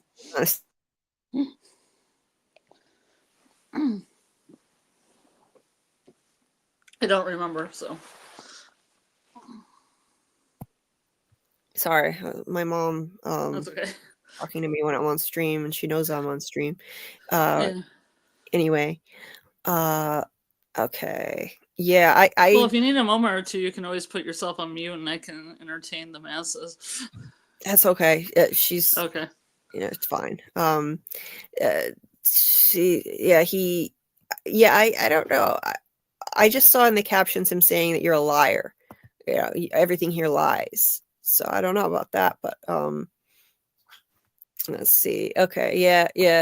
Just be careful about hiding comments by accident while you're chilling at the strip club watching the stream, KP. F them kids. You mic your microphone and I go play KP's stripper video for everyone in the chat. Yeah. God. Yeah, no, let's not. Too bad I couldn't play Celebrate Good Times while I was going. Right. F them kids, right? Indeed, Fletcher. Indeed. I'm gonna have to mute my mic for a second because my boyfriend's coming upstairs. Okay. Gaming World says, do you think we'll have some clue what's happening when this season ends? I think we'll have a bit more of a clue. More questions, of course. We'll have more questions and cliffhangers, but I think we'll get... This is called Revelations Chapter 1 and Chapter 2. We got one revelation. I'm sure there's got to be more coming. We just don't know yet. Like, you know, like it's there's got to be something that we don't know that's coming. There has to be. Otherwise they wouldn't call it that. Let's see. Okay, yeah, they're all family friendly, KP. That's good to know. And no, we don't need a stripper channel. No, we don't. We do not. Yeah, I will play the trailer in a little bit. Absolutely. I will play the trailer. First I want to go over a few things first, and I want to make sure Scarlett isn't looking at it because she doesn't really want to watch. So when she comes back, I'll make sure she's not looking at it before I do that. I don't know. You might as well just do it, I think. Yeah, I don't want you to have to watch it if you don't want to. From his lips, but I think I'm just gonna have exposure to it no matter what I do, so it doesn't. Yeah. Yeah, you might. From his lips, you can hear Ethan. I'll have to watch that again. That scene with Really? What scene is that? the scene where the boy in white is talking to Christopher. Huh. Interesting. Dieter, my mom is doing a lot better. Thanks for asking. She's still recovering from pneumonia and back at work, but she's still not feeling well. But slowly getting better. Thank you for asking. I appreciate it. Well, thank you for being here, Amy. I really appreciate it. So, yeah, thank you so much for coming. Been here a while. I've been going for almost 4 hours total. And you've been here for quite a bit of it. So, okay. So, okay. Nikisha says, I'm absolutely shocked that y'all are still here. I'm not. Oh, well, yeah. Yeah, before It's I only play been 4 hours. it's only been, right? It's only been 4 hours. That's nothing. It's not amateur hour here, folks.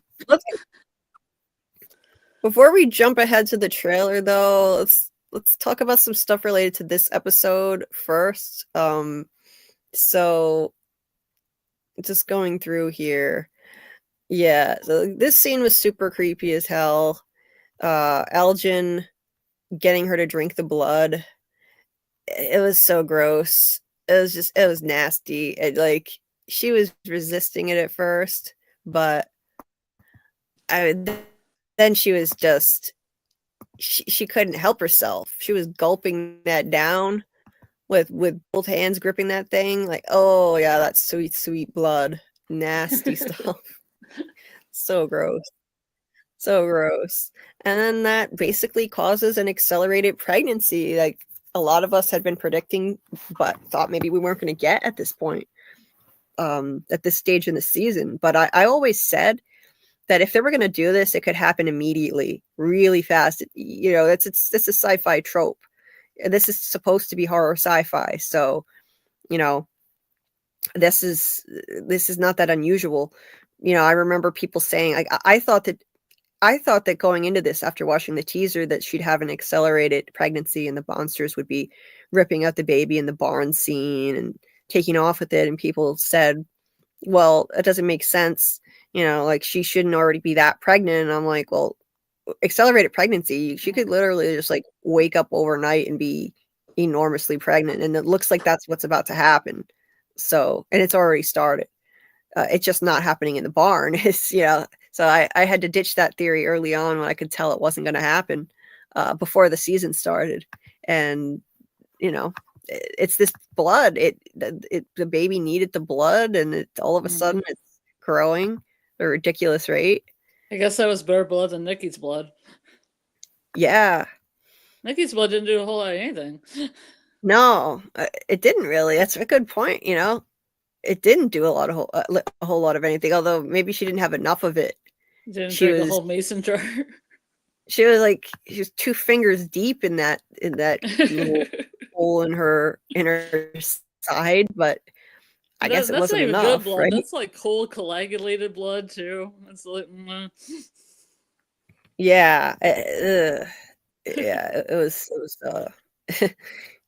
it was gross. Yeah, because at least that was warm, fresh blood out of a fresh body. Elgin's blood had been like sitting there. It's so gross. But it didn't seem to really do anything. You're right.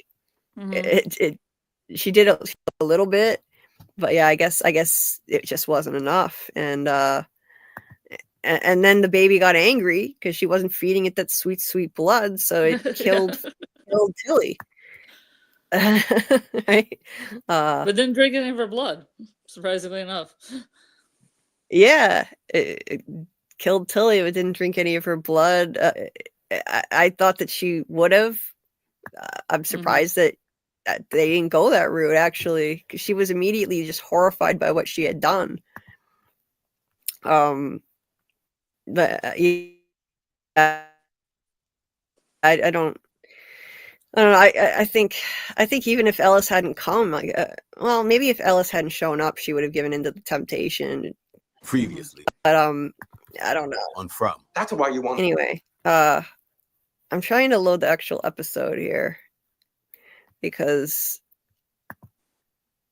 sometimes I can get it to work and sometimes I can't. And if I can't, I'll just play the clips that Dieter. I actually managed to get some clips up here, which I need to start using more of.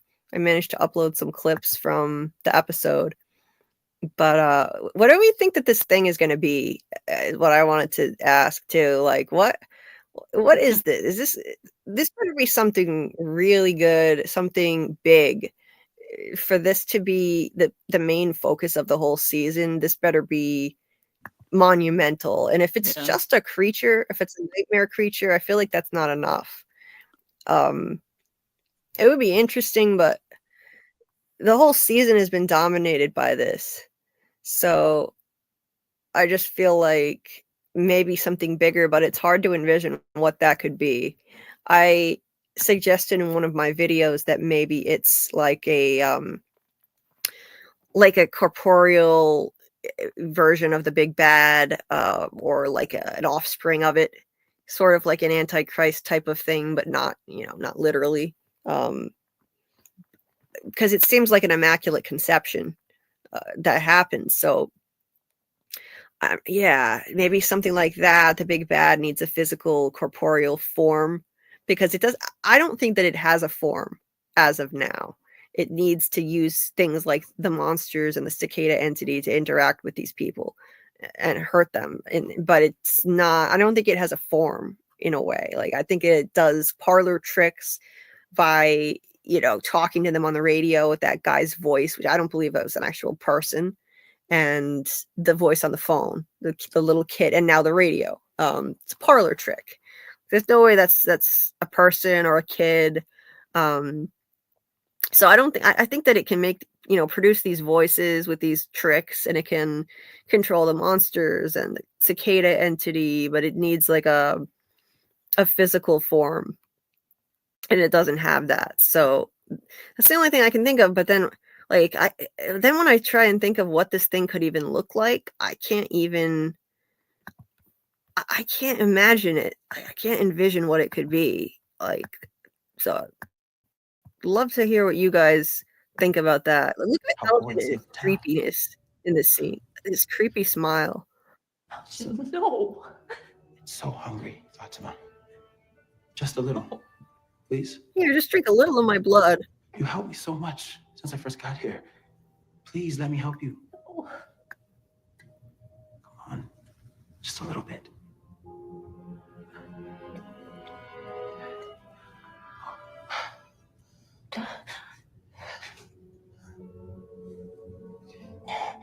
See? Oh, yeah. Yeah, she's loving that. Now, that's where, when she has the blood running down her face, it reminds me of that painting that Miranda painted in her basement. It's like this dark-haired figure with blood all over its chin. I keep forgetting to hide comments. I posted this theory on your Discord, Julie. We will see. Oh, nice, Alice. Nice. The baby may be used to give Martin a new body. Martin may be good or may be bad. Oh, that's an interesting idea. I like it. I'll definitely check that out in the Discord, Alice. Absolutely. Let's see. Chris says, if the rumors are correct and Smiley is actually reborn, do you think he will be a hybrid monster that could come out during the day? Oh, interesting. That would be cool. I don't know. Yeah, that's an interesting idea, and I would love to see Smiley be reborn. He would need to have, since there's an accelerated pregnancy, then usually in sci-fi, what happens then is accelerated growth of the child as well, which would fit. Like within a few days, they could have him be Smiley again, like grown up Smiley. Have the person who has pneumonia go in the shower and put a towel on their head and breathe in the steam. Oh, thank you for the suggestion. Yeah, that's my mom. Somehow she heard me. Am I talking that loud? She heard me from the living room and said I woke her up. So I don't know. We don't live in a very big apartment, but still, it's weird. Sol De Niro, hey, I've been thinking, what if her birth is more or less like a dark cloud, kind of like Game of Thrones? The red women gave birth to a shadow, and it would kill whole armies, and there was no way to fight it. Interesting. I've never seen Game of Thrones, but that's a really cool idea. Like that. See, I think that it needs to be some kind of new entity to justify spending this much time on it. This much time, this focus on this season. Really, it needs to. Because it's dominated it, and I know they're trying to break Boyd through Fatima, but the pregnancy itself, there better be something huge. I hope that's coming from it. I didn't really want the whole season to be so dominated by it. I thought we'd get more stuff. I love this season, don't get me wrong. I just wanted more of other things. Like, I wanted more focus on Boyd. I feel like Boyd has taken a back seat this season to the action. They're trying to break him through his family. I want to see more of him.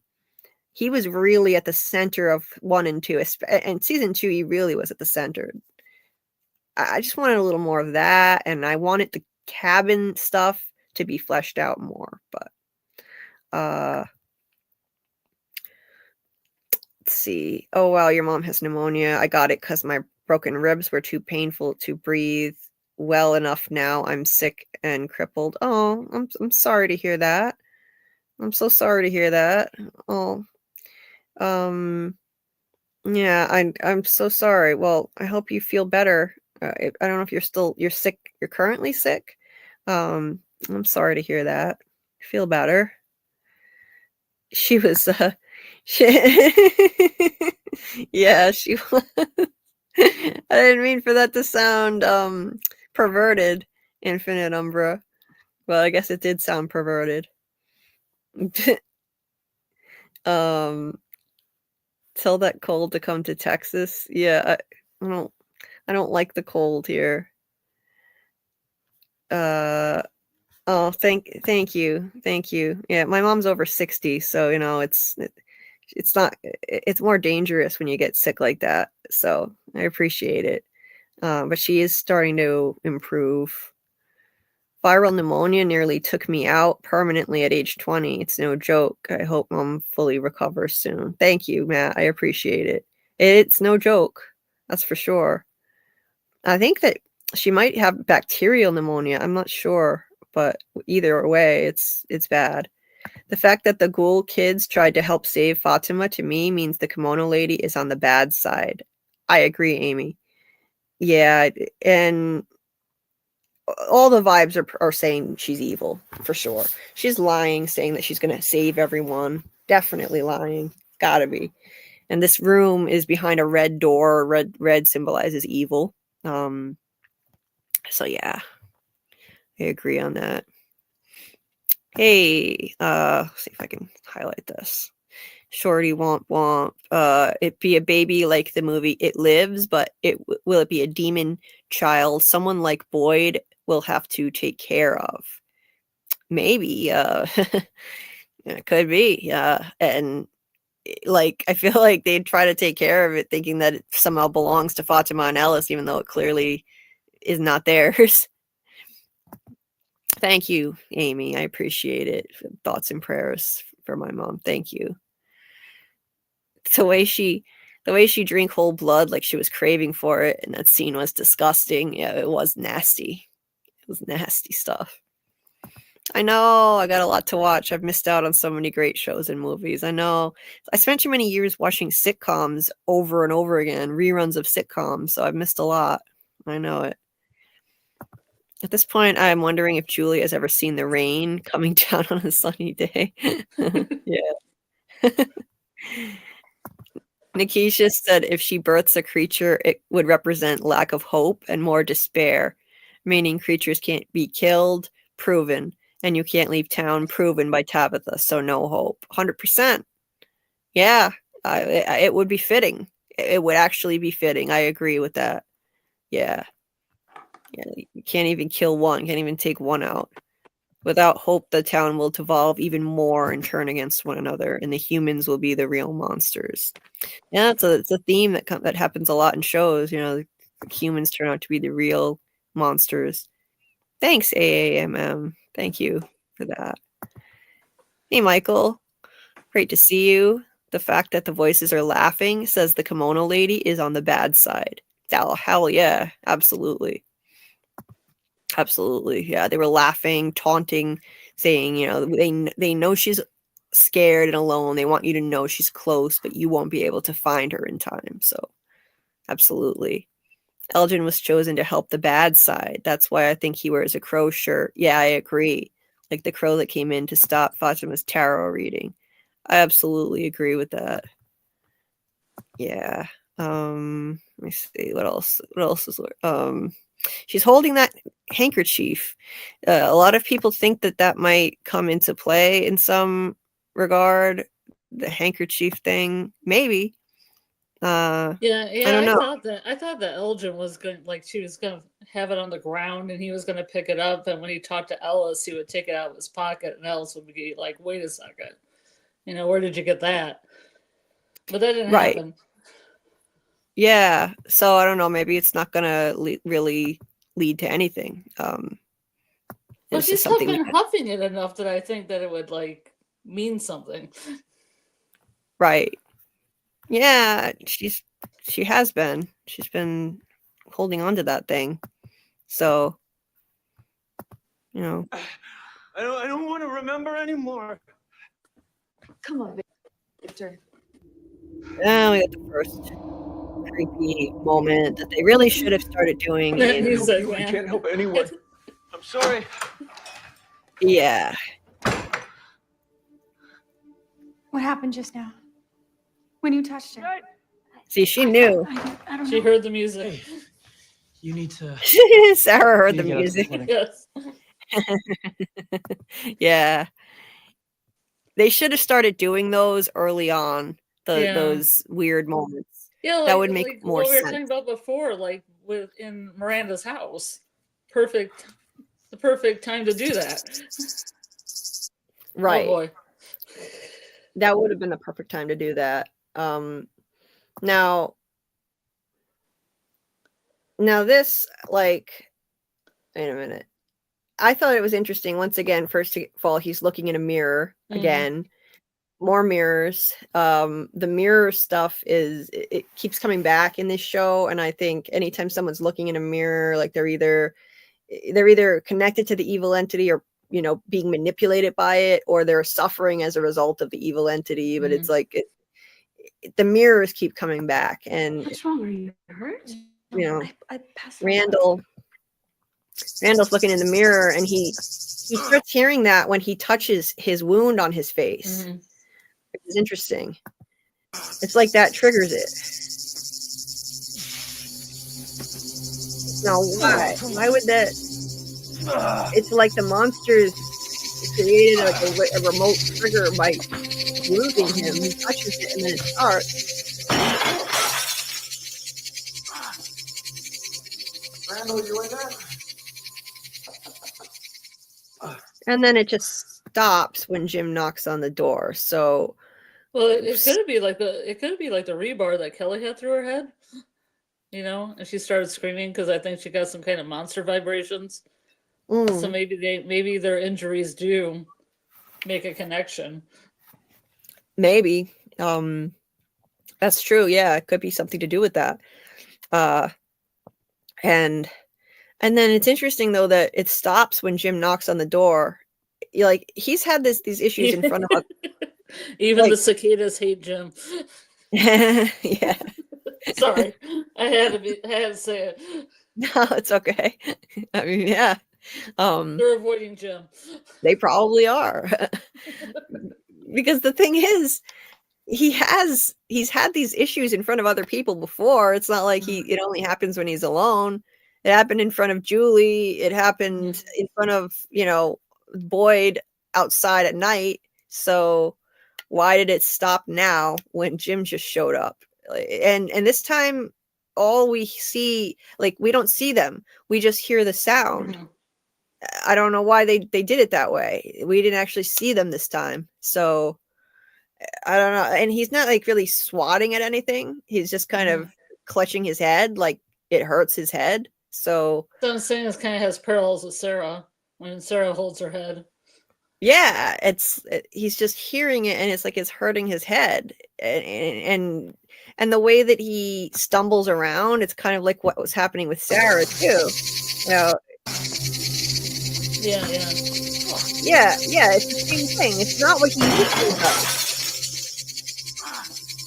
Yeah, it's just like what happened to Sarah. It's not the same as his usual episodes. Usually he's seeing those things and he's swatting at them, rolling around on the ground. This was different. Now, why is this different is the question. I don't know exactly. I don't know what you guys think, but I found that strange. Like, this is a different way of I just triggering. wonder if it's connected to the ruins, because Sarah said she didn't hear voices since she was at the ruins, and Randall was at the ruins. Mm-hmm. That has something to do with the entity in the ruins. Maybe. Maybe now he'll be hearing it instead of seeing them. He'll also be hearing them really loud in his head because he was there. That could be. Maybe I'll get some messages. Yeah, maybe. And this whole thing here, I found this. Yeah, once again, like Jim is making progress here, which to me says he's a goner. I was expecting him to go and and rough Randall up, fly into a rage, do the whole Jim I'm sure thing. Randall will win that fight if I had my money on it. So I'm pretty sure he would. Yeah. But not that Jim wouldn't try. And I don't feel like Jim has street smarts, whereas Randall's all kind of Detroit street smarts. Yeah. Play dirty. I think so, yeah, but it's like Randall also said he expected the whole mad dad routine. Well, yeah. To be honest, I think Jim didn't get mad enough. I mean, he's always too quick. Because he's not a good dad, Julie. He doesn't know how to dad. So he goes too far in the other direction. Like, dude, this 30-year-old guy was taking your daughter out in the woods. I think you should have some more questions for him. I think he played it too nice in this case. And yeah, don't grab him up and assault him like you did with Victor, but at least interrogate him more, especially with this sus thing that Randall said to him too. Look, man. I don't mean to be a dick, but I got my own shit going on, right? He's like, he says, Randall says, he's like, what did he say? I don't want to play too much of this and get copyright claimed, but like, Randall said, oh yeah, Jim asked him, what were you doing out there in the woods with my daughter? He's like, what did she say we were doing? That's the most sus thing he could have said. Like, are you kidding? Like, Jim should have had more questions for him. You want me to explain what happened to us? Well, I can't. And I don't know about those fucking ruins. But I told her not to go back out there. Why? Because it just felt wrong. How? They just fucking did, Jim. That's what I got. Are we done? They just felt wrong. I wish he didn't have to be so vague. Want my advice?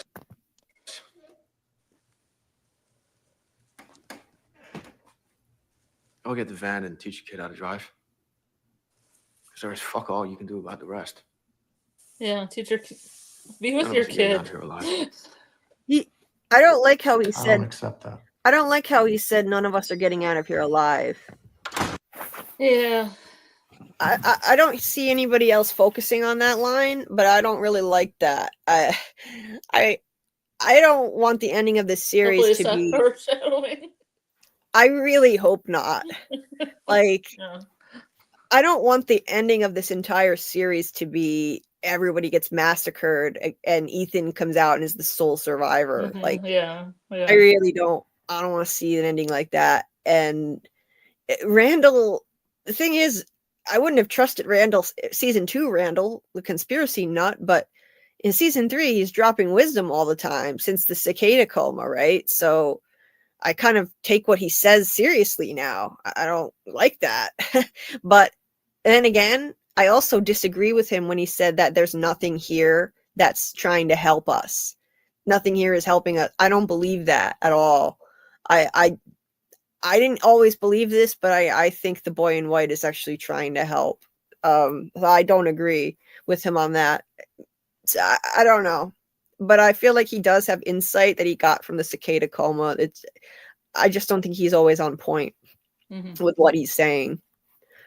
Let me look at the chat.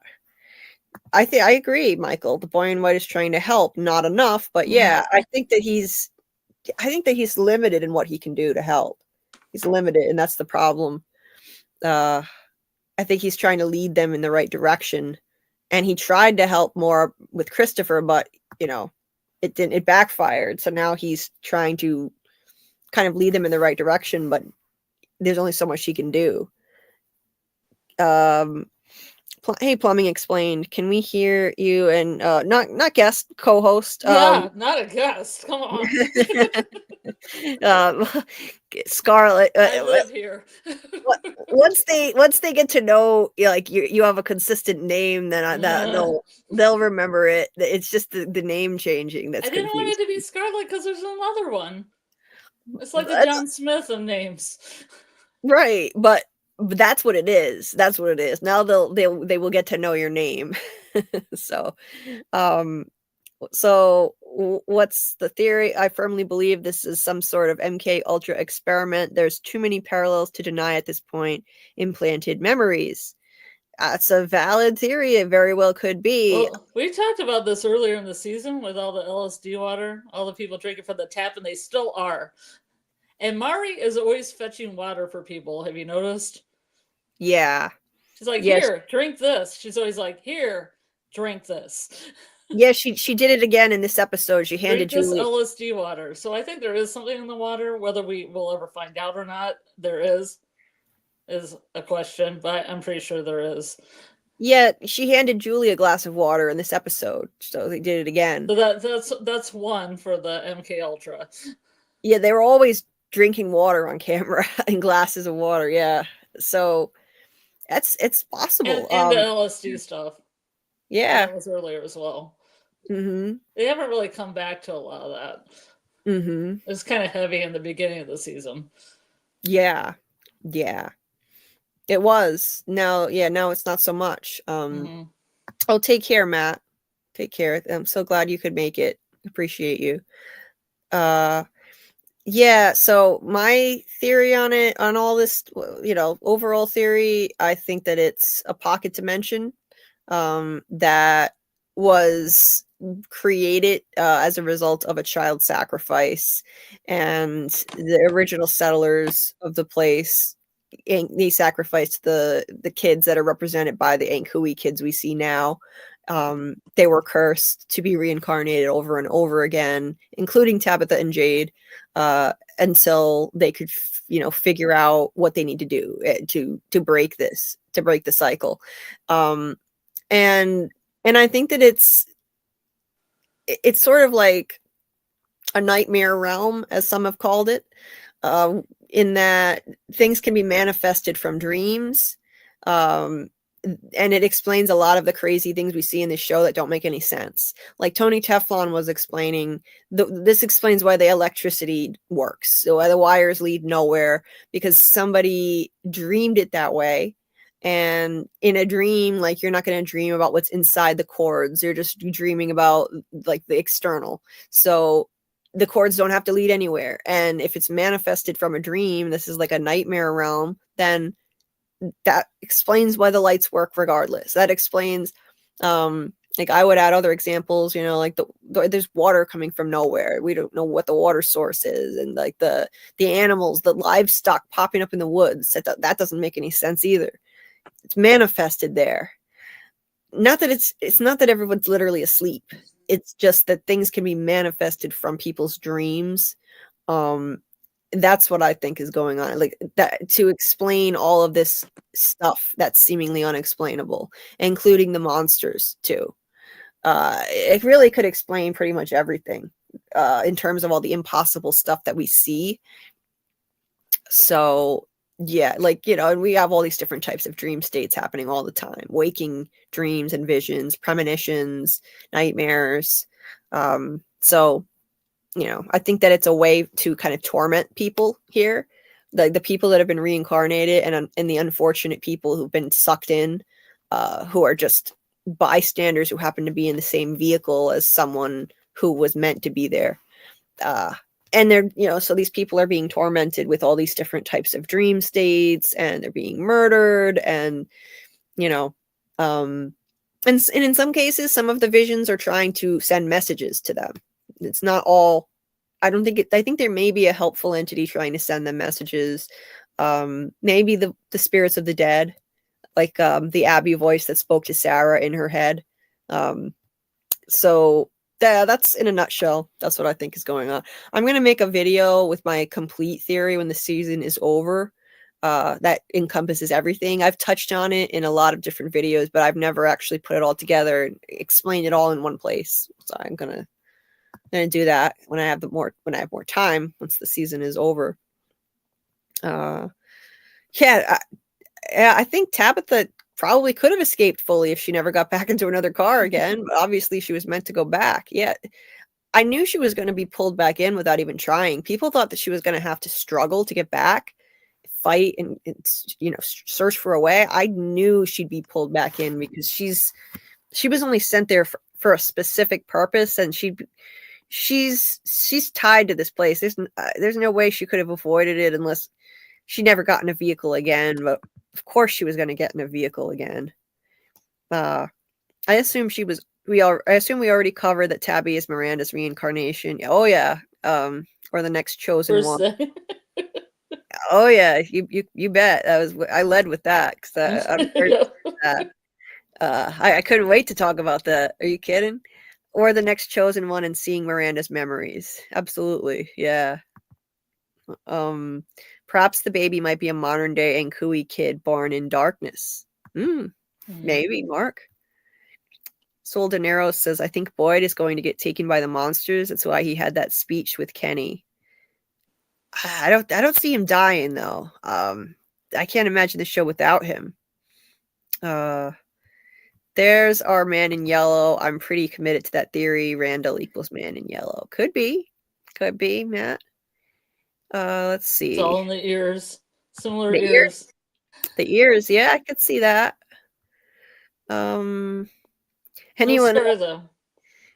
Anyone else think that sound is like chipmunks laughing? the cicadas. Maybe they come when he touches the mark on his face because the cicadas are working to block Randall's memory. Maybe he was thinking about what happened when he touched his face. Yeah, that could be. They're trying to block his memory. He can't remember much of what was going on in the dream state. So yeah, that could be. Born in darkness. Yeah, that can also be figurative, right? You know, born in darkness can also mean born in confusion or with a lack of knowledge about something major, right? Absolutely. Like, you know. But I think those Ankui kids were born in darkness. Yeah, they look malnourished and they don't look like they've ever seen the sun. They sure don't. They look like they maybe spent their whole lives in the caves. We saw one in a cage down there, and Tabitha first went down there. So maybe the story of hope given to the kids has to do with Tabitha, and they saw Tabitha and had hope.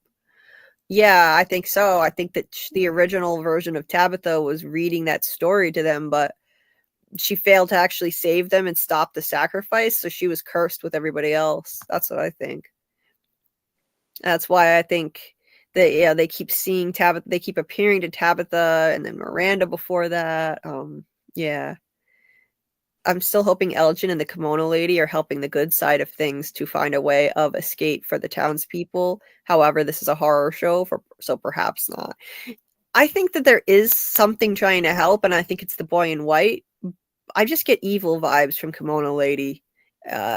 last time we heard an entity telling someone they were going to save everyone and get everyone home, we know what happened. Sarah had, got a bunch of people killed. So it would be interesting to see something played against that trope, though. Yeah, maybe subvert our expectations. Yeah. Yeah. Yeah. Let's see. Yeah, Henry definitely got Jim to recommit. Let me see. Yeah, Julie told her dad it's not like that, but any decent dad should have been questioning him more. I would. If that were my kid, I don't know what she was doing out in the woods with him. He's 30 years old. And she's 16. I think Jim respects Randall because him and Julie went through the same thing. Yeah, but yeah, this is a complete 180. It is. I'm suspicious of him sticking around too. He might well have told Randall, I hope you use protection. Oh, Jesus. Hope you didn't do anything. Hope you didn't do anything. Jeez, she's 16. He's 30. No more children born in darkness. No. Yeah. Especially from a teen mom. No. Yeah, let's not do that. Let's not. They gave him the power of the three of them. That's why they left him alive. They can't take him from the monsters can't take him. He's been to the ruins, and that's why Martin's stuck there and alive. My son and I watched the show together, and he told me that Randall is the man in yellow, and I can't get away from that at this point. Interesting. The boy in white and dogs are a psychopomp. Cool. Dude had his face disfigured a few days before. I don't think Jim had too much worry about. I still think he should have been more concerned. I don't know. That's just me. He freaked out when Victor took Ethan out to the woods. Yeah, this is, I don't know. I don't see it. But Christopher was like, this place is all lies. But Victor et al. Are ready and willing to listen and understand. Yeah, absolutely. Absolutely. I think the boy in white should try again, but that's just me. Yeah, I agree. He picked the wrong horse last time. It could be different this time. Yeah, absolutely. Hold on. Scrolling down here.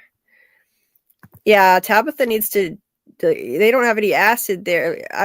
Randall was looking for mushrooms in the woods, so maybe she needs to do drug. I think you were suggesting that maybe that'll happen. Like if she has like a drug trip, like Miranda, then she could create that recreate that vision quest. I like that. Jade too, probably, since they're both Chromonocles. I agree. I think Jade really needs help because his visions are confusing as hell. So Jade really needs help seeing what is going on here. He's not piecing together what these visions mean at all. Just saying narratively that's what's going on based on Miranda's awakening. Yeah, absolutely. After dropping acid, after which she started having all her visions. Oh yeah, that's why Tabitha didn't do any of that stuff. That's why she's so confused. She doesn't have the same insight. She needs to kind of open her third eye. So you can identify every fixture shown in this show in terms of the water. The entire town is in that snow globe. Someone painted or drew the town and tunnels inside a snow globe. Yeah, Victor did. Victor drew it, which is interesting. It's interesting. But the food did manifest, Dice Man. Once people start to go hungry, they would dream of food. Yeah, they did. It did, though. They were going hungry, and in the next episode, all of a sudden, crops appeared out of nowhere in the winter that shouldn't have been there. There was nobody there to even plant them that we know of, and they were crops that should not have been just growing there for no reason. So the food did manifest. I would say that it's because of the dream situation, that someone manifested it from a dream. That's why the crops appeared. I mean, like, they were literally about to starve, had no hope at all. In the next episode, they've got a bunch of crops. It's suspicious to me. I hope cicadas don't come flying out of his wound when he takes off the band. Yeah. Yeah. Miranda's acid trip is the beginning that the boy in white is probably referring to, that you have to go back to get to the end, i.e., doing the same vision quest to resume the hero's journey. Okay. Yeah. I could see that. Absolutely. It's not hard to read the narrative from the clues we already have. I agree with you. Yeah. Inky Party said, what if the children are not a vision of Tabitha, but her memory from one of her past lives? Yeah, that's possible. And Jade saw them too. I think Jade and Tabitha were at the center of it all.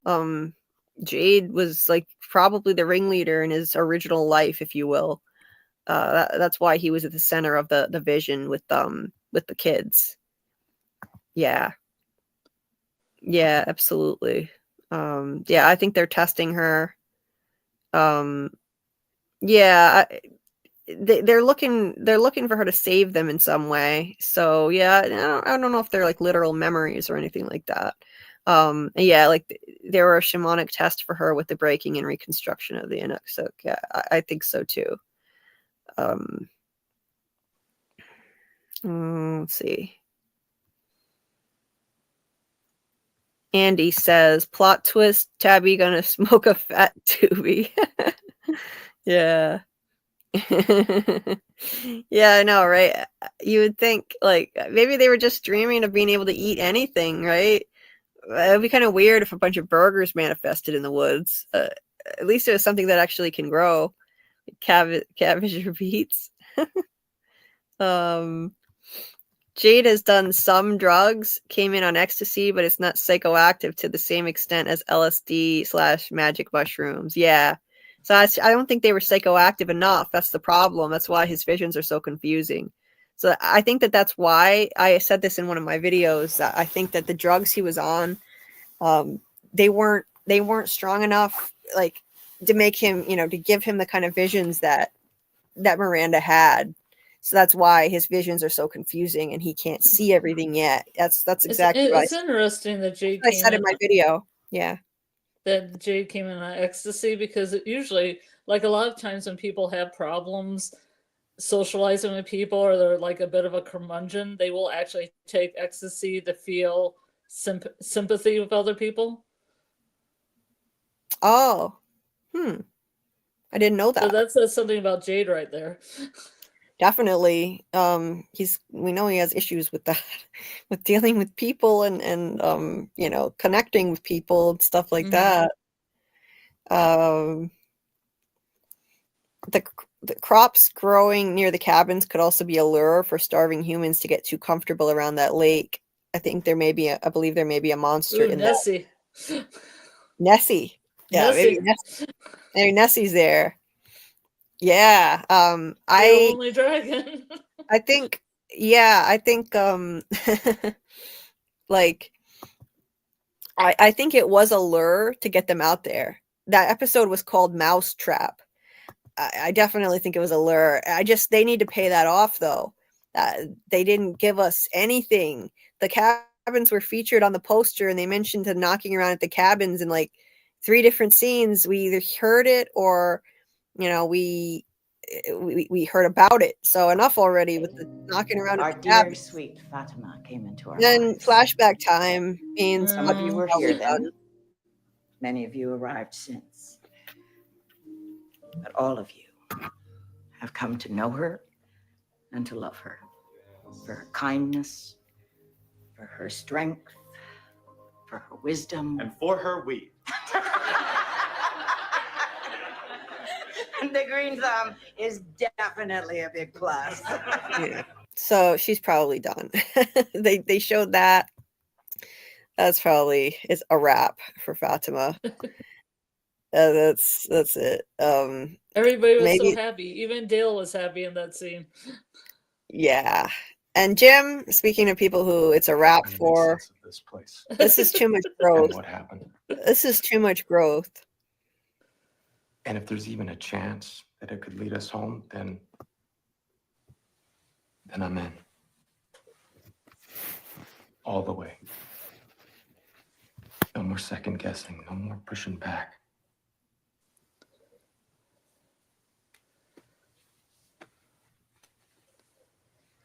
Yeah, he's There's done. something Julie's not telling us. He's definitely done. It's over. We can't have Jim actually being a good husband and father. One No, moment of kindness. we can't have Please that. don't. We can't have that. No way. And Boyd and Ellis here. Jesus. What if this thing with Fatima? Now, you With the baby. Boyd, of course, they're Thing trying to is break set up him to- through Fatima. They say they wanted to break me. Jesus. What if this thing with Fatima? With the baby. No, Dad, this isn't because of you. But you don't know that. You don't. We don't know a fucking thing. And now Tilly is dead. And Fatima's out there somewhere. And I'm sitting here like a fucking gimp. I fucking loved this part. I fucking loved this part. Oh my god. Like, this is amazing. Doing okay in there, boy? Doing okay in there, Boyd? What'd you say? Dad, no. Huh? What'd you say? No, son. Huh? Shut your fucking mouth. Shut your fucking mouth! Hey, come on, Dad, just. Oh, you want Get away from the fucking window. Right.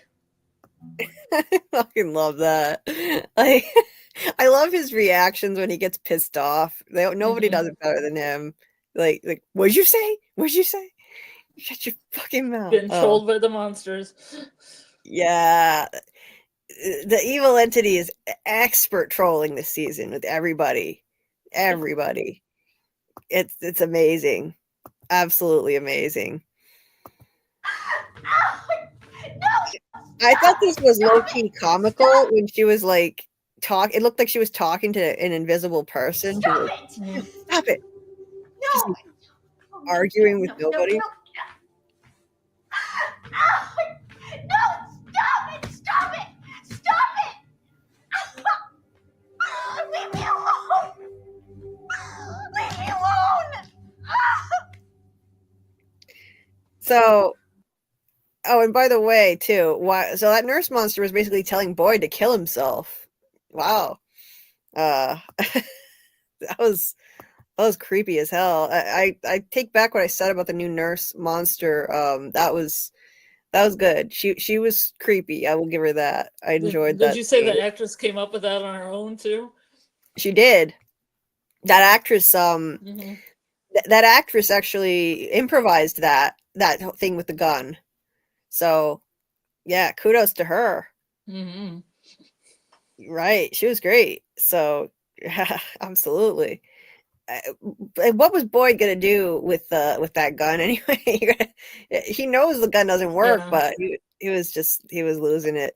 Yeah. I think he's gonna make it to the end, Fletcher. I do, but they're gonna keep trying to break him through the whole thing. See, someone said it was a river by the cabins, but there's no river in the Peach Truck map, right? But Boyd sounded like Will Smith when he slapped Chris Rock. Yeah, he did. Hey, CT5V. Yeah, that is one of my favorite Boyd moments I have ever seen. That's among the top, and there are a lot of great ones. There are a lot. I mean, there's no shortage of great Boyd moments. Let's see. I'm sure somebody's edited those all together. Yeah, probably.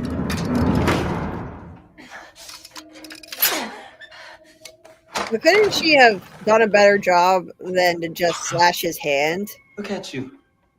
Fatima had a lot of near. She had a lot of You near should misses probably in this put this episode. on. She Those are did. gonna fit you soon. It's I mean, okay. almost near wins, I guess. Yeah. Almost got the hatch. She almost got it. I guess she got his hand, maybe? I don't know. No. Yeah, it looks like she just got his hand. Maybe she'll give him an infection. Can't go And out once again, he's manhandling this fragile woman. Not a good look, Elgin. Yes. Not a good look at all. And yeah, this was great. Sarah Okay. comes in. What's going on? Is Fatima okay? She's Oh, missing, Ellis. isn't she? What the fuck do you know about that? Yeah. No, what the fuck do you know? Hey! It's enough. Like, What happened? It's okay.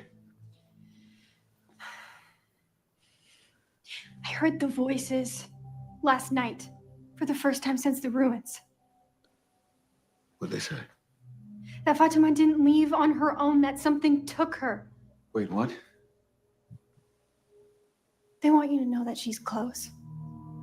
She's afraid. They were laughing Why? because they know you won't find her in time. They want you to know you can't save her. Yeah.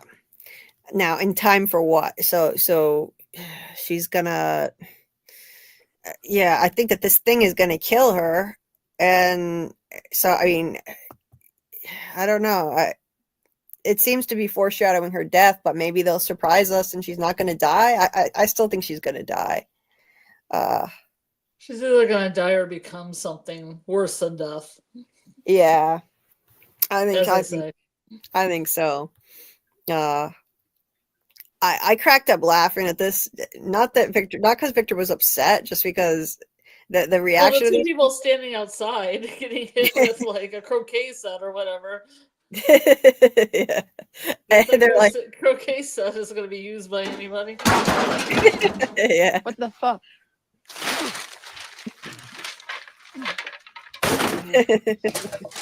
Yeah. What the hell is he doing? Jesus Christ. Victor! The tambourine. What are you doing? Yeah, tambourine.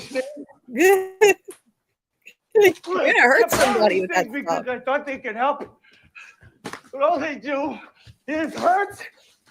I want it gone. I want all of it gone. Victor, wait, just wait. I don't know how he thought a bunch of this crap was gonna help, but he said, I thought it would help, but it only hurts. How are all these things supposed to help? A sled, a croquet set? I don't know. I think he saved people's possessions, but I mean, the most important ones he buried in a suitcase. So I don't know how all this junk was going to help, but I thought that was hilarious. Their reaction. What the hell is he doing? Dropping random shit out the window. You know, people could have used that. They could have used that croquet set and the sled. You know, there's not a lot going on. You know, you gotta make your own fun. True. Don't break those things. That's true. He has Yeah. a lot of stuff. Have you ever noticed he has a lot of stuff? He has a shit ton of stuff. Yeah. You know, I'm gonna point out. Okay, there's a guy like when Donna walks through the room before she has that vision of Fatima. There's a guy sleeping on the floor by the fireplace. Yeah. And another dude gets a whole room to himself. It does seem unfair at Colony House how they divide everything up. That seems very unfair. Yes. Yeah. There are people. I mean, at least give at least two to a room. You know. Yeah. Seriously. Somebody, Victor gets his I own don't room. I don't even think Ellis and Fatima. I think they had their own separate rooms too. Really? They have their own Yeah. rooms? Wow. Yeah. Wow, that's extremely The unfair. rest of the people have to just huddle on the floor or on the That's couch. that's extremely unfair. Interesting the color choices in here too. There's a red chair and there's a blue chair, and I don't know what this is. I think it's just wood, but like it's always this red, blue, yellow in this show. It's interesting. But anyway, What's going on? Hey, what the hell? Hey, Victor! Jesus. Takes Put out that the down. axe. I'm not gonna hurt anyone. Okay, fine. Then put it down. As he brandishes a huge axe. I need Not gonna hurt You're anyone. scaring people. They should be scared. No one's scared enough. Victor? He's right, though. I was No so one is scared enough. stupid. I was stupid. Yeah, I'm gonna just let me go, please. Please? If you tell us what you need the axe for. I'm gonna go chop down a tree. So, like, give this Tessa man an can't enemy. shoot him. She doesn't have bullets. Yeah, reaching for that bulletless gun. Yeah, can't change her stripes. You know, this is who she is. Trigger happy. And then they just let him go. Nobody was like, okay, he's gonna cut down a tree. He isn't gonna murder a bunch of people. Not a single person actually kind of followed him to see. Yeah, nobody did. Nobody did. So, yeah, I felt bad for him in that scene. You know, I was laughing when he grabbed the axe, but the rest of it, I felt bad. You know, he's hitting himself again. It's sad. You know, he's blaming himself for his mother's death. It's awful. Like, and give that man an Emmy already. What an amazing performance, as always, Scott. But Scott outdid himself this season. He really did. Like, even better than ever. And you know, we've got a happy family breakfast here. More evidence that Jim is on the way out. So yeah, that's not good. But nice to see the diner running again. That's a good thing. Bacta's running it, which I predicted she would. You know, they needed to give her something to do. Apparently, Anyway. she doesn't make good pancakes. Ethan's all like irritated. Yeah. I don't think I can take it. I think she was making some other food, but she was making some other. She served something other than pancakes. She's looking at that picture again. They're trolling us with that. I'm telling you, I don't think it's going to mean anything. That picture of her and her sister. I don't think it's going to amount to anything ultimately, but they did a close up on it and then they had her staring at it. I just don't. I don't think there's anything there because of what she means to people. What, no Smiley cameo where I watch him rip Don's sister's face off? Look, I know you're upset. Yeah, but there's something. Maybe, but I think that the story is probably true. But a lot of people have said it's not. Well, Elizabeth Saunders said in an interview, and I think it was on What Is Fromcast, that she was told by the showrunners that her character was a survivalist that lived with her mother and sister. Like kind of like homesteaders out in the mountains or something. Right. Yeah. So ever since she said that, I said, oh, that kind of makes sense. Because that would be why she was like a hunter. You know, why she has a lot of, survival skills. Killing people, etc. Yeah, that would make sense. Yeah, absolutely. You're not a prisoner here, but you're also not leaving. Yep. Yeah. How is she not a prisoner there? Of course she's a prisoner, clearly. Victor spring cleaning. Well, she's not a prisoner, she can get the hatch open. Yeah, right. Yeah, we gotta talk about the hatch. Oh, that's how the next episode's gonna end, you said? Yeah, I said if they pull a Lost on us and the whole thing, like the season ends where they open the hatch finally, they're peering down into the thing and then roll credits. I'm gonna break the TV. They better not pull that shit. Like, no. Tell us what's in the damn. It's gonna be like a season finale when Jade's like, I know how to play the notes, and he puts the violin right on his shoulder, and he gets the bow ready, and then it cuts to black. Yeah.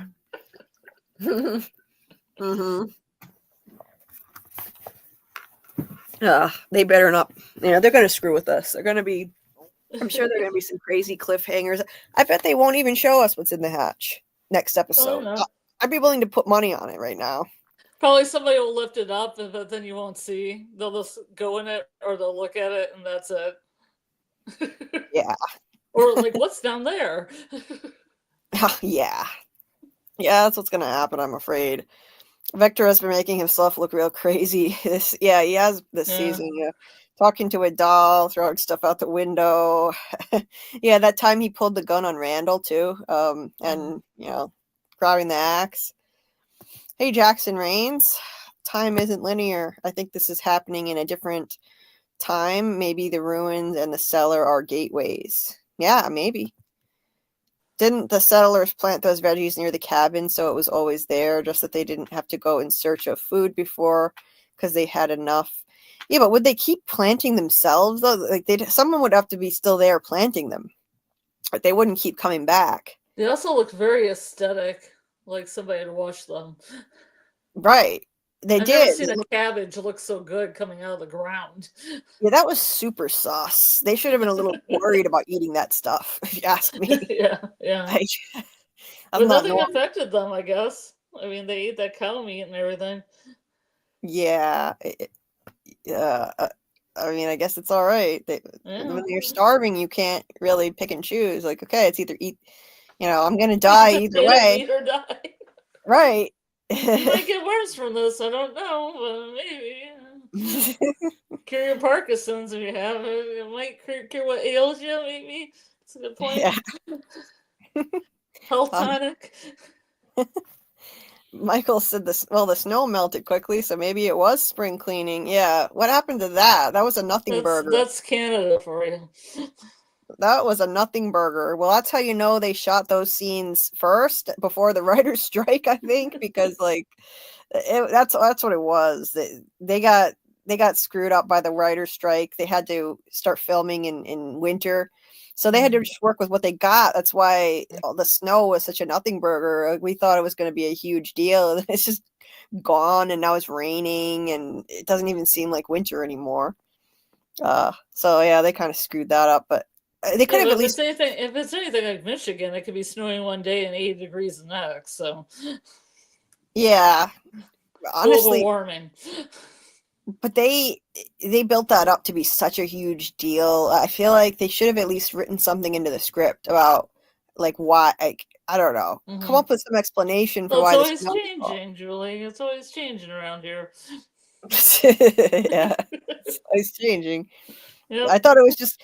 But see, going into this season, I thought it's just going to get progressively worse and worse, and the snow is going to be there all season and get deeper, and there'll be a blizzard, and I couldn't imagine what would happen after that. Like, how is it going to ever get any better? Because things always get worse here. Well, the snow just evaporated and turned into rain, and yeah, we thought they were going to not have food and then have to move somewhere else to have food around the cabins to survive. Like the blizzard would come and destroy the town, or something would destroy the town. Yeah, the starvation was a nothing burger too. That was built up to be a huge thing. We were all discussing, leading into this season, are they going to have to, eat each other? And they were starving. Hardly the cannibalism I expected. No, hardly, and they never even got around. They never even got around. Right, not vampirism. They never even got around to starving. They were without food for a day, or not even a day. Yeah. Next morning, they had to everything out, but everybody was eating. Yeah, the next morning they got food again. I think that was that was orchestrated. I get it now. It wasn't about starving them. That big bad evil entity, whatever, does not want to starve these people. It wants them to have food so it can continue tormenting them, feeding off of their fear and their pain, dragging out their suffering. It's never been about just killing them all. So why did this happen? To put Boyd in that position where he made that choice to go out there and round up the animals, and it led to Tien Chen's death, which now he'll have to live with for the rest of his life. And he had to watch it, and people have lost faith in him ever since. That was the point. It wasn't like some people are like, well, what the hell? Like, what was the point of this whole starvation thing that was anticlimactic? No, but look, they're playing like 4-dimensional chess here. It wasn't about starving them at all. They thought that they were going to be in a desperate situation.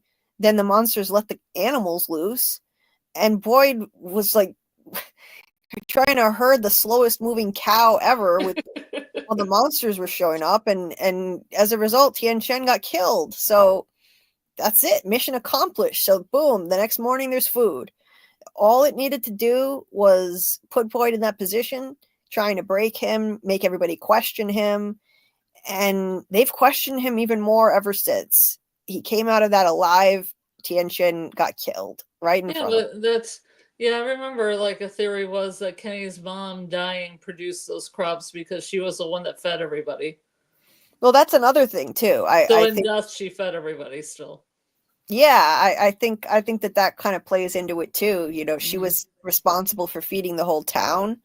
So by sacrificing her life to try to save the animals, it was like that kind of sacrifice of her led to the reward of the crops out at the lake. So I think that actually, I'm still on board with that theory too.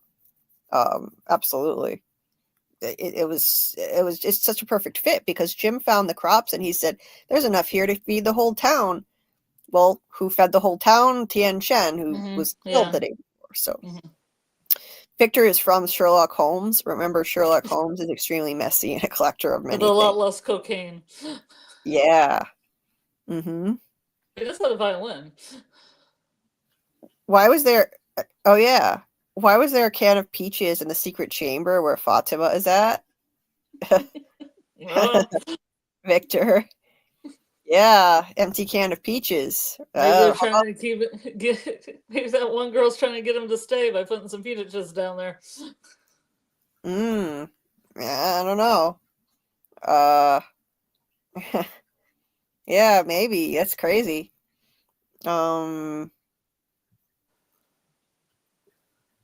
Let's see. And the Nkui kid was leading Tabitha into the cellar to find Fatima. Victor is there, a can of peaches, him standing there. Yeah, that's true. I don't think Victor knows she's in there, but it's still weird. Hey, CT5V, I've been quiet and not agreeing with anything, sadly, because like I told you, I was exposed to spoilers. Oh yeah, there was some jerk popped into Bigaford's live chat and said some stuff about the finale.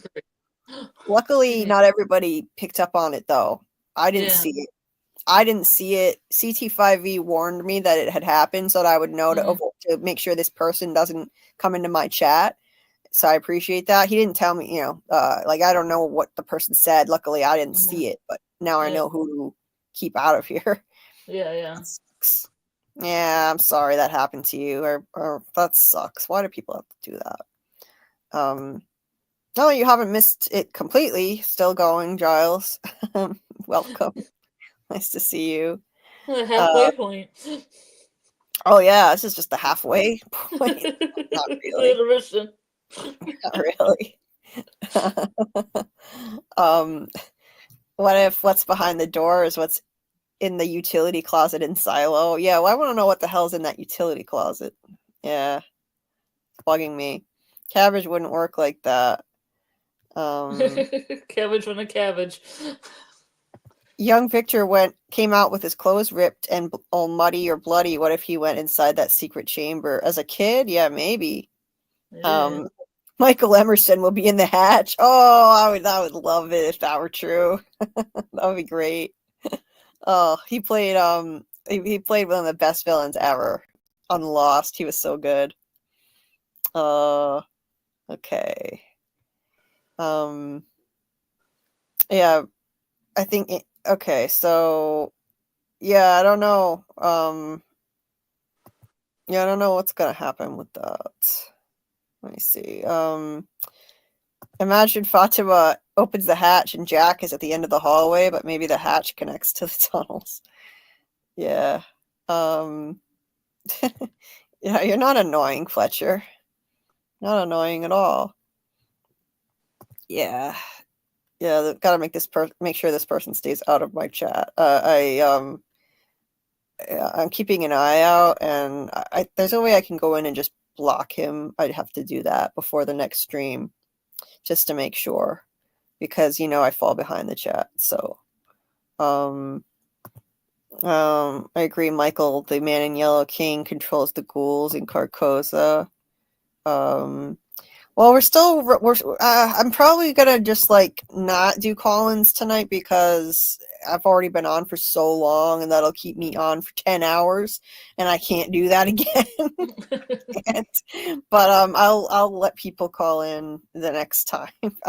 I'm not doing my usual Thursday stream. I'm gonna do my Thursday stream on Friday this week so that I have time to actually finish my videos before Saturday this time. Finish my second video, I should say, because I need to make sure I do that. Now, Donna talks about what Fatima means to this place, so she's not going to tell anybody. Because of what she means to people here. Again, Her foreshadowing her death. Her light. Fatima's. I don't think people could take it. What she means to people, her light. Her. I don't think people. I don't think I can take it. See, and this would be a great way to break people's She's gone. spirits too, because Fatima is very much. She used to be a ray of light and a hope just outside of town in this place.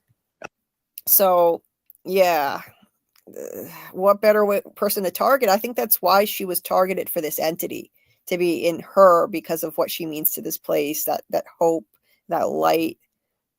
Why did they show Ethan going to the bathroom?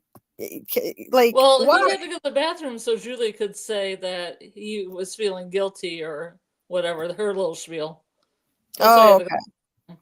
Because people asked him, I'm like, it's because it has to be the plot with Julie talking about how Ethan feels guilty that he talked about threshold and stuff. Okay, and told her to go inside the ruins. Hero's journey, blah. Okay, because everyone was wondering why they put that in the script, that Ethan says, "Oh, I gotta go to the bathroom." So that makes sense. Yeah. It felt so much like one of those stories he always used to tell us. And I was afraid, and I didn't know who else to ask. And no offense for this whole perfect family breakfast thing. I know what you're trying to do, but it's not making anything better. It's just making everything worse. Preach, Julie. Yeah. What? I was talking about the character Julie, but I was like, preach, Julie. I couldn't hear what you said though. That's why I said what. Yeah, I think what she was saying, yeah, it did sound like one of Ethan's stories, and she brings up the quest thing. So that's why, yeah, I think the quest thing is still relevant, but Ethan is just not a believer anymore. He's, he reluctantly told her some stuff, but the quest stuff is relevant though. It still matters. It's definitely like the whole Chromonocle thing. I think it's absolutely nobody's seen her since last night. What we're asking for is a search party. And then he does people this big to scour the town rallying speech. I don't have all the information on what happened. All I know is that she's close by. How do you know that?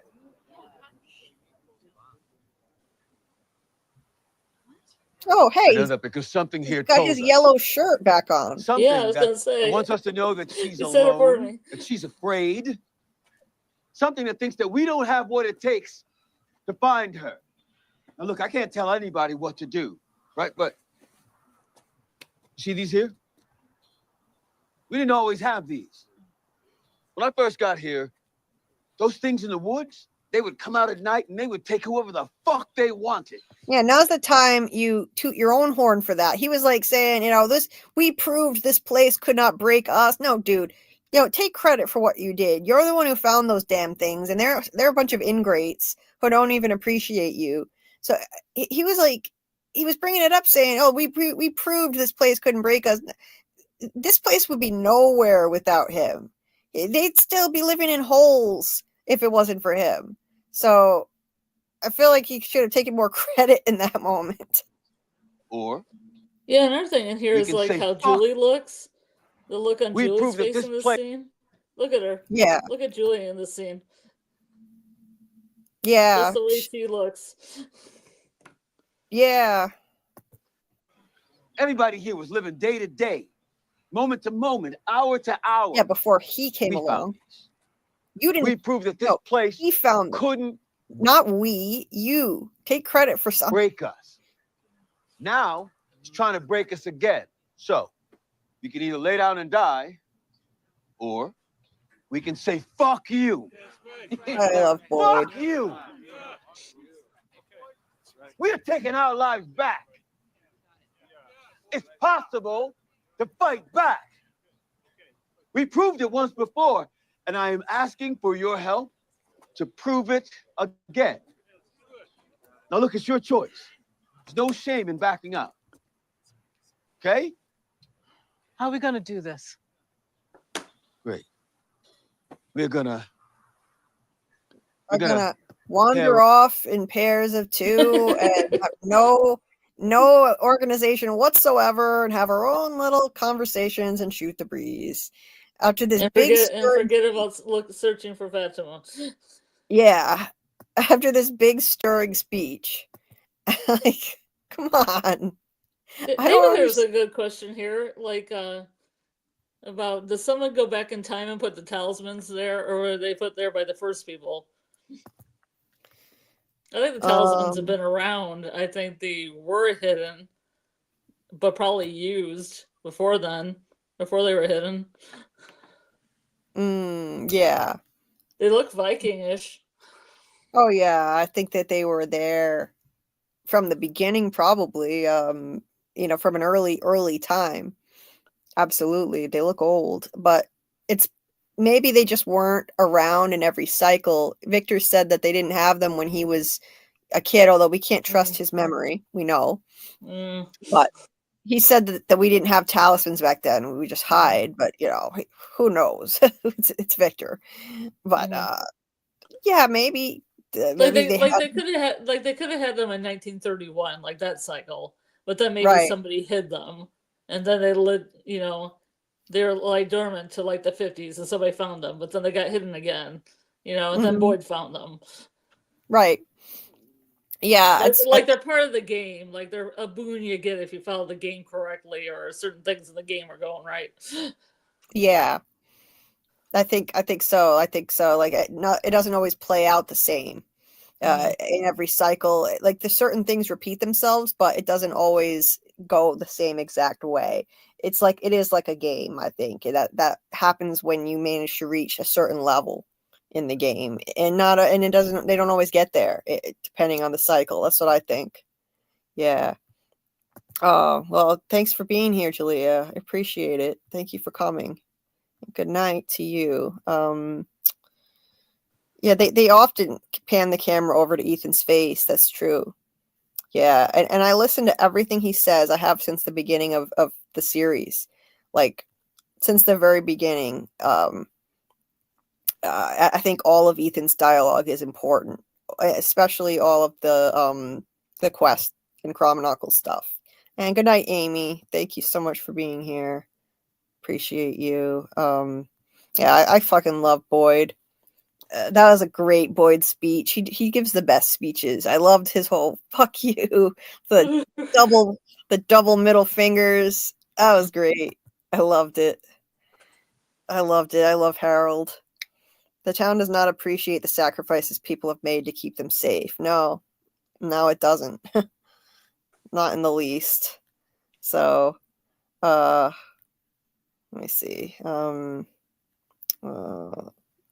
Yeah, that his jacket. The jacket, he needs the jacket so bad. Like, Miranda does have a painting of the talisman in her basement. Yeah. I think it's ancient. I definitely agree. Yeah, let me see.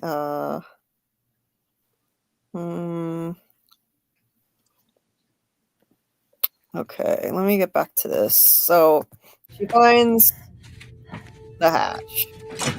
I'm like, what the hell is happening? And I didn't see this one coming at all. Yeah. Really gonna Are they gonna pull a Lost on us or what? Is there gonna be a Scottish guy down there like punching numbers into a computer? Spoilers for Lost.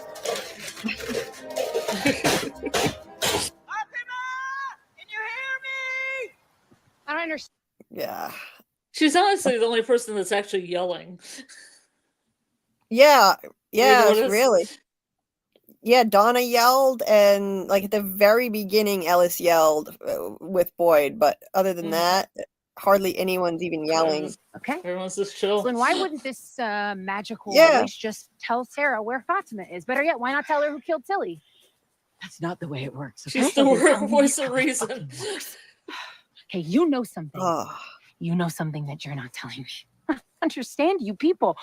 I'm a good cop.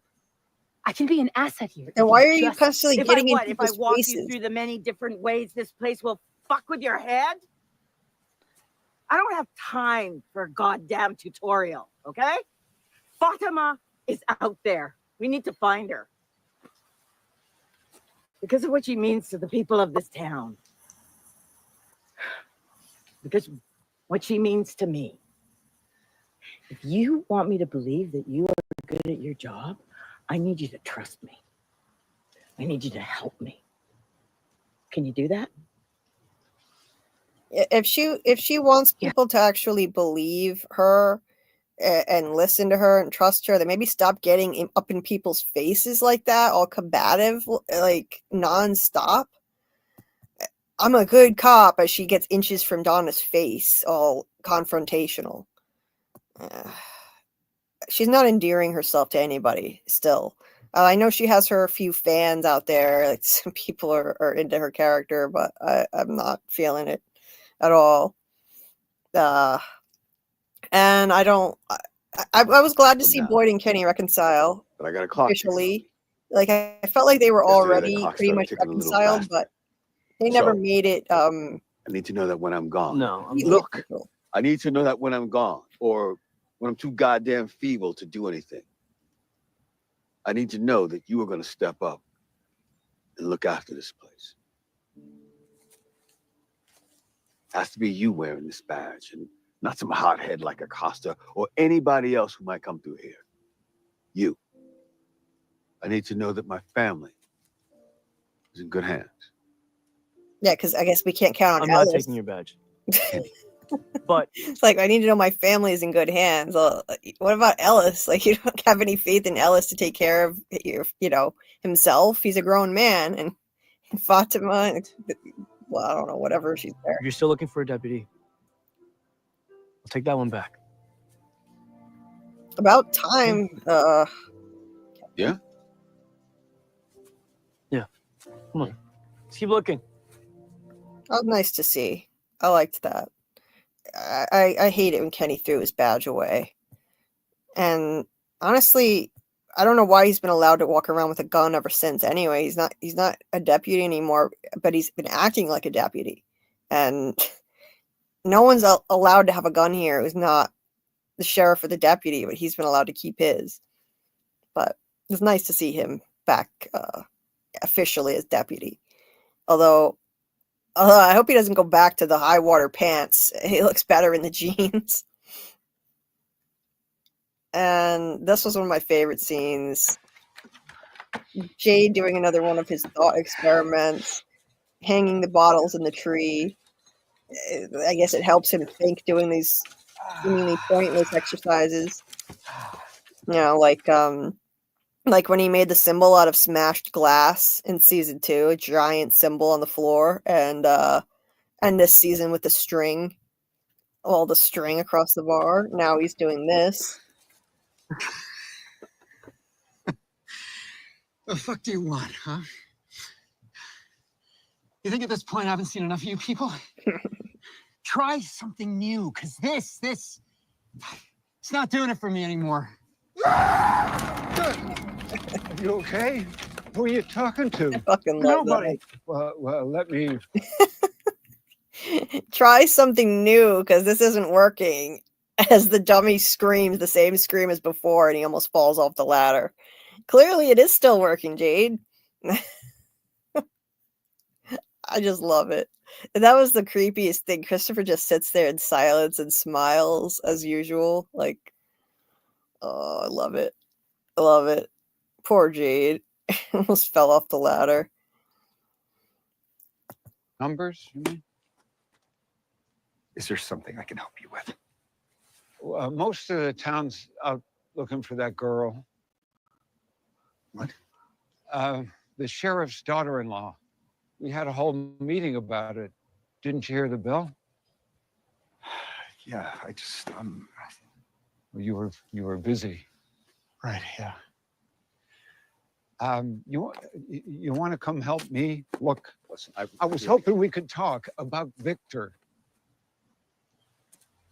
And that's how he hooked him in. Because, yeah, he's down to talk about Victor. Let me see. Okay. Yeah, Donna should have punched Acosta in the mouth like I thought she was going to do. Yeah. Oh, I was wondering what happened to you. StreamYard kicked you out. I thought they shut. Okay, wait, you're back. What happened? StreamYard kicked you out.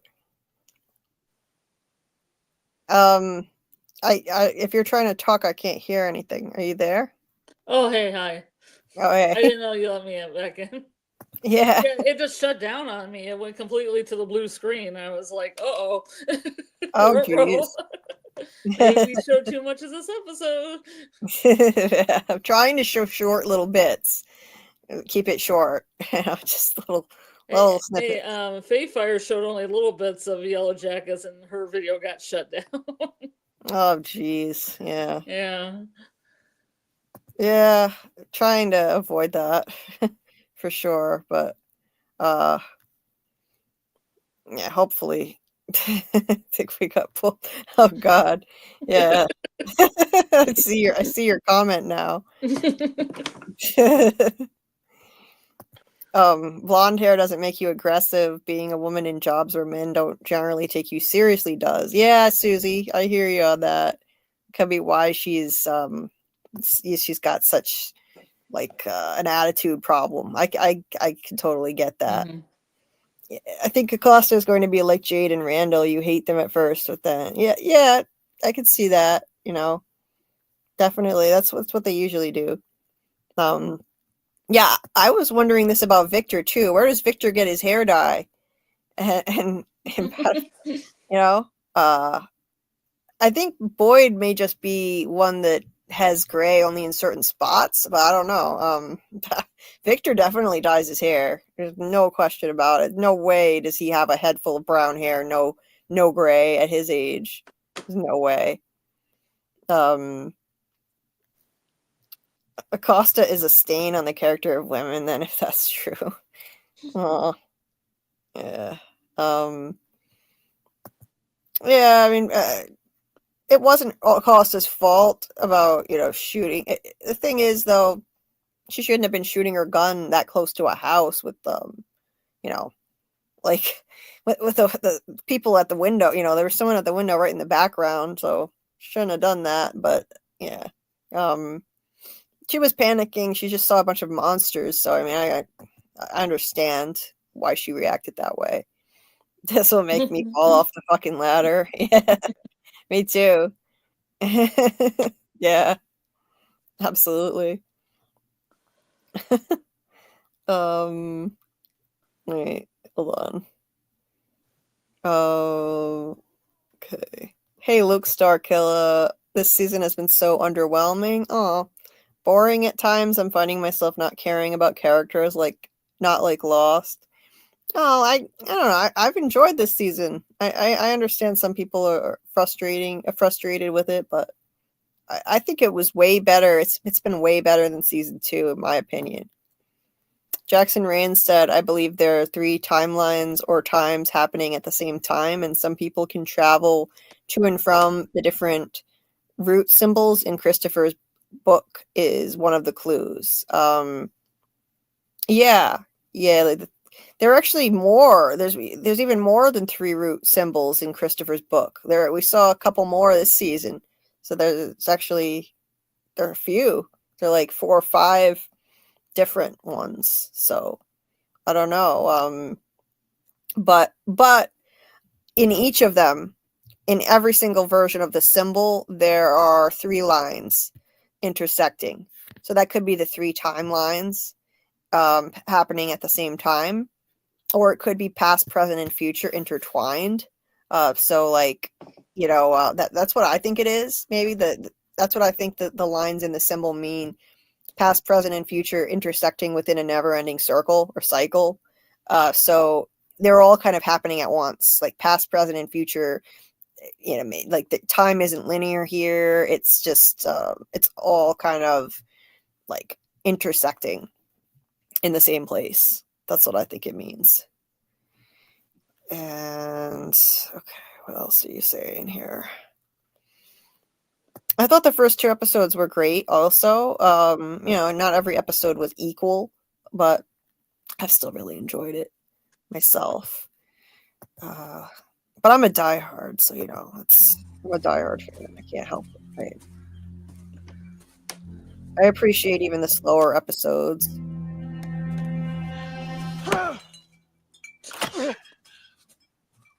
Stop! His voice really got me. That deep, deep voice. Stop. Stop. Yeah, they needed to explain this away. I thought it was really clever how they did it too. Ron put this boy through many changes. Yeah, it did. You can't do that. You can't do that. The bad tree does bad things. It's important. It's important, Why? He says. Why is it important? Why? Look how pasty he is. Look at his skin on his arm next to the white. That is some pale skin. Wow. Could they have made him any more pale? Jesus. They really worked hard on the makeup on this one. Or like the CGI, whatever it is they did. Why won't you help us? Because I tried. Seriously, he's full man at this point. I'm surprised he doesn't have a beard. Because I tried, he says. Yes. Wow. I'm glad that they explained this because I wanted to see more of him. So yeah. I'm fine with that. Christopher, I think you need to learn for yourselves. It's the only way you'll understand. There it is. I think you need to learn for yourselves. It's the only way you'll understand. It's the only way. Just like, I'm sorry, this is the only way to Tabitha. You got to learn for yourselves. That's why he sent her out there. It all connects. It was so obvious to me that he sent her out there to see that stuff because, and I predicted it would happen when she got pushed out. I predicted, like, after seeing the trailer and seeing she was going to make her way to that house, I just knew it was going to be within walking distance of the hospital, that she wouldn't have to hitch a ride or whatnot. And I was right. It was not a coincidence. I was right. She was within walking distance of Henry's house. She just walked there from the hospital, was there within the same day. And no way was it a coincidence. She had to learn for herself. That's why he sent her there. That's why he's not telling Victor the truth or any answers right now. I guess it went really badly with Christopher. We don't know exactly what he did, but he clearly went off the rails enough for Miranda to say, hide where Christopher can't find you, to Victor and Eloise. So he snapped. I think he may have been wanting to sacrifice Victor and Eloise. So, it would fit with the You whole don't think we'll get any of that in the last episode? I hope. Christopher stuff? I really hope we get a little more about what Christopher did exactly, or what he tried to do. Because it's been going on for a while. I know. We just have an answer. I know. I worry that we're not going to get anything more this season, though. But I was glad we got some Christopher flashbacks. Jasper. And Jasper. even though that was a big bait and switch with Jasper talking to him. But I was hoping this season we would get Christopher flashbacks, and I wasn't sure we'd get it, and I'm glad we did. We needed more of that. We need more in the future too. There's a lot we don't know about what exactly Christopher did or tried to do that made him such a threat to Victor and Eloise that Miranda had to tell them that. Again, I think that he probably wanted to sacrifice the two of them, or one or both. You know, I that's what I think. But he definitely didn't kill everybody. We know that. But whatever he did seemed like it triggered the massacre in some way. We just don't know how. You look the same. Why are you changing now? Everything's changing now. Yeah. I'm getting Well hair played. where I didn't have hair before, Victor. Oh God, yeah. Well played. Well played, From. Everything's changing now. Okay. That's why you're the teen in white. I don't know what to do. You tell me how I can help them. Oh, I was just as frustrated as Victor in that moment when he's like, tell me how I can help them, and the boy in white just looks at him. Oh my God. So frustrating. You're supposed to be my friend. I am your friend. And help me. Yeah, it's so frustrating. Like, he just wants something, and then the boy in white just turns and walks away. Like, don't cut down that tree. He tells him not to cut down the tree, and then he leaves. Where you going? Don't you think the way he said it was kind of mean, though? He was like, don't cut down that tree. And he had a little sneer on his face. Like, I thought that was kind of mean. Victor is like in tears here, saying, I thought you were my friend. Couldn't he be a little nicer about it? Like, oh, he's ambiguous. His morals are ambiguous. He's ambiguous, that's for sure. Yeah, ever changing. I just thought that was just so like weird. I was gonna say, just like his body, ever changing. That's true. Because, like, remember how he was with Tabitha? He was like, he wasn't mean sounding. He actually sounded sorry when he said, "I'm sorry." Well, he wasn't going through puberty then. You know, all the emotional changes, hormone changes, yeah, hormones. Teen hormones. Because he was so sweet, and he seemed like he was being sincere when he said, "I'm sorry, I really am." And in this case, he doesn't say "I'm sorry" at all. Victor is about standing there crying, and he's like, "Don't cut down that tree." Walks away. Maybe the boy in white's had enough of it. Yeah. It's your own. Damn. Yeah, that was cold. That was really going. Cold. You'll come back. Come back. And then he just disappears. Creepy. Just keep chopping at the tree and see if it summons him That's what I'm back. saying. You need to tell the boy in white. Just axe that tree. Yeah. Right? I don't think it would do much. He needs some kind of lumberjack saw to take that monster of a tree down. But, yeah. I mean... And then this wasn't really much of anything. This was just Boyd and Ellis. And wait, was it Boyd and Ellis? No, it was... Was it Ellis and Elgin? When I was little, a friend of mine went missing. You want to talk about panic? We had the whole neighborhood out looking for him. Grandma said not to worry, but I was so scared. Turns out he's on a playground on the other side of town, having the time of his life. Everyone was scared for nothing. Is that what you think this is? What Everybody's scared for nothing. Thing to say. No. Everyone's scared for nothing. Like, he's like, well, it turns out we were scared for nothing. What an idiotic thing to say. It isn't like anybody took your wife and put her in the root cellar, Ellis. Yeah. When she died, the way she died,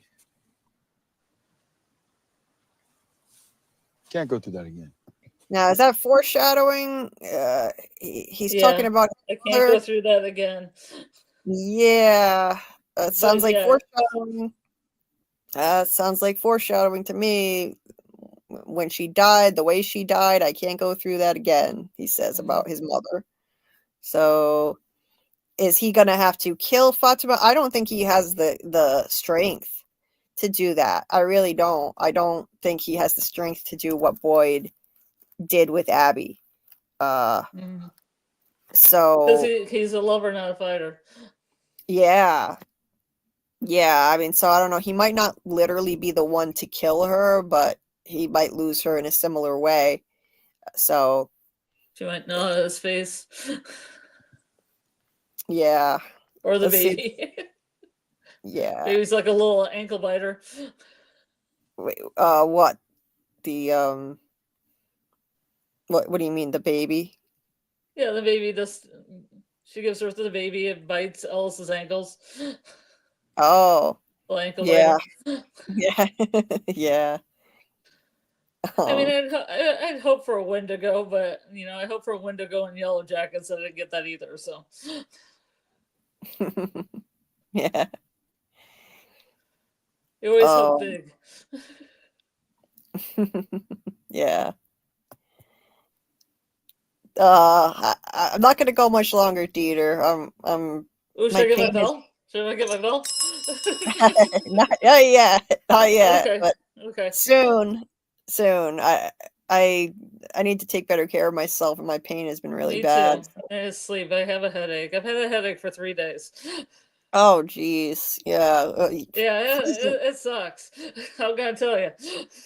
Oh, yeah. 3 I days with barely a headache? concentrate on anything. 3 days with a headache? Wow. Yeah, it That's just kind of comes and goes. Kind of. wow. It was Oh. okay. It's kind of coming back again. Well, I sleep don't would know. help with that. You should be asleep Probably. now. You should Probably. be Jesus. That You probably should be help with that. Yeah, don't let me keep you up. You need to get some rest. But then if I leave you, Papa Socks or somebody would be like, "Oh my God, Scarlett left Julie. Oh no." No. I'm She's sure not doing no her part as a co-host. No, I'm sure nobody actually blamed you for anything. You have to actually go to work and you need How sleep. dare I? How dare you go to work? How dare you? Yes. What's my commitment to my from commitment? Oh. Well, yeah, that's your commitment level, 100%. Deku, have to go to uni in the morrow. I can tell you're not from here. I don't know where you're from, I but don't know. I'd probably like to live where they're living. sounds like the UK. Perhaps. But thanks for being here. I appreciate you. Thank you. And hey, Jerry Spendley. See people online now calling you Dwayne White the teen in cream. Nice. Soon to be the man in yellow, like an aging book page. Yeah. Like an aging book page. That's so fitting. I like that. I really like that. He is man in white now. Yeah. Got a wife and kids at home now. Yeah. Victor, I gotta go. I gotta go back to the wife and kids. Yes. Yeah, please hit the like, guys. If you haven't already, that would help me out a lot. It doesn't cost anything. I would much appreciate that if you could do it. And let me see. He said Christopher didn't listen and he was supposed to go through the tree. Yeah. Yeah, I have ideas on that. I think yeah, I think maybe Christopher was supposed to go through the tree. I think he told him to do that to sacrifice himself, like knowing that tree would only take chosen ones like Miranda to the lighthouse.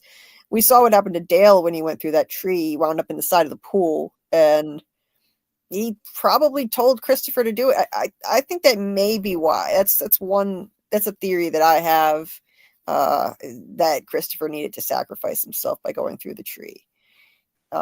His little fists are balled up too. Yeah, he seemed mad as hell. I don't know why. Like, I know Victor was chopping at the tree, but I mean, Victor was really triggered and Couldn't he have gotten through that tree? Isn't it hollow? There's no way he could have gotten through the tree with that axe. Yeah, Anyway, but he has to go through part of the tree because isn't the tree hollow on the other side? yeah, I It's mean, only hollow on the inside. Or He is it might just half hollow on the inside and wood on the one side? maybe, yeah, you have a point there. It might have been easier to get through because of the giant hole in the middle. So, And didn't Julie went through the tree and was fine. Sarah went through the tree and was fine. So are they also chosen ones? oh, that's like I think that. I mean, it depends on who you are, like in terms of going in the tree. Like Boyd went through the tree, and it sent him to that dungeon, and he got the worms, because that was that. I mean, that was by design. You know, like the entity wanted that to happen, and I think, you know, maybe the boy in white had some kind of control over it in some way, like enabling Julie to get through it safely, or you know, or. Either that, or honestly, you know, I think maybe it's just, you know, like Julie, the town wants these kids for another purpose. So, like we know that evil Thomas voice said that they're not your children anymore. I think that it's Ethan and Julie. Like he's got other plans for them, and so Julie was able to go through the tree safely. Sarah went through safely, I think, because she was working for the entity at the time. And so she was protected. Boyd, not so much, and Dale, clearly not. And I think with the lighthouse bottle tree, it's that one in particular is only meant for chosen ones, i.e. Miranda, Tabitha. So that one, I don't think anybody could safely go through other than them. That's what I think on that. And let's see. When Fatima dies, if she dies, she's going to have to save Boyd. He's going to have to save Boyd from her in some way, shape, or form. Oh, that would be, yeah, that'd be crazy, because that would actually parallel.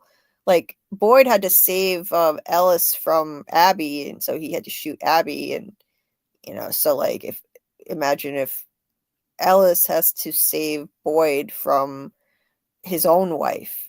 That would be like a perfect parallel to what happened there. You know, like if Ellis had to actually kill his own wife to save Boyd, like Ellis had to save Boyd had to save Ellis by killing his wife Abby. So it's like, yeah, that would be interesting. But I don't know if Ellis has the strength to do it.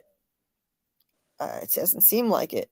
Soon heard that before. It's okay. I wouldn't want to leave either. Yeah.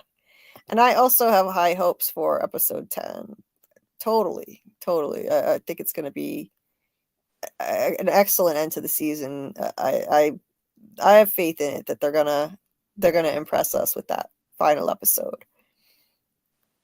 Smelgen really thinks he is helping her by giving her blood to drink. Right. Yeah.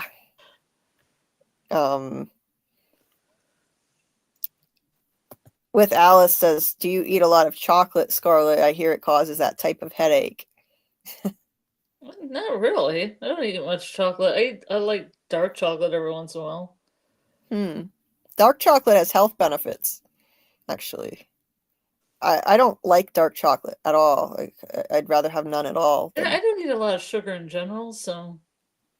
Oh, yeah. I wish I could say the same, but I have a sweet tooth. I don't eat as much of that stuff as I used to, though. I have discipline. Yeah. I do like my sweet stuff, though. But I'm more careful. I think it's more just the pressure changes here. It was like complete cloud cover for like 3 days, and it was slowly stopping that, and I didn't have a headache, and now it's snowing, and now I have a headache again. So I think this is a pressure change thing.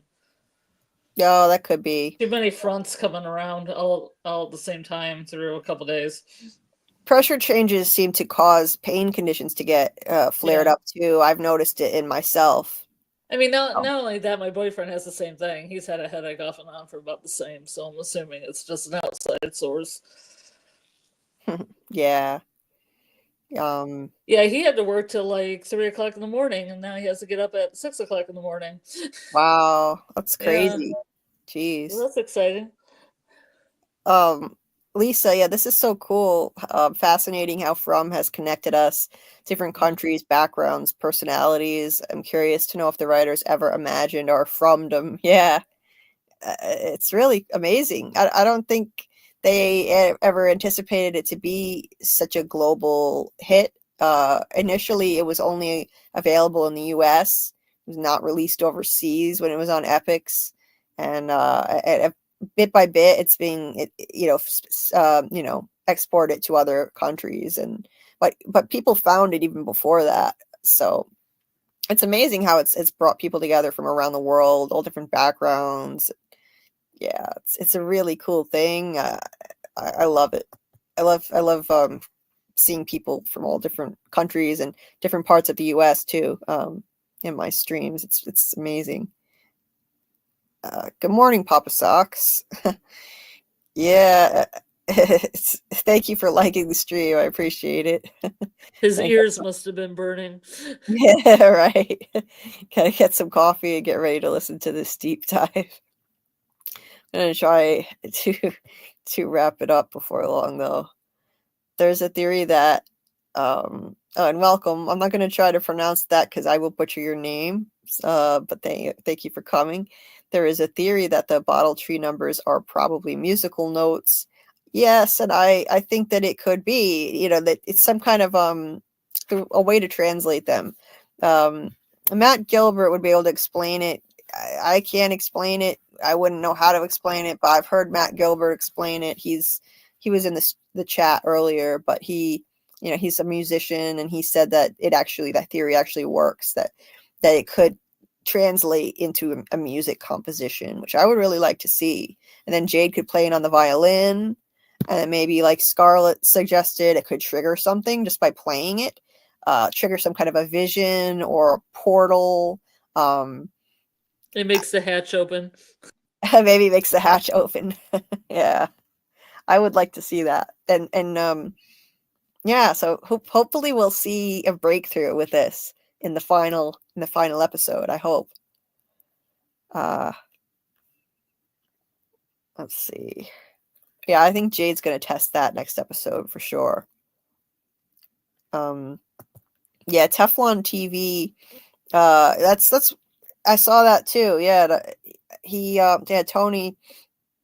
Tony came up with that by putting it into ChatGPT somehow, and it's something, I don't know. There's something to do with backwards 4s and 7s, and or backwards 2s and 7s.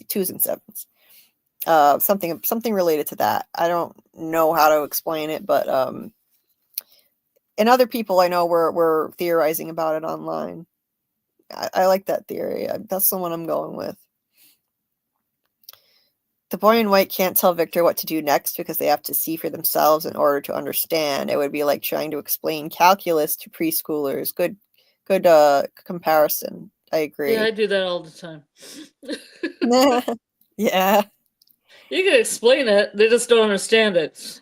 Those kindergartners, they don't get it. Yeah, they're not gonna get that.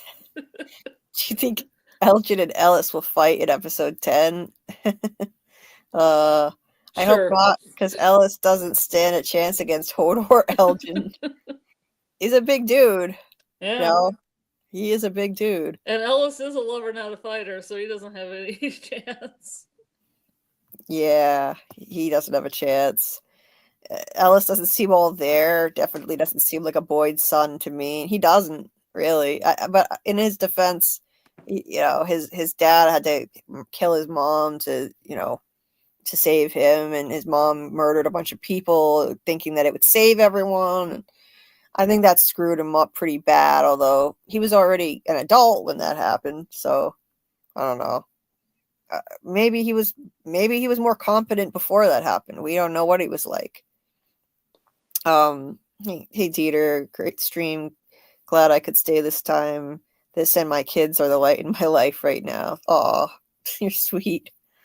Well, thank you, Dieter, for everything that you do. I appreciate you so much for everything. I can't even begin to thank you enough for all your support and your friendship. If you type in "who eats souls" in Google, see what comes up. Soul eaters sound very similar to the monsters. Oh, interesting. Interesting. I like that, Luke. I'm gonna have to look into that one. Yeah, soul eaters. Yeah. Soul eating what? No, the soul eaters in general. Oh, okay. You should Okay. look it up. I can't make weird thought patterns right now. Thank you very much. I'm sorry. I think if I'll have a sleep, I'm like, soul eater, yes. I'm sorry. Oh, and we haven't even gotten into like half the stuff. We were supposed to get into the stuff that you wanted to talk about, and I got completely That's sidetracked by fine. the We can do comment. it Friday. Because we pinned that one thing, but I'm like, I'm not talking about the Book of Revelation right now. Yeah. Or else it's going to come out messy. Yeah, I would say probably. I'm sorry. I get so sidetracked. It took me 3.5 hours just to catch up with the chat, and Yeah, that's fine. We didn't have a lot. We didn't have a lot of prep before, so it's fine. We can do it Friday. Okay, good. Because I want to hear your thoughts on that stuff. I can have more coherent notes, and we can get the photos uploaded, so it's more like a presentation. Yeah, definitely. Dieter says, I hope they don't make the same mistakes next season. People keeping secrets from each other. The root cellar is so close. Comment. Yeah. Julie actually told Tabitha all about what she went through in the dream state. So that was huge. That was a gigantic leap forward. I was shocked that she told her literally every beat, like beat by beat. She told her everything. So I was pleasantly surprised. David says, I hope the show doesn't go full meta like The Cabin in the Woods. They expose the horror 3-act narrative in that movie. It was very meta, wasn't it? Yeah. I don't think it'll go completely that route. I love that movie, though. Hi, Thomas O'Rourke. When I first saw the first season, there was pretty much no popularity around the series, but it's grown fairly big now. Yeah. Yeah, when I first started watching it, like in real time with season 1, there was only What Is From cast and Escaping From, and those were the only 2 podcasts and things I could find. Yeah, it's amazing how it's exploded now. So many people are this season. So many YouTubers have jumped on it who never covered it before, and I've noticed that I'm not the only one who's started a channel specifically covering this show first and foremost. Like I've noticed, like other people have started to create channels to talk about From. Now I'm not only going to be talking about From, but it is what I built my channel on initially to start. It's the only thing that I've covered since I started my channel, you know, a week before the season began, and it's always going to be like, you know, the heart of my channel. I'm going to cover it year round. I am going to cover other stuff though, but it's like I've noticed a lot of people jumping on this show this season that never covered it before, and it's great for the show. It's a great thing. It will help ensure it doesn't get canceled. I keep finding new people. I keep finding new channels each time. Me too. It's great to see. I'm so glad to see it, and I love promoting other From creators whenever I can. I'll have anybody on here that wants to come on here and talk. Anybody's welcome who wants to talk From. Anybody with a channel, like I will have them on here and promote them. Like I'm happy to do it. I've done it with other people, and it's only a good thing for the show. The more people talking about it, the better. And people are so hungry for content that there is no need for competition. Like everybody follows lots of channels, so like there's no threat to anyone. And you know, like Friday, I'm gonna have in addition to Anzo from Biggerford Entertainment, I'll have hopefully, if he can join us, Brian from Spoiler Kings, who's part of Anzo's panel with Biggerford Entertainment on From every Tuesday when we talk about it. And if Brian's able to make it, then he's welcome to join. If not, then whenever he's able to join, he's welcome. His channel, Spoiler Kings, covers all different shows.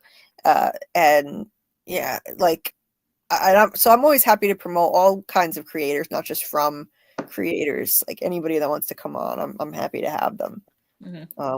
Absolutely. And Smitty Snippets too. Like I invited him to come on when he's able to. I told him he's welcome anytime. That Smitty Snippets makes some great From reactions. Highly recommend. And he does lives also. Really good. Him and his sister. Anyway, let me get back on topic here. The music aspect reminds me of the movie Close Encounters of the Third. Yeah. Yeah, interesting. Yeah, there's certain tones that are used in that the aliens use. Yeah. Michael said, though, how do you put the numbers in a particular order? Like, how do you know which comes before what or after what? That's a good point. Yeah, I don't know. Jade said that the same numbers were in both tree and they repeat many times, which does suggest it could be a music composition since the things repeat, which makes more sense than having them it be years. Since they're repeating, it makes more sense if it's a music composition for sure. Yeah, okay. Let me scroll down here.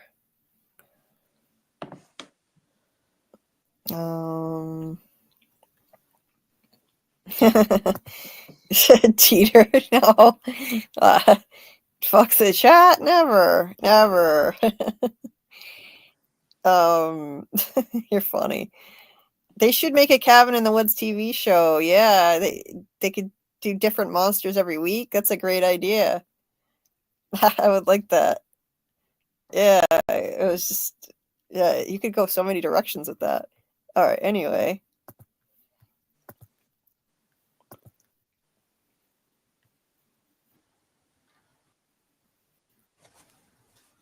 I won't. So, yeah, foreshadowing. But what? And more foreshadowing of Jim's impending demise, I'm afraid. Not bother looking for Fatima. Let's go in the RV. A bit of a close call not too long ago. Cool. Yeah. Doesn't look like Fatima's in here. I swear he picked up a screwdriver, but Last time you were- apparently it's a little antenna. Oh, okay. It's a little antenna. No, I thought it was a screwdriver, and the whole time I'm watching it, I'm like, oh god, Ethan's gonna stab Jim with a screwdriver, and there's gonna be a voice on the radio. It's gonna be Thomas telling him to do it, and Ethan's like, yeah. Oh god, yeah, that would have been dark. But yeah, it would have been. I love how though Ethan was just like, it doesn't look like Fatima's in here, and Jim's just like, I know. I know. Oh, so yeah, last time we were in here, you were in pretty rough shape. Like Jim's like, he knew damn well she wasn't in there. Like they should have turned back around and left. But no, But he's like, hey Ethan, you want to relive your trauma? You know, about being impaled at the table? Like, cool. Yeah. Let's sit here and reminisce. I'm dadding. Yeah. Like let's reminisce. Let me be a dad. Cool. We're in here. We're in pretty bad shape. You're in pretty bad shape, yeah. You remember oh that, yeah. kid? All I remember thinking was, it's my fault. Yeah, I I was the picked one up who was something. I think driving. it's a little antenna though. I was the one who didn't see the other car coming. Yep. I just kept thinking we were going to lose you right then and there, just like we lost Thomas. And he's remembering something from the very beginning of the series. And I never would have forgiven myself. That's another sign that he's gonna die. But it wasn't your fault. Reminiscing. Why not? Well, because you were scared. And you were doing the best you could. Yeah. Kind of like you were when you told Julie to go into those ruins. You were doing the best you could, right? Yeah. Something's gonna happen to him. Especially when bad things happen. Because how we face those things, that's what matters. Not the decisions Like we my make, death, or whose like fault my it was, impending but death. How we take care of each other and how we always do our Yeah. best, no Oh matter what. shit. You know. Oh shit. I just thought of something too. What he's saying. Oh my god. Especially when bad things happen. It's the decisions we make. Like, you know, the way we try to help each other. Like that's what matters. what if Ethan's going to feel some kind of responsibility for what happens to Jim? Like, oh man, like maybe Jim dies saving Ethan because Ethan does something stupid for a third time this season. Like, he already ran outside at night twice this season. We thought that this kid was supposed to be smarter than that, but that could be. Oh, that didn't hit me until I just watched that again. But what he just said, yeah, I could totally see this going down like that. So now Ethan will have to keep those words close and remember them after his father is gone. Like, no. Yeah, because Ethan, if Ethan is involved in some way, he might feel guilty for that. Understand? Again, he already feels guilty about Julie. I love you, buddy. Yeah. Love you too, Dad. And I love you. And Oh, buddy, come here, little buddy. yeah, Bring it in. this is heavy foreshadowing. Yeah. So he growls like a monster too, and that's also foreshadowing. Oh shit! Yeah, He makes a growling noise. He does. You're right. Oh my god. Yeah. This is it. We're gonna see the payoff of. And I've been saying it for a while that they needed to pay off that part of Tabitha's premonition dream by the end of this season. Otherwise, it's going to become so stale. People won't even remember. A lot of people forgot anyway that Jim was hanging upside down in Tabitha's premonition dream. So, no, I don't think he's literally going to be hanging upside down in the lighthouse. No, but I think that it was foreshadowing his demise. Like he'll be in some type of peril. He doesn't have to literally be hanging upside down, and he's not going to be at the lighthouse, but that's what that part of the dream meant. And I think this is it. It's finally going to happen in the finale. Something's going to happen to him. You were right. For sure. I It's think not something's him. going to happen. That part of her dream, we know that dream meant something. Every single part of that dream was significant. So that there's no way that was there just, for some random nonsense. Now the evil Thomas voice, I was so here for this. I was like, I predicted it would happen too. I said, after he ripped that phone off the wall, Thomas will find another way. Evil Thomas will find another way to communicate, to make contact. And I figured it would be this radio. And it was. Dad? Are you there? Dad, please don't leave me alone here. Come on, Dad. You were right. It's not him. It's not Thomas. Where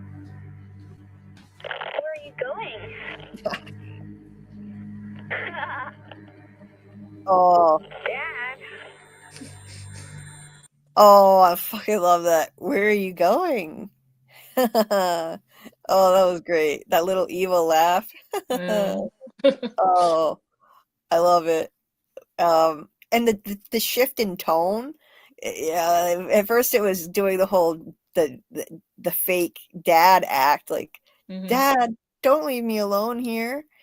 And he starts to leave. He's not buying it, so like evil Thomas drops the act, and then all of a sudden he's sinister. Where are you going?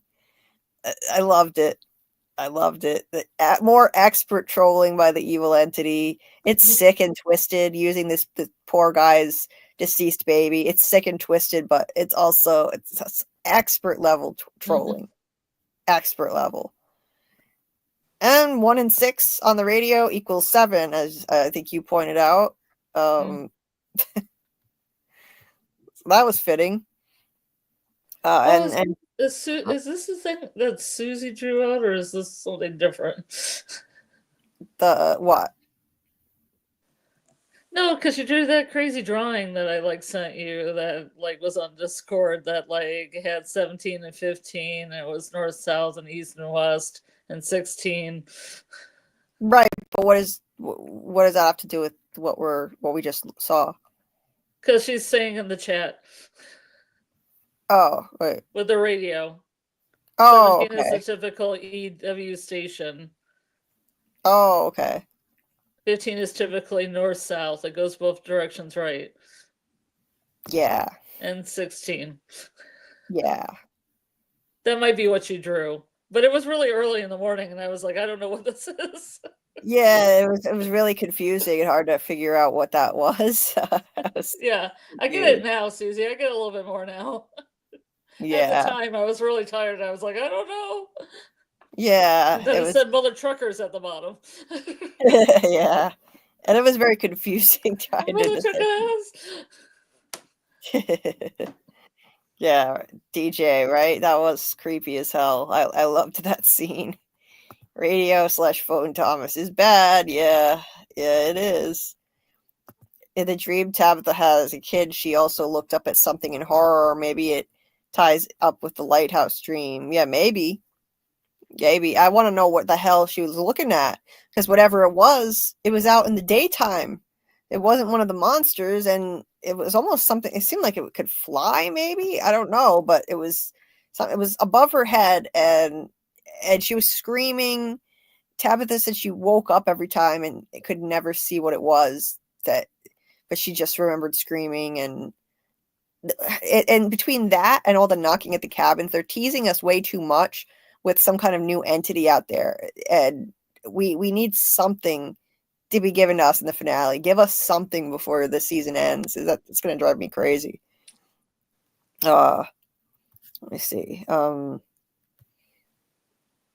Yeah, Papa Socks. Absolutely. We're missing a piece of the story because Eloise followed Miranda in the daytime, and you know, Miranda wound up out there at night when she was murdered. So something happened in between, and that missing piece is what'll tell us what happened to Eloise.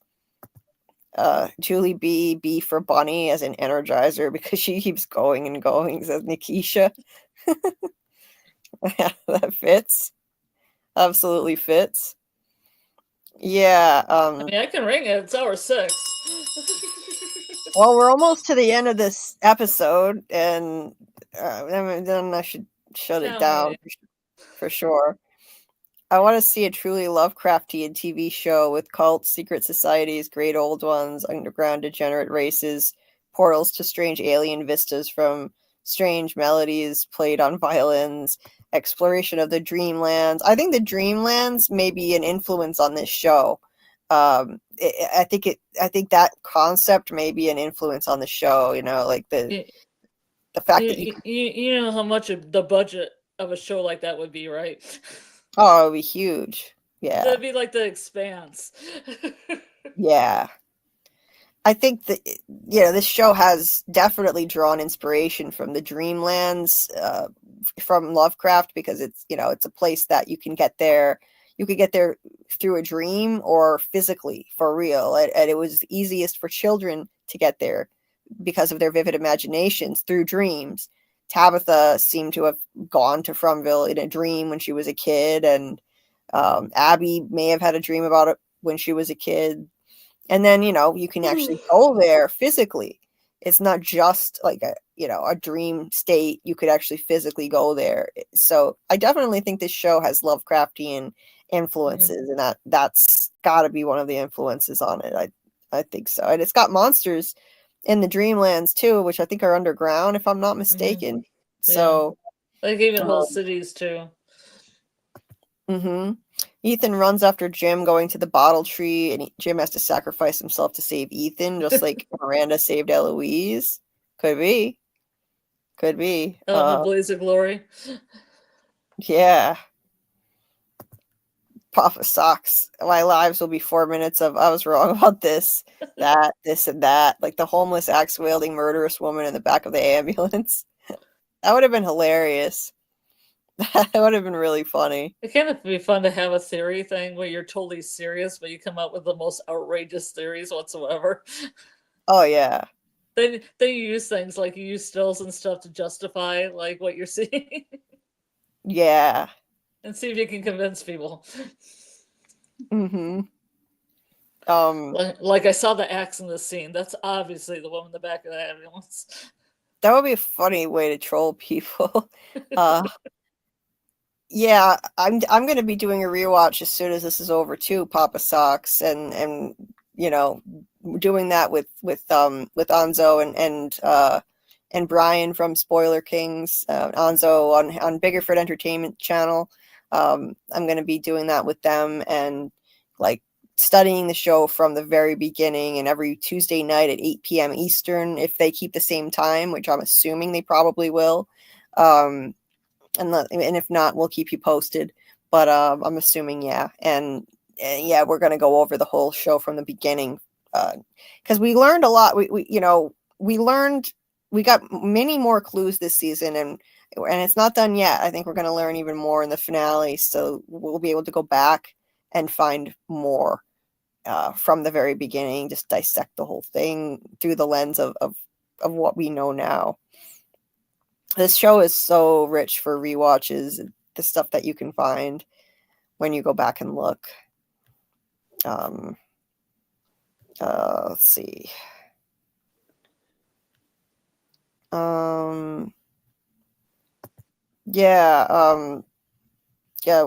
David's been posting some great stuff in my Discord. Let's see, he said, I posted a video that is necessary to watch before analyzing the story of Revelations and to see the origin of the hero's journey. Well, thanks, David. Yeah, everybody, if you're not in my Discord, the link is pinned at the top of the chat. And in the theory crafting section, David just posted that video. And yeah, we're growing the Discord more and more, bit by bit. Like, more and more people are joining, and it's great to see more action going on, more conversations. That makes me really happy. And now that the season is ending, I'm actually going to be able to spend more time in there. I'll finally have more time to get back into it. I love going in the Discord and having great conversations, theory crafting. So yeah, and plus we'll probably get to a few of those things on Friday. Yeah. Book of Revelation, Japanese mythology. Yeah. Anything else I sent you? Tilly as a poisoner. You know those pictures I sent you. Yeah. Yeah, absolutely. Oh, the plagues of Egypt, if anybody's interested. The plagues of Egypt. I've just been missing, I've been missing being in the Discord. I've been missing from my own Discord a lot lately because I've been too overwhelmed with covering the show. But I'll be in the Discord way more, having conversations as the show comes to an end, the season comes to an end. Bite my tongue. I'm not going to say the show. Show is not coming to an end. It is going to be renewed. It is going to be renewed. I know it. They have to do it. Anyway, let me see. It's gonna be from now on? One by one, people just disappear? No. She was the first person who made it seem like this place might actually be okay. Yeah, that's right. She was saying that to Julie. Oh, she's doing the kiss of death here. I went somewhere. The kiss of death? You are not alone, because every time somebody says that, something bad happens. You're right. 1 second, I'm in this weird Like Christy chamber, said to Kenny, and then three she got of her us are foot in the there. bear trap. Tilly said to Fatima until he got like shears in her shoulder. I mean her chest. Yeah, I know. Yeah. What's gonna happen to Tabby or Julie? I went somewhere. Yeah. I couldn't believe Julie actually told her all this. 1 second, I'm in this weird chamber, and the three of us are there. Me and Randall and Marielle. And we were screaming. And then there was this guy chained to a wall. And then I'm in these tunnels, and I heard you talking to Victor. I tried to find you, but your voice, it just kept getting further and further away. And then I heard those children. They were screaming that word. And Cooey. Yeah. She actually spilled it all. Communication. Amazing. Who knew? They're actually capable of communication. She should have told her mother about the screaming in her head from the beginning. She didn't tell her about that. She just kept dulling it with weed and not telling her parents. And she should have been sharing that with them. Like, go ahead and use the weed if it helps, but like, tell your parents about this. Tell your parents about the screaming in your head. So I didn't think she'd tell anybody about this. You'll never be alone here. Okay. Notice how Yes, she it says, does. okay, you'll never be alone here. She's about to lose her father, but she'll never be alone here. She'll have her Yes, it mother. does. More foreshadowing, I think. You'll never Nothing be good alone. comes of this. Yeah. She's saying you'll never be alone here. And in the next episode, Jim's probably going to get the axe and she'll remember those words, you know, like, well, she still got her mother. I think that's foreshadowing too. Okay. Come here. Yeah.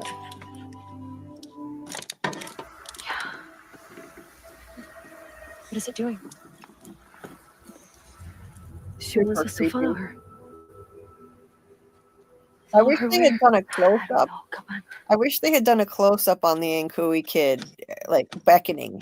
They should have shown us a close up of that face. That would have been good. Such a face. Yeah. Yeah, because that was just super creepy, the beckoning to them. People who aren't there. It's like you remind me of Victor, no offense. How would it be for you if your dad showed up here and saw you like this? What would you want him to say to you? Well, for starters, I'd want to know where the fuck he's been my whole life. Listen, you're trying to figure out how to fix him, right? You can't, because he's not broken. Victor is the product of what this place made him. Victor has been surviving here for decades. He's been shaped by this place. He's Tarzan growing up in the jungle. And you're the guy who comes along and makes him feel like an asshole because he doesn't know how to use a fork. Great. Jay was dropping wisdom, but then he had to use that Tarzan metaphor. Yeah, I liked in the beginning of the scene too. He's like, I don't know why you're not talking to Tabitha or like anybody else. Yeah. And Jade, I loved what he said to Henry. I loved how he said you can't fix him because he's not broken.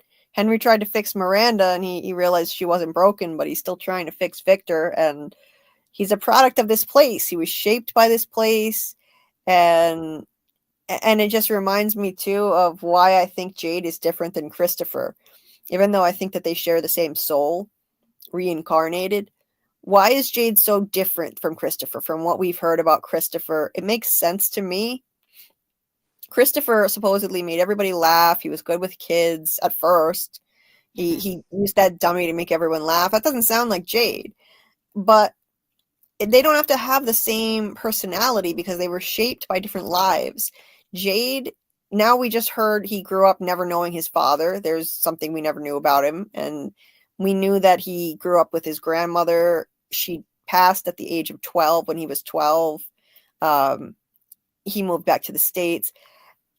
I think it makes sense that he's different from Christopher because he had a different upbringing. He had a different background. I think that's why he's so bad with people and so manic. He has all these issues, but he can easily still have the same soul reincarnated from Christopher. He's just, it's that like the nurture side of things shaped him more than nature, if you will. Like that's what I think is going on with him. And so him bringing that up, he was shaped by his own circumstances, just like Victor was shaped by his circumstances growing up here.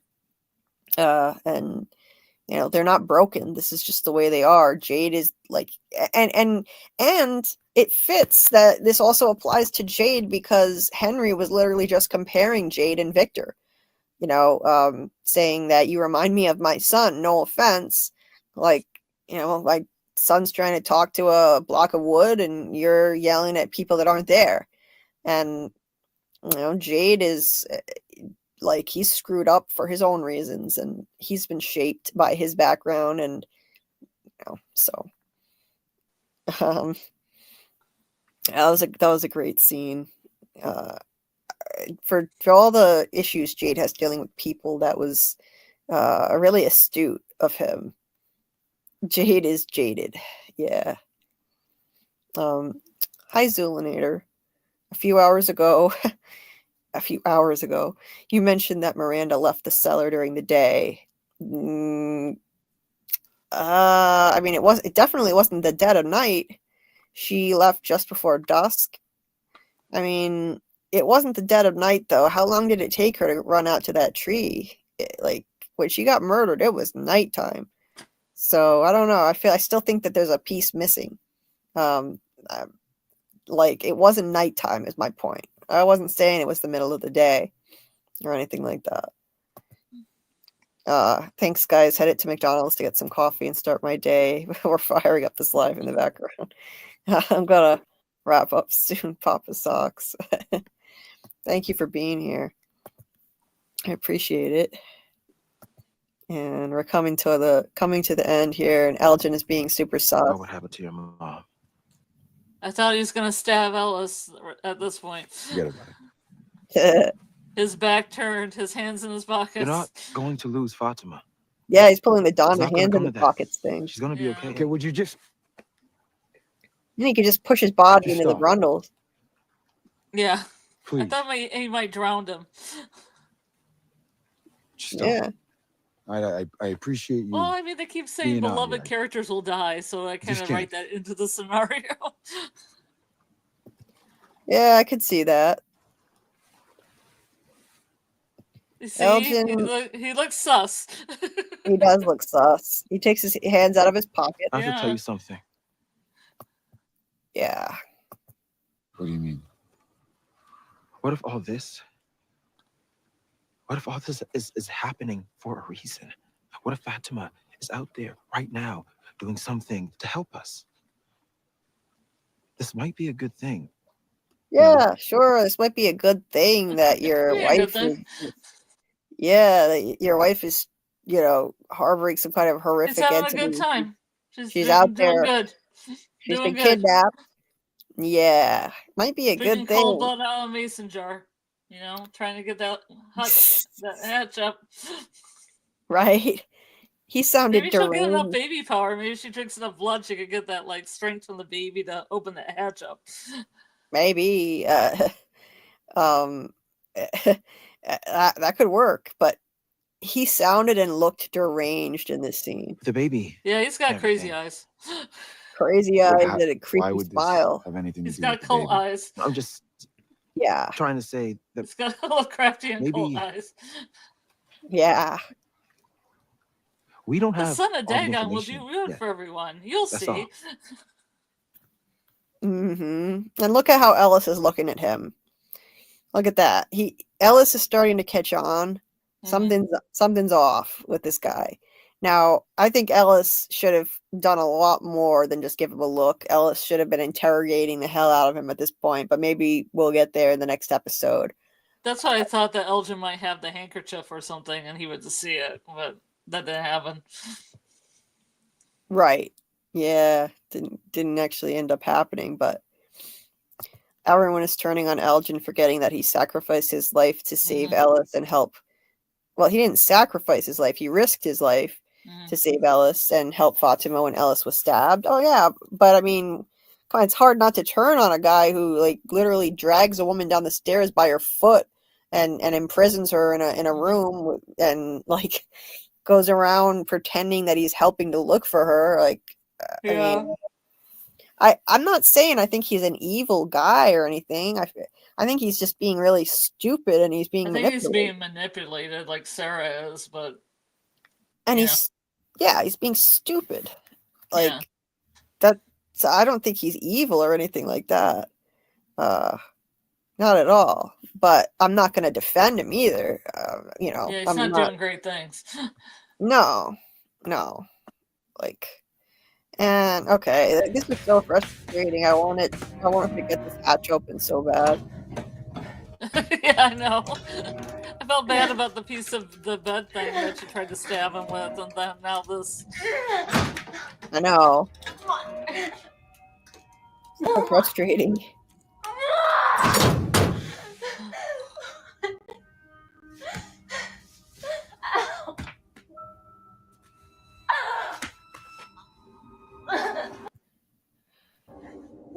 First motor lady. Oh boy, the gang's all here now. Stay away from me. Stay away That's from when you me. didn't think it could get any worse. Stay away from me. Stay away from me. No. And the mobile, right as she pushed Fatima down, It it moves. made the The creepy mobile mobile. moves. Yeah. It moved. Yeah. Yep. Surprisingly strong for a bony wisp of a thing, Yeah. right? Yeah. Tall, very tall. Yeah, that was crazy. And yeah, it was, because they were getting close, and apparently Victor was already down there, and she knew it. So He was having I his don't know. Blair Witch moment. Yeah. If you I really mean, watch Blair Witch Project, you would understand this. It's super creepy at the end of the film. Yet another movie I haven't seen that everyone else has seen. I'm just saying, anybody watch that film and saw Victor like that, they would think that creepy shit was going down. Oh yeah. Moment number 2, creepy music. Oh, mysterious music. I'm thinking of something. Never happened to me before now. Oh, well, it happened in 804, but it happens now too. Yeah. I loved the creepy music, the creepy camera angles. It was well done. And I noticed it's when she touches things. She touched Victor's arm. That's when it happened the first time. This But time then she when touched. she touched any of Miranda's paintings or the bracelet or anything. True. The Yeah. glasses in the kitchen that haven't been changed since 1978, Yeah. That makes no sense. I know. It makes no sense. It should have worked.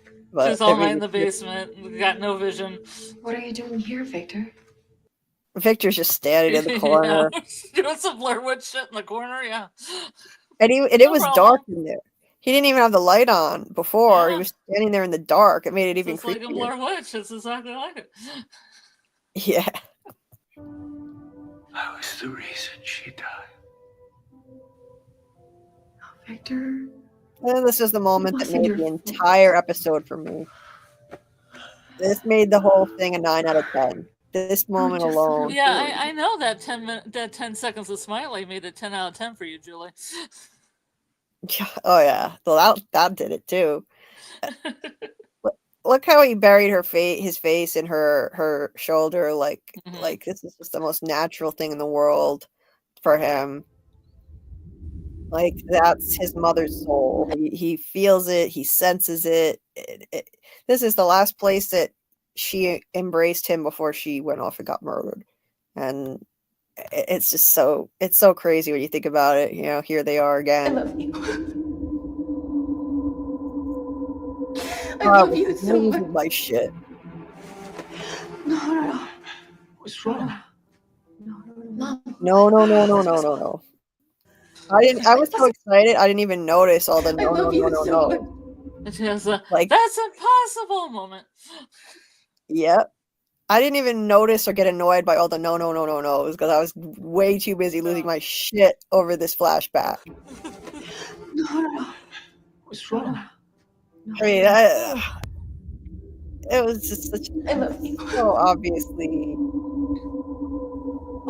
I love you so much. Yeah, like the 1-to-1 comparison between the shot of Miranda with her face up against Victor's face there, and she had her face up against Victor's face in that shot. Like I said in my video, the shots mirror each other, and we're definitely supposed to connect her to Miranda. No. What's wrong? No. Mom, what? That's impossible. What? That's impossible. That's impossible. Yep. She runs out.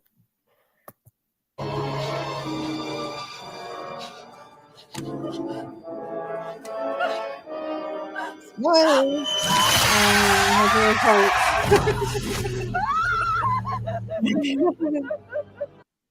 Yeah. I was I know, tickled that was- to see Smiley. I didn't expect it. Nobody spoiled it for me. It was a pleasant surprise. Yeah. Would never have guessed. Right? Yeah, I was not expecting that either. Plus, Yeah, it he was a was a little pleasant bit like in surprise. 1978. He was a little bit younger, so he could actually run. And now they're just kind of a little older, like in their 40s, and they're like, yeah, just kind of walk slow. Kind of walk slow now. We all Right? used to Yeah. run. Yeah, we used to run. That was cool, but God, my joints, man. Not so spry anymore. I gotta Yeah. walk. Mm-hmm. Yeah. Elgin, yeah, she's good. And Kui Kids probably threw a surprise baby shower. Kel. Um yeah. Yeah, so I lived for this ending. This ending was just everything for me. I was losing my mind. So much so that I missed Smiley. I had to go back and play it again immediately after. I was too busy typing in the chat. I knew it. I knew she was Miranda. I knew it. Oh my god. And then I Yeah. was typing smiley cameo, smiley cameo, smiley cameo, smiley cameo, smiley cameo. Yeah, well, like, you spoiled it for me because I didn't see it. I'm kidding. Like, I didn't see it. I didn't know what you were talking about. You're like, what? Where? What? I was so What? I was so confused. So then I had to go back and play it again. I missed Smiley. I was too busy typing. Oh my god! I knew it! I knew it! Yeah, that was epic. I was so glad to see our guy back again.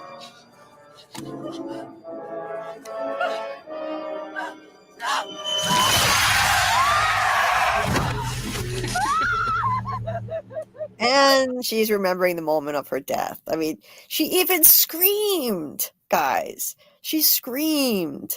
That was the moment of Miranda's death. The memory cuts off at the moment of her death, and Tabitha screams. I mean, do we not see the correlation here?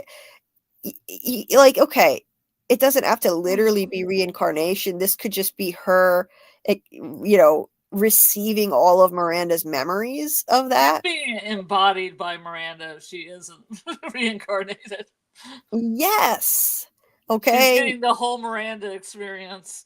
Yes. All right. Like, I don't see how it could be anything else. I don't see how she could be Eloise. I don't. That memory cut off right when Miranda was killed, and Tabitha screams. Like, I'm sure Miranda was screaming right as she died. Like, we just saw Miranda. Actually, we did. We saw Miranda scream. We just didn't hear it. Miranda opened her mouth and she screamed. He tackled her. We never saw anything like that before. Yeah. And then Tabitha screamed. I think we're definitely. I think it's unquestionable that we're supposed to connect the two. It's just it's a 1-to-1 comparison between the two. From the flashback in the root cellar with her hugging Victor and Eloise, and then Tabitha hugging Victor, and then now this. Yeah, it's just right there in front of us now. Now, this, for me, this was just confirmation of what I already believed. That's my opinion. No, no hate on anybody else's theories. It's just my opinion. And who knows? Like with this show, you just never know. But right now, it's looking pretty clear to me. And Smiley, yeah, they could always run. They just choose not to. It's part of the game, I think. Now they're on a different level of the game. It's like how they didn't have talismans. We know they didn't have talismans according to Victor. At that point in his cycle, they didn't have them. So I guess they didn't change tactics and walk instead of run. Makes sense to me. It's just part of the game. And they never reached that level. See, all this is supposed to be so tragic, but I get so tickled seeing Smiley there that it makes me, laugh to myself when I see it. All right. Which is not the reaction I should be having to the Tabitha stuff, but yeah, I know. Like, it was just such a surprise. And this too I kind of find funny. Like the "don't touch me" that she tries to touch Victor, and Julie comes up, "Don't touch me." I know, right? I don't get it. It's kind of comical if it wasn't so tragic. So weird. Don't touch me! Don't touch me! What? This is your Then she grabs daughter. towards Victor. Yeah.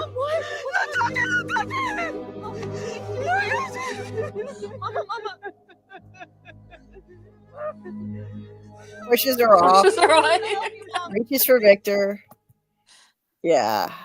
Don't touch me! Don't touch I don't me! laugh to see when Miranda gets killed. I'm laughing at Smiley because I just love Smiley so much. Yeah. Yeah. Papa Socks. Oh. Yeah. I'm not like these people that want to see people die. There's people that are like, oh, I want to see all Fromville die. I'm not that person at all. I don't want to see anybody die. Me neither. I But don't. if I I'm don't. gonna see somebody die, Smiley is great. Yeah. If I'm gonna see somebody taken out, I'd rather see it done by Smiley than just about any other way. Yeah. Absolutely. Oh, thanks, Dieter. Your reaction was awesome, Julie. You should be proud on your theories and videos. Thank you, my friend. And I honestly wish I had like live streamed my reaction when I was watching the thing because I was losing my mind when it actually aired, and it probably would have been entertaining. I was completely losing my mind. I've never done actual reactions to anything. I've never done reaction streams or videos. For one thing, I don't go on camera, but you know, like the guys, like I don't know. I don't know if they're on camera when on Biggerford streams when they do the watch along. I think Anzo stays off camera during it. Yeah, I was wondering if you were gonna go on camera when you're interviewing a Simon. I think I'm gonna have to actually. Yeah. Yeah, I think I'm gonna have to for that. I think like that's what Justin told me. So if I have no choice, I will have to go on camera. I don't want to. I have to get a ring light because I have like terrible lighting. There's no way to get decent lighting in the area in this vicinity, in this room. So like I'll have to get a ring light. I don't even know how to get decent lighting with a ring light. I'm gonna have to be scrambling to figure that out fast. And I don't have a professional setup either. Like I just use my Chromebook. I don't use a microphone. So I don't know how good the video quality will be. I don't know. Hopefully it'll be okay. I've never done any on camera stuff on my channel, and I won't. And like don't get used to it because I'm not going to be doing it. I'm not going to be doing it again unless I get another interview. I'm not going to be doing it again. So this will be the one and only. This will be one and done unless I get another interview. Eventually, maybe I will, but I can't be bothered to. I don't want to put on makeup and have to worry about what I look like on stream. I just want to relax and enjoy myself and be a mess. Like like this is like my therapy time. I don't want to worry about. Yeah, you don't put on makeup for that. That's for sure. No way. Yeah, forget that. I'd rather be off camera. Just relax. Like, you know, look like a total slob. Yeah, like that's how I want to stream. I could do interviews in full like steampunk regalia. Oh yeah, that would be entertaining, right? Yeah, so yeah, I'm gonna have to go on camera for that, and I'm assuming it'll be pre-taped. He is a kid after all. Yeah. It'll have to be. Victor may have been in the corner of the cellar listening to Fatima's muffled screams. Honestly, yeah, how did he not hear anything? Yeah, that's so weird. Yeah. Especially when she was kind of banging around on that hatch and everything. Yeah. You don't hear any of that? Yeah. I find that very weird, right? That he didn't hear anything. Was that room soundproofed? I don't think so. Too steeped in his own like angst. Yeah. I don't know. Well, we'll see, you know. And if I'm wrong, I'll admit I'm wrong too. Alice, maybe I'm wrong, but I see all the signs pointing to Miranda, all the clues that have led up to this point, but that's me. Just my opinion. Smiley running when someone is about to enter the bottle tree at nighttime. Interesting. Yeah. Yeah, he really needed to keep her from. I think he really needed to keep her from getting in the tree. Yeah. Absolutely needed to. So it was a necessity, but maybe they just ran all the time back then. I'm saying they're younger. It's like when you run like track or cross country in high school. Yeah. And then you're like 40 and you're like, oh, I think I can jog. And you're like, oh, not really well. Yeah. I think they could always run, though. I think they could run now if they wanted to, but it's just part of the game. With the talismans around, they changed their technique. Yes, camera, fuck makeup, and get the lady a ring light. I'm not going on camera for that interview without makeup and a ring light. Yeah. That's damn sure. I might have to. I think I forgot how to put on makeup. It's been so long. I don't know if I even remember how. It's been a long time since I put makeup on. Oh, I put makeup on every day. Oh my god. I Not can't. a lot. Just, you know. I can't be bothered with it every day. I'd like to do a nice lip, like a darker lip, so I probably just do minimal makeup on my eyes.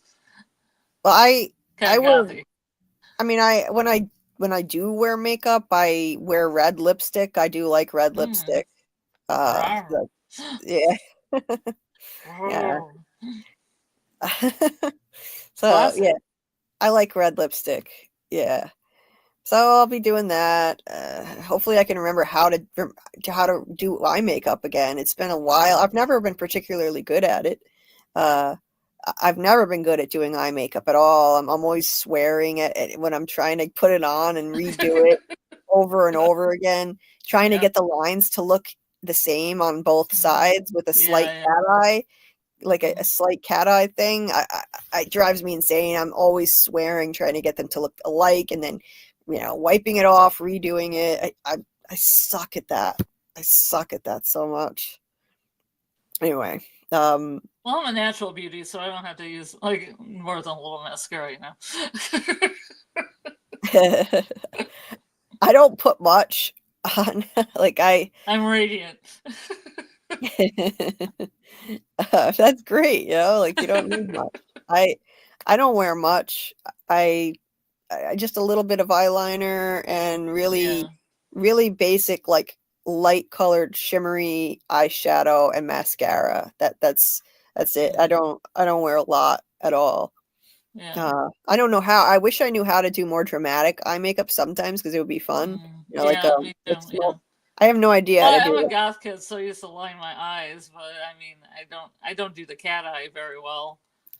There's some tutorials. There was a person who came around the steampunk conventions that did smoky eye, but God, there's a lot of steps to do a good smoky eye. That's right. I wish I knew how. I can't. I have no idea how to do that.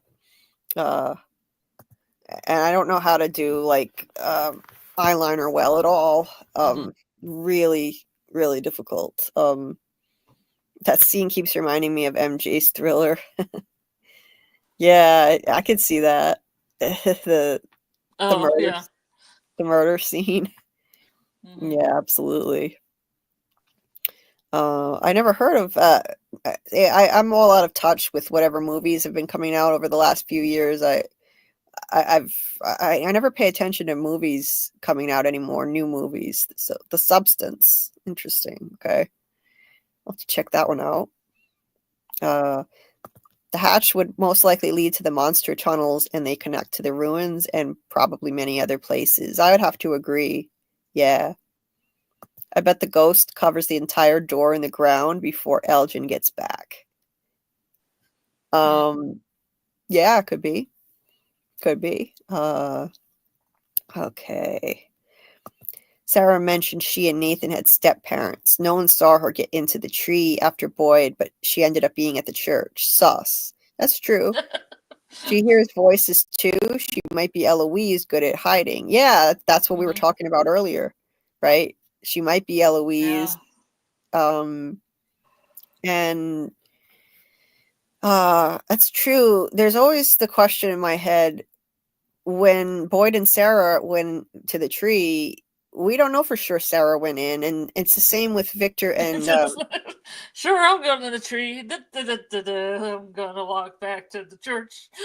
yeah, like I I know don't what know. they do. I don't want to jump in one. I'm gonna go right back to the church. Yeah, I don't know. but the boy in white did tell her you'll be safe. I don't know. I think maybe she did get in it. Yeah, I don't know. But then Victor and Julie, when they got in the tree, it was the same kind of a thing. Victor would say, "I'll be right behind," and then you hear nothing, and Julie gets in. Well, we never saw Victor get in either. Victor wound up in the creature's cave, and so there's a question of did he really go through the tree or not? Did he go somewhere else and then later go down into the cave? How long was he in that cave? Because he was like he didn't turn up there waiting for Tabitha till like a day and a half went by or something like that. Yeah. Was he seriously down in the cave for that long, just hanging out there hiding?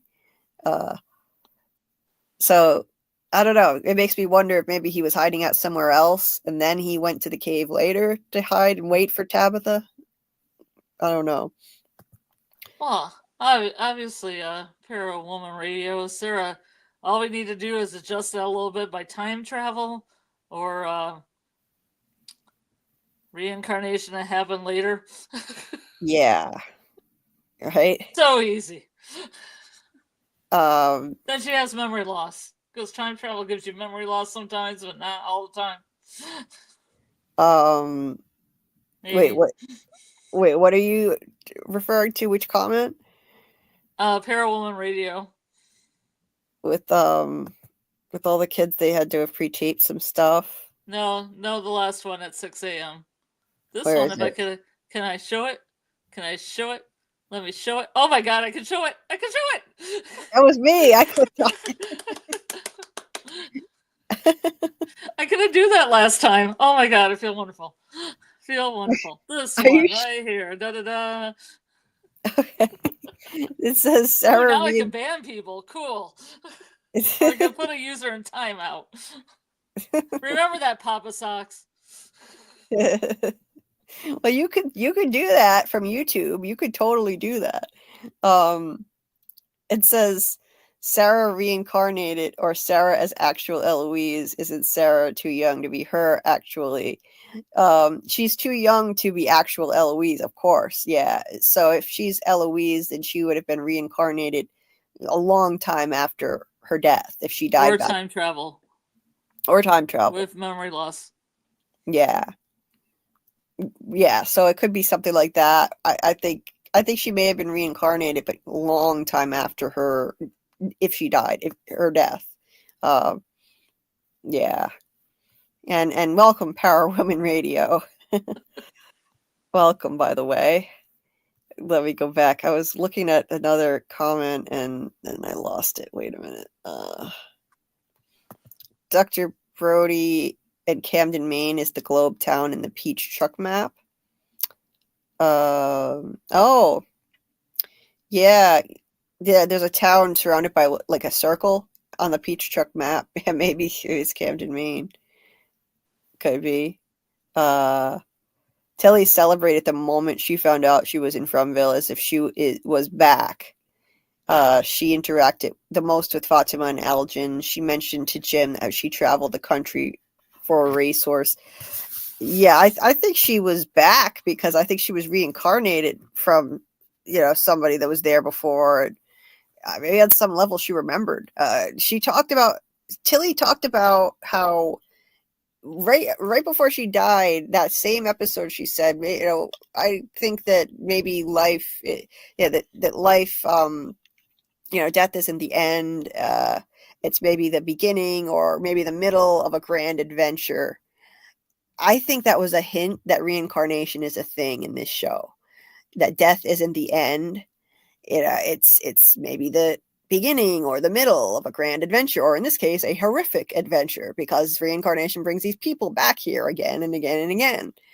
I think that's what that little statement, that's what it meant. And I think she was one of the reincarnated people.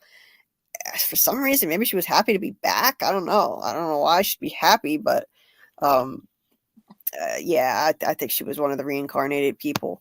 And that's why she said that. That's what that was supposed to be a clue toward. I don't think it means Tilly's actually going to come back from the dead, or she's not really dead, or something like that. Like some people were thinking, like maybe she's going to come back. I think she's actually dead. But if this place were to continue, let's say they don't break the cycle, and I think Tilly would definitely get reborn again and be brought back here again. I think they're going to break the cycle, though. I don't think this series is going to end so depressing that like the thing just keeps on going, and that would be a real shame. Laura said, I thought the monsters always got fast after they transformed. They moved fast. So like Granny moved fast when she reached in and grabbed Megan, and the monsters busted in the box at Frank really fast, and like that monster lunged at Tom really fast too. So they move fast after they transform and they get strong, but like we've never actually seen them run. So I think they always could. They just don't, because it's part of the game at this level. They have the talismans, so it's a game to them. And with the talismans, like they changed their technique. They only walk. They whisper outside windows. Yeah, but it's not that they can't run. They definitely could. I think they always could. Maybe every cycle and iteration with new characters are all the same bloodline. I've wondered about that too. Bloodlines, ancestry, and that's a possibility with all the references to trees in this show, as in family trees and roots. Like the symbol from the roots was dripping in blood, as in bloodline. Susie might be having a stroke. Wait, what? Susie, you okay? You okay, Susie? Are you all right? You okay? Just tell us in your chat if you're fine. What? What's going on, Susie? Going through some stuff. That's okay. Oh, it's her cat. Okay, her cat wanted to voice her opinions about From. I think it might be. I think Susie might be having a stroke. Oh my god. Oh, you gotta know the signs. Know the signs of stroke, guys. You gotta educate yourselves. The more you know. Sorry, that was Morgan the black cat. Yeah, I guess Morgan had his own opinions. Yeah. Oh, that's great. Got the same cicadas. That's like my cat howling in the background when she wants to weigh in. She's got something to say. Yeah. You'll hear my cat making audio cameos every now and then too.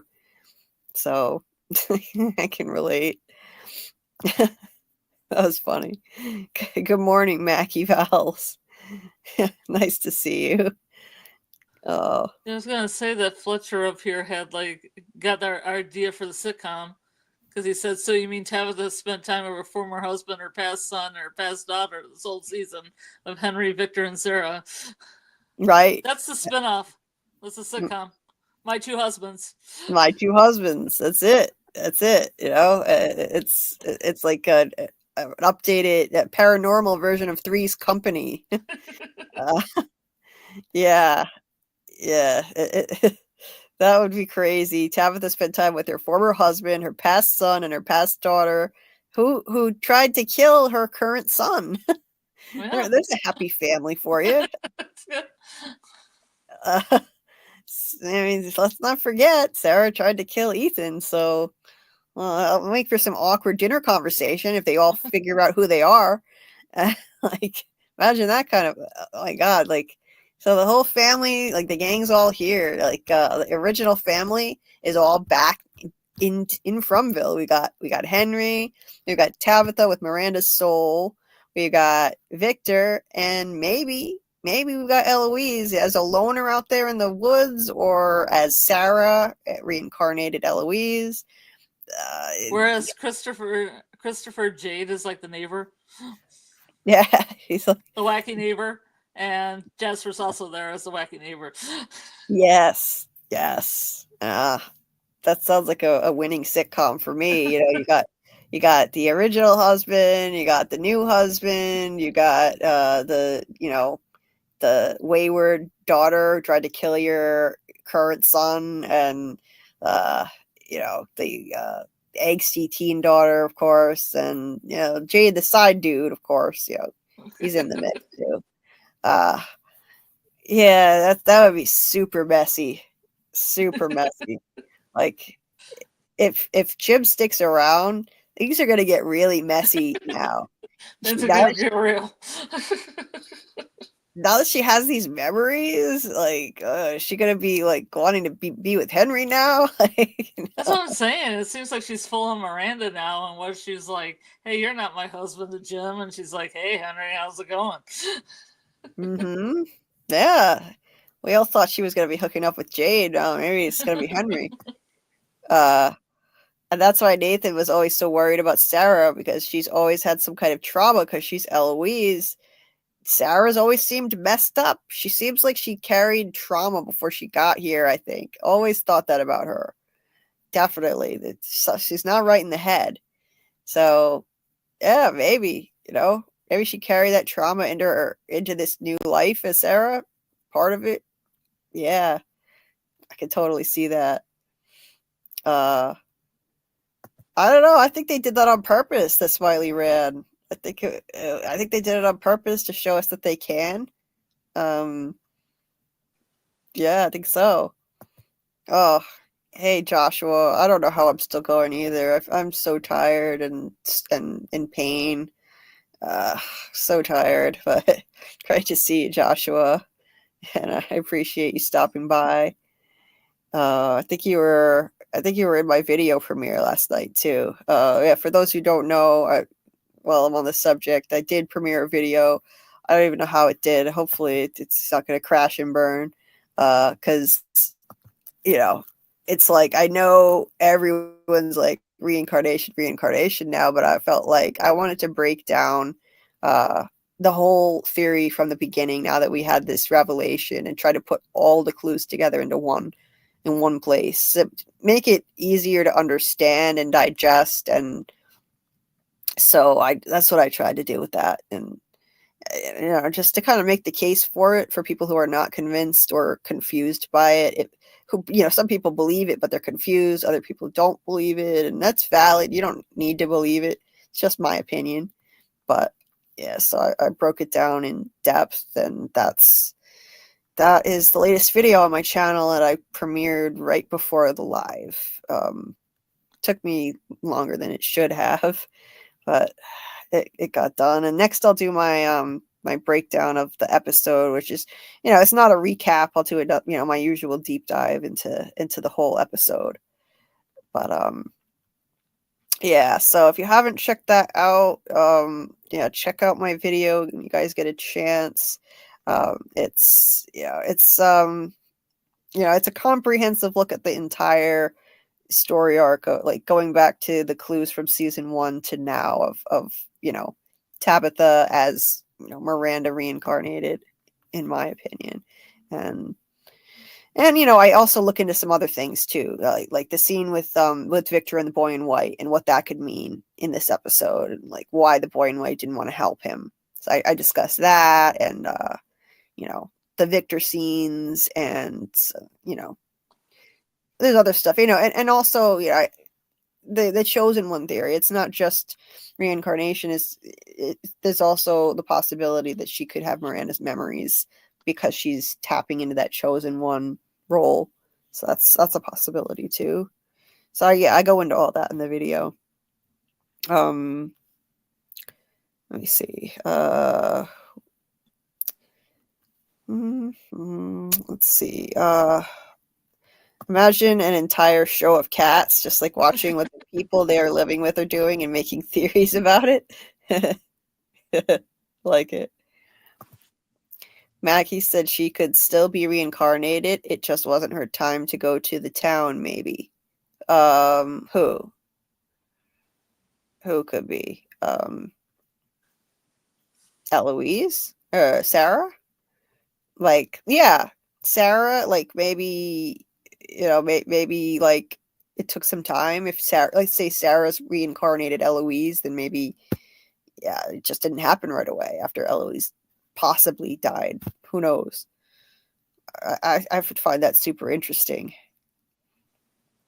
Did we all casually forget that Julie wanted to kiss Fatima? Bro, yeah, I didn't forget. And then they acted like they brushed it off. They never even discussed it after that. Julie was just, congratulating Fatima on getting married and stuff. Julie had a she's a minor. She was a minor, so they just brushed. You're a minor. Yeah. You're 16. Yeah, chill, girl. God, it's Yeah, teenage 16. hormones. It's teenage hormones, like all these crushes on older people. Like it happens. But yeah. Curiosity. Oh yeah. Fletcher, that's what I'm thinking. Julie had a Fatima flashback. Donna had a Fatima flashback. Oh boy. R.I.P. Fatima. Yep. Come on, lady, we'll have a Fatima flashback. Yeah, probably. I think it needs to be established there are replacements of people in roles and reincarnation / shared souls. Definitely, Cal. Yeah, it's completely that. So it's both. It's actually both, I think, personally. Some of them are reincarnated, like I think Tabitha and Jade and probably others, and shared souls, either shared souls or reincarnation, and then others are just filling certain roles, like Ethan is filling young Victor's role, and they're both tapped into this place. Ethan had the seizure when he got to town, and it's for them, obviously it's not reincarnation because they're both alive. Ethan and Victor, if Ethan were going to be like anybody, he'd be Victor, but Victor's alive, so it's more of a situation where he's filling a role of someone who came before. He's tapped in, and it's the same with other people too. Like Jim and Henry. Jim's not, in my opinion, Jim is not a reincarnated person. He just happened to marry someone who is. Same with Henry. That's why I think Henry needed Tabitha to get to Fromville, because he was never supposed to be there. In order to get there, I think you have to be either selected, like chosen to be there for some reason, or be reincarnated. And I think Jim and Henry only got there because they were with chosen people.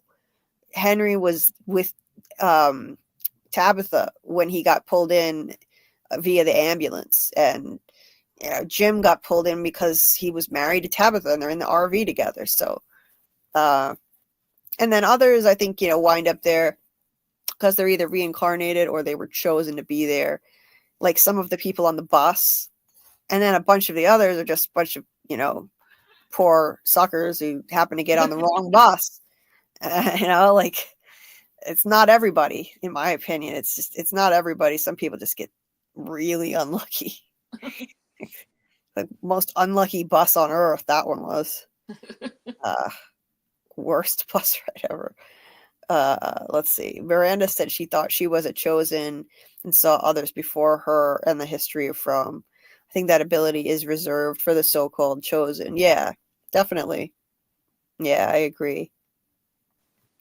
You wonder if Tabitha will be able to see everything that Miranda saw in visions. Not if she doesn't. Hold on a second.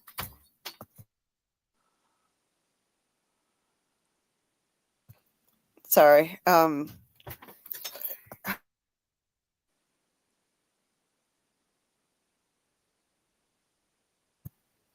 Sorry, my mom keeps opening my door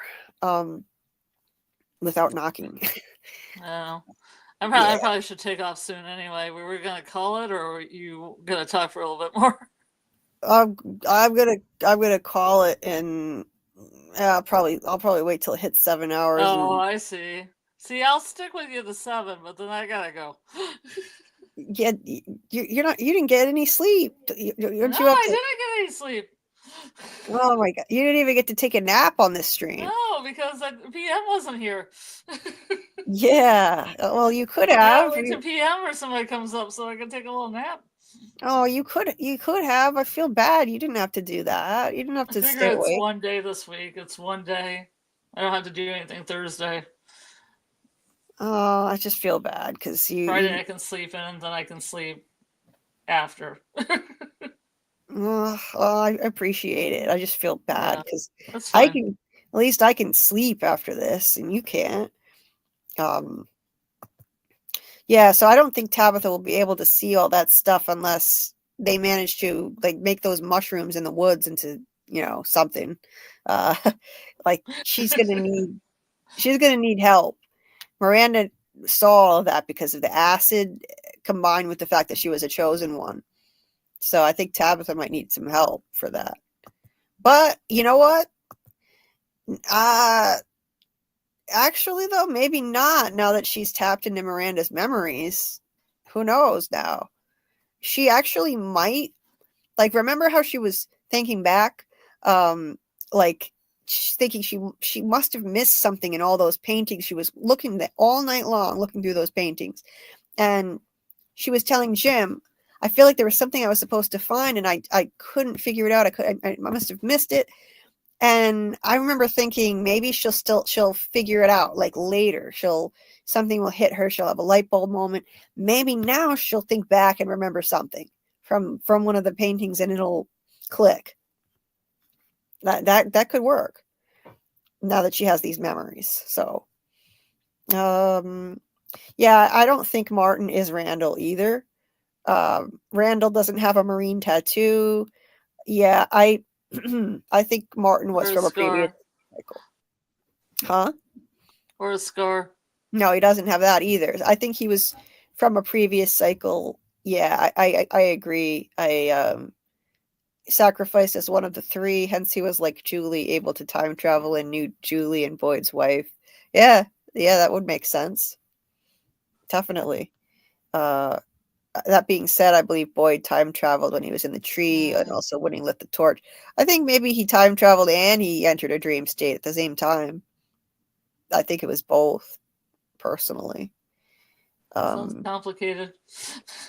It is complicated. It is. Tarot and tea. Hey, what I really want to know Tarot and is, tea. yeah. Two of my favorite things. Yeah. Fitting for this show, with the references to it. What I really want to know is at the very end of the episode, why did Tabitha push Julie away? Don't touch me, but reach out to Victor. Miranda.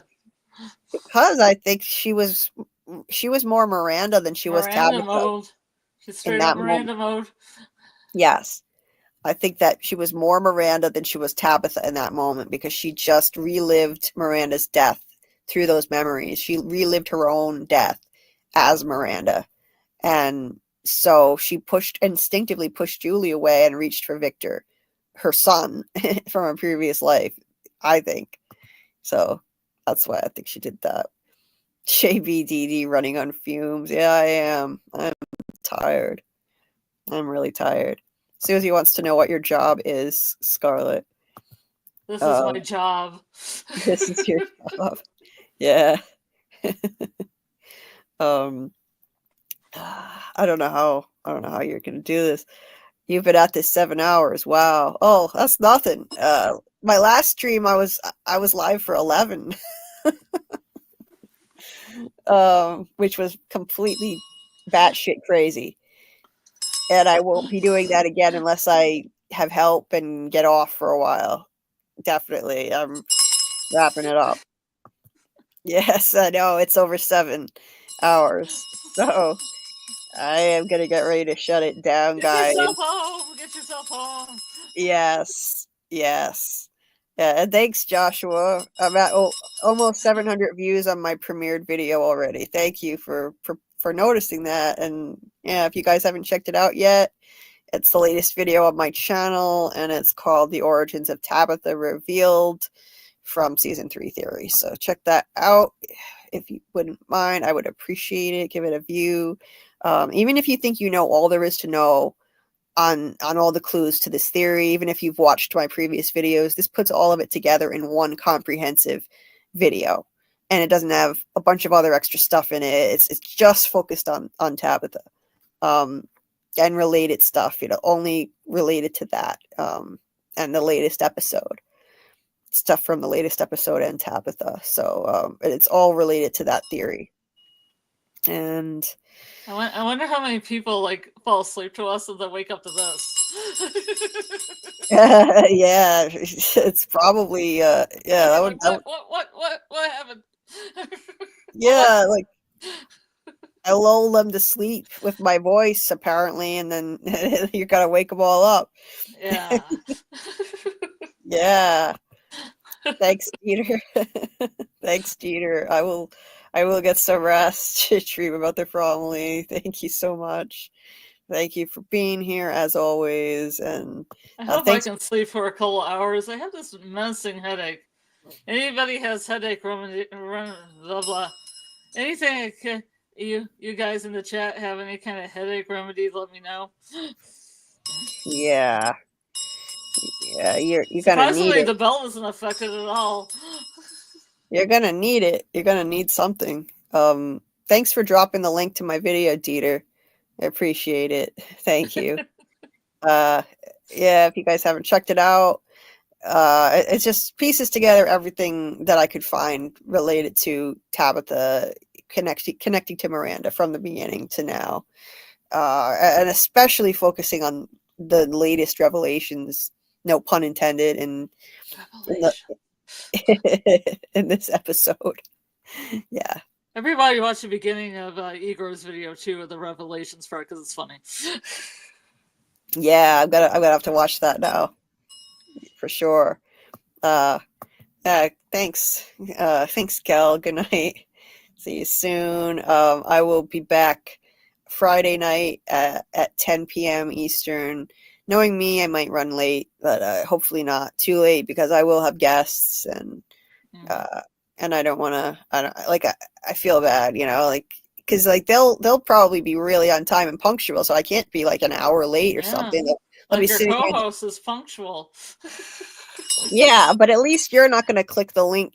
At least with you, I know you're not going to click the link and be sitting there, because I texted you and I told you, I'm running late and stuff. So, but with them, I've sat there a couple of times because I didn't know, because you had adjusted the time. oh Unbeknownst shit, to me. yeah, I'm sorry. I do that sometimes, and I forget to do that. I'll push it back by like 15 minutes. I'm sorry. Yeah. I feel well, that. I kind of keep up on it now. I didn't before, but I learned my lesson. But the link, when I used to do StreamYard through the link, used to really suck the energy out of my iPad, and the app does not do that. Oh, okay. Huh. Well, that's so even if I waited for you for 15 minutes, I was already down like about 10-15% on my iPad, and now it's maybe like 5%. Huh. Okay. I don't know why, but the app works so much better on so many levels. I'm so glad. That's amazing. Yeah, I have to thank PM for that too. I mean, I'm so glad she helped me with this. Yeah, thanks PM, because your audio is perfect now. So Yeah. thank you. Oh my god, that's so great. Thanks for all the advice, Susie. Nah, Pierce, I don't think she was doing the stop motion to Victor. I paused it on, I took screenshots, and she was holding his hand. She reached out and actually grabbed Victor's hand. It wasn't like she was reaching for him. She reached for Victor twice. I showed screenshots earlier in the stream, and she was reaching for Victor's hand for sure, and held on to his hand for a couple seconds. So anyway. Yeah, Susie was giving you suggestions Where is it? Closing your eyes, putting a hot wet cloth on them, put a pillow under the neck, top of your back. Get my cat. Brush your teeth. Brush my teeth. Get my cat. These are all things that I can do. Yes. Find cat. That always helps. Yeah, I've got Find my the cat. I got my cat on me right now. Yeah, when I'm in pain too, so it's helpful. Wait a minute. I don't know Fletcher, what Dieter's doing here.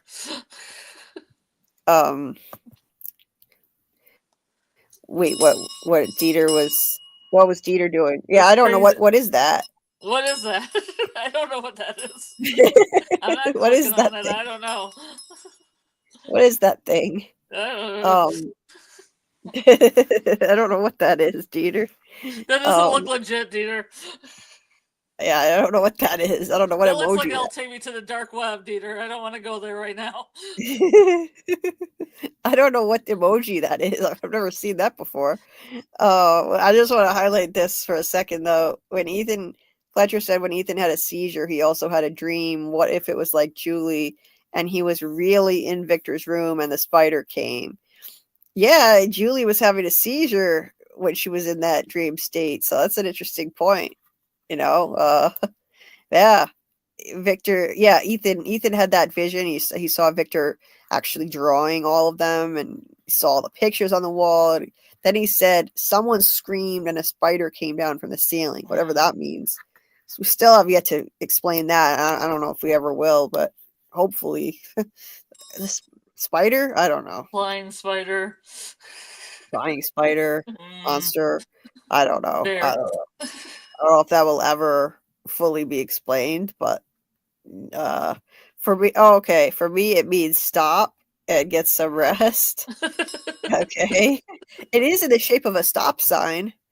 I'll stop about it now. Your choice. Sorry. Oh, did you click on that thing? I did, yeah. I wouldn't click on that thing. No way. That is a level 5 stop. Oh, okay. Sorry, Joshua. I knew what you meant. I can't type tonight. Well, tonight it's morning here. It's 6:31 a.m. Eastern here. It's that's at the sound of that bell. It's time for me to sign off. I'll close Get with the yourselves episode. home. Get Yeah. yourselves home.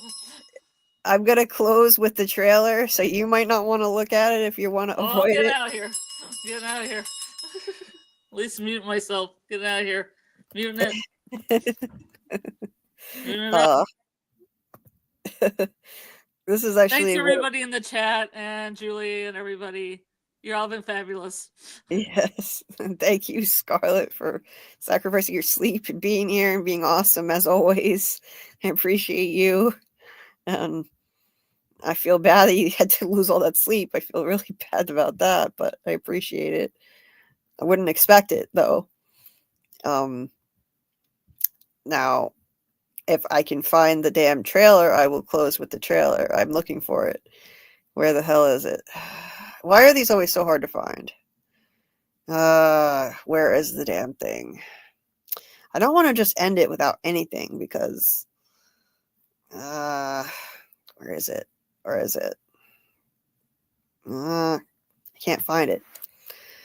I can't find it. I may have to wait a minute. I think I know where I can get it. Oh, I'm so tired. Thank you, everybody in the chat while I'm finding it. Thank you, everybody that came out. Thank you so much. Thank you, everyone. Really Get home. appreciate. Go to bed now. You go to bed now. Yes. Except for the people that are like, unless it's like 2 p.m. where you are, then obviously you don't know. Yeah. Because like some of you guys I know are in Europe, so it's like the middle of the day or whatnot. But I want to take a nap. Yeah. So thank you so much, everybody that was in the chat and was patient with me being 3 hours behind you guys practically. Like, it took me 3.5 hours to catch up with you, so I appreciate your patience with that. But you know, I wanted to highlight as many comments as I could. Of course, I got carried away as usual. So, and as usual, you guys were fantastic with everything you had to say. Such great points, and yeah, just so impressed. Always so impressed with your ideas. If I can find the damn trailer, then I can close the stupid thing. Okay, I think wait a minute. Is this it? Is this it? Is this it? Where is it? Come on. Please, God, where is it? I just need to find it so I can end this damn stream. Yeah, okay. All right. Stream never ends. It never ends. I'm borrowing it from somebody else because I can't find it. I'm borrowing it. Okay. Okay. All right. So if you guys don't want to see the trailer, now would be the time to click off. Good night, everyone. Good night. And good night. Good night or good day. Good day, mate. Good night. Amazing. Yeah, I Good night. I appreciate you guys so much. Good night and good morning, Mackie Vals. Oh, Debbie, you're so sweet. You're amazing, Debbie. You're a rock star from supporting so many creators, and you're terrific. And you take care. You take care, Dieter. Enjoy the rest of your day. And good night with Alice. Oh, you got the trailer on your channel, Fromville Theory. and hey, thanks for popping in. Hey, Broly. And yeah, Dieter says bye, Scarlett and Julie. Debbie said good morning, Julie. Oh my God, how many times has this happened? Good night, y'all, or good morning, depending. It's happened pretty much every time. Hey, Jonos says good morning. That's what the little girl that maybe Tabitha did in her dream. She looked up and screamed, woke up with you guys. Yeah, maybe. maybe Joe. It's noon where you are, Dieter. Okay. Yeah. Okay. All right. I'm gonna borrow this from Biggerford's stream because he played it at the end, and I know he won't mind. So I'm gonna do that. So okay, wait. I gotta hide that comment. I have a bad habit of not of highlighting comments and then leaving them up too long. Okay. Sharing my screen. So thank you again, you guys. I will be back not tonight, but Friday night at 10 p.m. Eastern. I'll send out notifications so you'll know, but just a reminder, 10 p.m. Eastern Friday, which is not my usual day or night. But that'll give me more time to work on my next video, breaking down the rest of episode 9 that I didn't cover in the one from last night. I covered part of it, but I'm going to cover a lot more. So yeah. So I will see you guys hopefully Friday night. Hopefully we'll be able to make it. And let me get the volume up. Okay, that's ready to go. So, and thank you again, Scarlett. And I will see You're you welcome. on the next one. See you Friday. See you Yeah, then. everyone. Until next time, keep on deep diving and let's see what we can uncover together.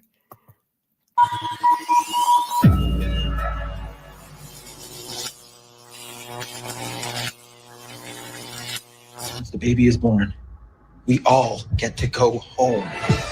You need to decide right now who you are. This place, it doesn't give. It takes. Are you okay? No, I don't think any of us are gonna be. You said that you were going to let this place break you. This place is one.